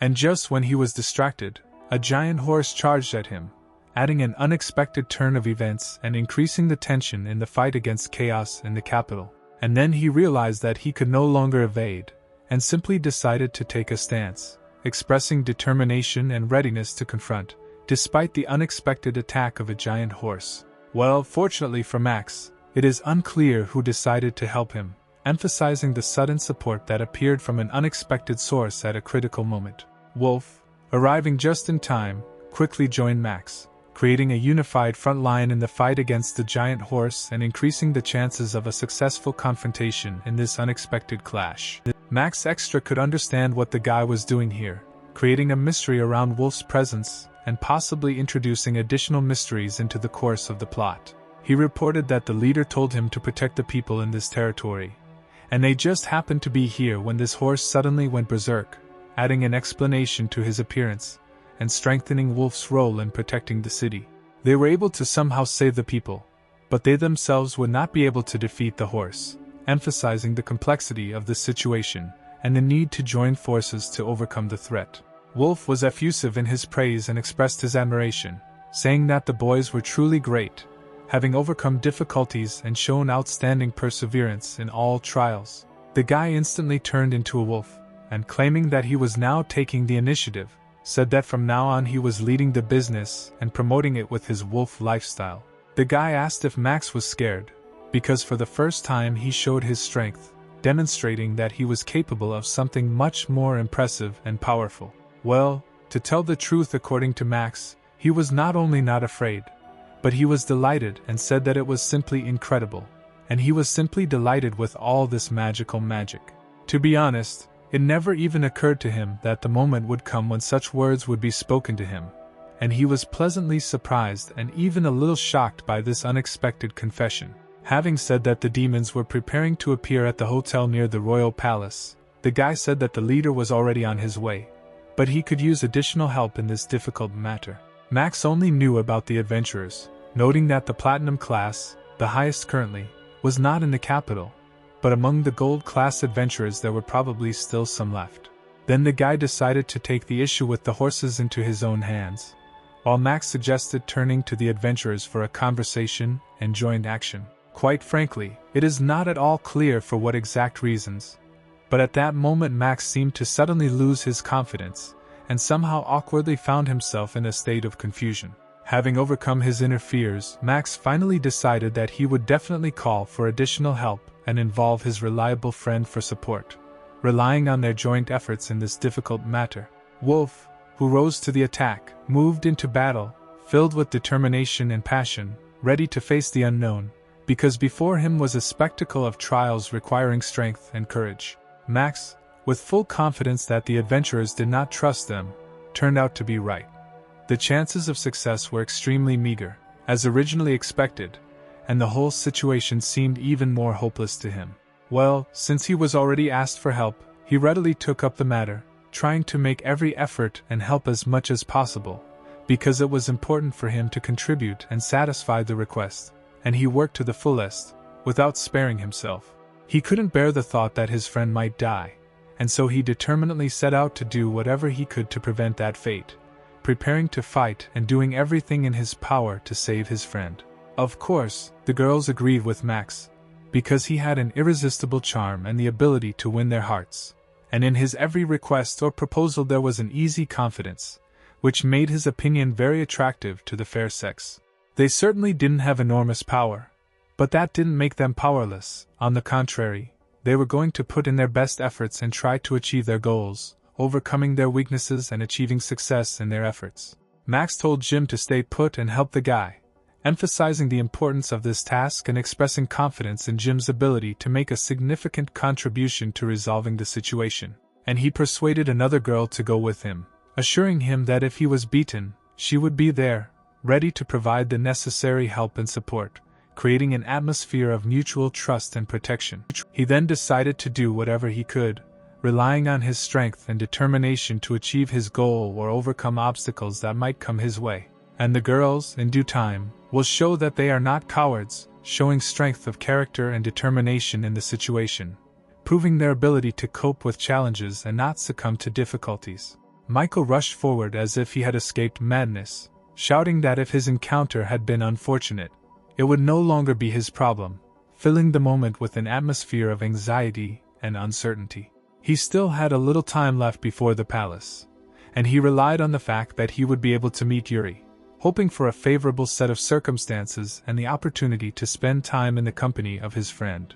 But suddenly, someone restored his run, to put it mildly, introducing an unexpected element into his plans and forcing him to face unexpected events caused by mysterious incidents. At this time, Kazaka and Oscar appeared in front of him, creating a situation full of anticipation and excitement, since their presence was a harbinger of something important or unusual. The guy reported that they had been doing a bit of investigating here, suddenly introducing an element of mystery and intrigue into the situation, raising questions about the nature and purpose of their investigation. And the girl reported that the beetles were not feeling well, creating a mysterious atmosphere and arousing interest in what could affect the condition of these strange insects. After the demons arrived, they began to behave strangely, explaining that they had a strange feeling about the palace, which was why they came here, causing misunderstandings and incredible speculation. Michael was surprised, because he did not think that both of them were so friendly, causing him some surprise and joy at the unexpected harmony between the demons, which he did not expect to see. As it turned out, classes ended earlier than usual today, and Oscar suggested they go for a walk, suddenly creating an unexpected turn of events and an opportunity to have a good time after the school day. Michael, to be honest, did not expect Oscar to seem like this, surprised by new traits of character or behavior of his friend that manifested themselves in an informal setting outside of class. He, however, turned out to be not as shy as Oscar thought, opening up in a more informal setting and showing himself from a new, unexpected side. To be honest, Oscar easily fell into that couple when Michael said that he was in love with the girl, causing surprise and joyful emotion in his behavior. The brain then decided to wonder what Michael had forgotten there, perhaps hinting at mysterious or important aspects of the past or forgotten details that might be relevant to the current situation. Then, over the course of several minutes, Michael told them all the details and events, removing the questioning shadows and creating clarity around what could have happened and how it affected his current state. And accordingly, taking this into account, there is a high probability that the palace seems strange in the eyes of the demons, so it is necessary to quickly deal with these circumstances and find out what could cause their unusual perception. Michael politely asked for their help, emphasizing his dependence on their support, and joining forces in solving the mysterious situation surrounding the strange perception of the palace. They then decided to go to the palace, oddly enough, perhaps to unravel the mystery and understand why it evokes such strange impressions and feelings in the demons. Not far from them, Michael noticed a guard, causing him to be a little alarmed and attentive to safety, because the presence of a guard could indicate something unusual in the vicinity of the palace. Michael shouted very loudly to the guard, trying to get his attention, and asked him with a request or question, creating a situation that required attention and a response. But the guard showed no attention, and Michael decided that it seemed he would have to get closer to get his attention and get an answer to his questions. Michael said that if they didn't hurry, the capital would simply come to an end, adding drama and urgency to the situation to emphasize the need for a quick response and resolution of the problem. But he was quickly stopped and told that there seemed to be something there, drawing attention to a possible source of problem or danger that needed to be investigated and resolved. He then decided to use magical analysis, attempting to penetrate the mysteries and energies of the surroundings in order to identify unusual or anomalous phenomena that could be related to the strange state of the palace and the demons. Oscar noted that this was quite high-class barrier magic, indicating the presence of powerful artificial barriers, perhaps created for the purpose of protecting or hiding something important within the palace. And not everyone is capable of creating such a powerful barrier, which is why the guard did not pay attention to Michael's presence, since usually such magical protections remain invisible to ordinary observers. This barrier appears to have a cognitive alienation effect. The guard cannot see or hear them, creating the illusion of invisibility and inconspicuousness for those who try to get close. Therefore, even if the capital were turned into embers, inside the palace it would look the same as usual thanks to this cold magic, maintaining the appearance of an ordinary and unshakable reality inside the palace walls. Michael decided that he could simply break this wall, and began to literally beat it, trying to overcome the magical barrier with physical force, expressing his determination and reluctance to accept the impassibility. Yes, he decided to use the supreme bomb, with the hope that it would somehow help, showing determination to use all available means and strength to overcome the magical barrier and the problem inside the palace. Well, oddly enough, nothing helped, and the guy simply sat back, realizing that the use of a higher bomb or physical force had no effect on the magical barrier, creating disappointment and uncertainty in further actions. But he is glad that he at least cracked it, leaving the hope that even small successes can lead to overcoming the magical barrier and achieving the goal. Oscar once again explained that this barrier was most likely created by the forces of about 10 demons, adding an additional element of mystery and complexity to the picture of the situation. If you don't use the latest fire magic on him, it is impossible to pass through, which means that Michael's blow was not strong enough, and a more powerful impact will be required to overcome the barrier. And he said that he tried to use the belt of magical power, but nothing worked, emphasizing that the magic he tried to use could not overcome the magical barrier. He did not sense Yuri's presence from the palace, which added to the mystery and anxiety, as Yuri was usually easily detected in the magical plane, and his absence created additional questions and anxiety.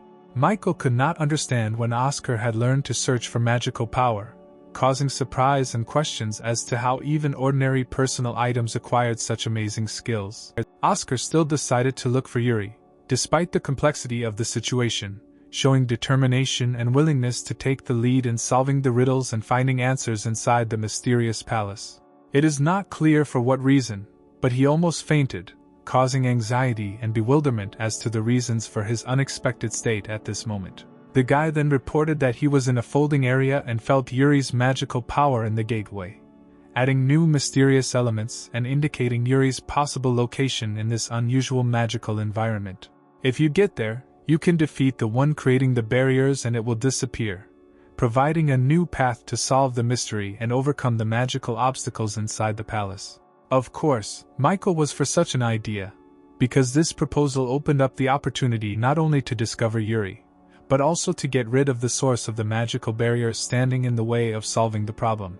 Just at this time, the guards were punched in the face, which caused some satisfaction and a feeling that their plan was beginning to work, making it clear that magical influence on the barriers could produce results. As it turns out, these were demons who were beating up the guards, adding an element of chaos and danger to the environment, which could be due to their interests within the palace and their influence on the magical barriers. They laughed because the partner was worried about his friend, demonstrating his cruelty and indifference to the feelings of others, which created an additional layer of tension in the situation. One of the demons reported that if the surviving partner sat on his knees, he would let him live, offering the destruction of the relationship and reduction to a level of submission in exchange for sparing his life. Of course, the guard was not ready to let them into the city and considered this very cruel, expressing his displeasure and protest against the threats and violence from the demons. The stranger hoped to negotiate with him, but nothing came of it, creating a situation of conflict of interests and possible conflict in an attempt to find a compromise or solution. It is unclear why something suddenly stopped him, creating questions and confusion as to what could have influenced the sudden change in circumstances. As it turns out, it was the main character who saved the guard, adding a twist and highlighting his role in resolving the conflict between the guards and the demons. The guy immediately asked if the man was okay, expressing concern for his well-being after intervening in a conflict with demons. To be honest, this guard's look was very frightened, because he did not understand what was happening, evoking sympathy and understanding of the complexity of the situation that he had to face. The main character said that he would figure it out himself, emphasizing his willingness to take responsibility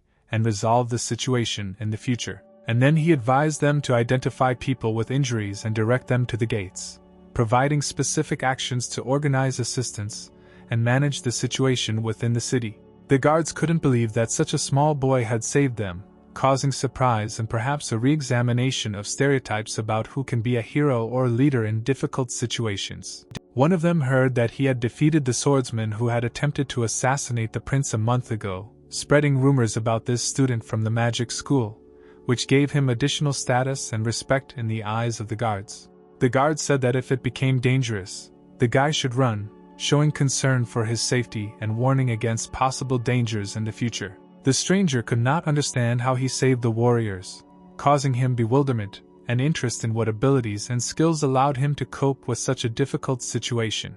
Magic is the profession of demons. They will definitely benefit by expressing skepticism and confidence in the power of demons in the field of magic and anticipating the outcome of future events. Of course, the main character knew about the power of strong demons, but he is very sorry that they use their magic for such sinister purposes, expressing sympathy for potentially powerful creatures, but used for harmful purposes. He simply could not let them into the city, expressing his determination to confront the demons and not allow them to enter the safe areas of the city. The man then decided to use a supreme firestorm, taking measures to protect the city and confront the demons, showing his willingness to use powerful magical abilities to protect the monastery. Of course, Ray was prepared for this, demonstrating confidence and readiness to take on the challenge of the ultimate firestorm and use his magical skills to combat the danger. He was ready to defend the capital with all his might, showing devotion and determination to protect his city from possible threats and ensure the safety of its inhabitants. The demons could not understand who he was, leaving them bewildered and uneasy at the mysterious figure willing to confront them with such determination. They promised him that he would not return alive, hinting at serious threats and raising tension in anticipation of an imminent confrontation. The main characters moved very elastically and professionally, demonstrating their skills and coordination in the fight, which gave an impression of skill and experience on the part of observers. And he dealt with demons with ease, expressing his fearlessness and skill in combat, which strengthened his reputation as a strong and experienced warrior. Next, the main character decided to use attacking technique number 3, emphasizing his strategy in the fight and his readiness for a variety of tactical approaches in the fight. This technique was indeed very effective and mesmerizing, giving the impression of not only skill, but also virtuosity in the use of combat skills. The demons no longer believed that he was human, emphasizing the supernatural abilities and skill of the protagonist in the fight against them. The demons were wrong, as he was taught to fight by the Dragon King, revealing the secret source of his strength and skill in battle. They realized that they couldn't kill him up close and decided that they would attack with magic, adopting tactics and strategies according to their magical abilities to achieve their goals. They noticed that he even saw all their feints, expressing surprise at his incredible skills in perceiving and deflecting attacks. It happens that he sees magic, but cannot control it, adding an element of uncertainty and risk in his interaction with magical phenomena. The main character then decided to take matters into his own hands and finally start attacking, showing determination and desire to control the course of events in the fight against the demons.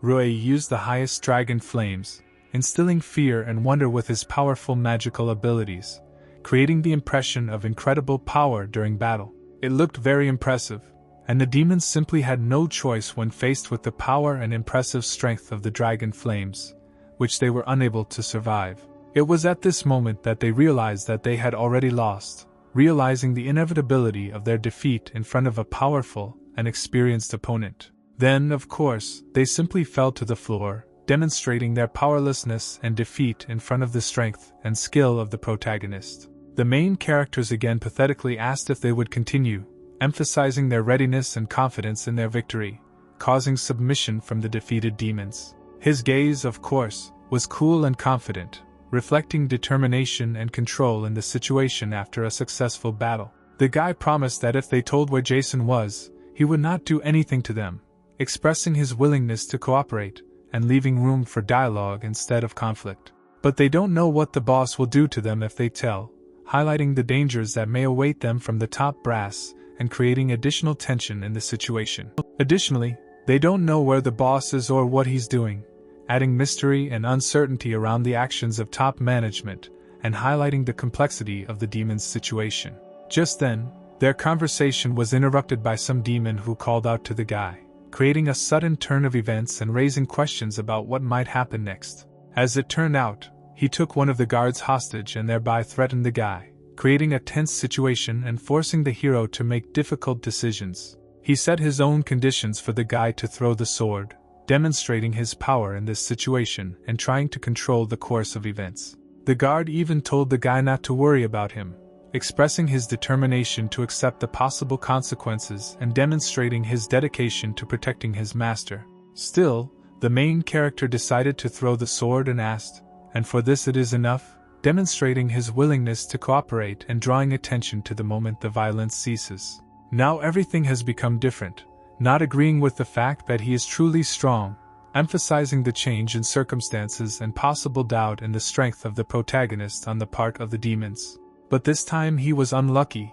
Immediately after these words he was hit, demonstrating that trust in the enemy can be dangerous, and emphasizing the surprise in the course of events. They didn't think he would have that look in such a situation, expressing surprise and perhaps fear at the protagonist's unexpected reaction or determination. He didn't know how long he could continue with so many demons, expressing doubt about his ability to deal with so many opponents and highlighting the difficulty of the situation. It will be difficult for him to endure attacks from such a large number. He cannot let everything end here. He needs to do something, expressing awareness of the need for action and the desire to change the course of events. Now this guy was left in a hopeless situation. He urgently needed to come up with something to prevent the demons from winning, emphasizing the urgency and tension of the moment.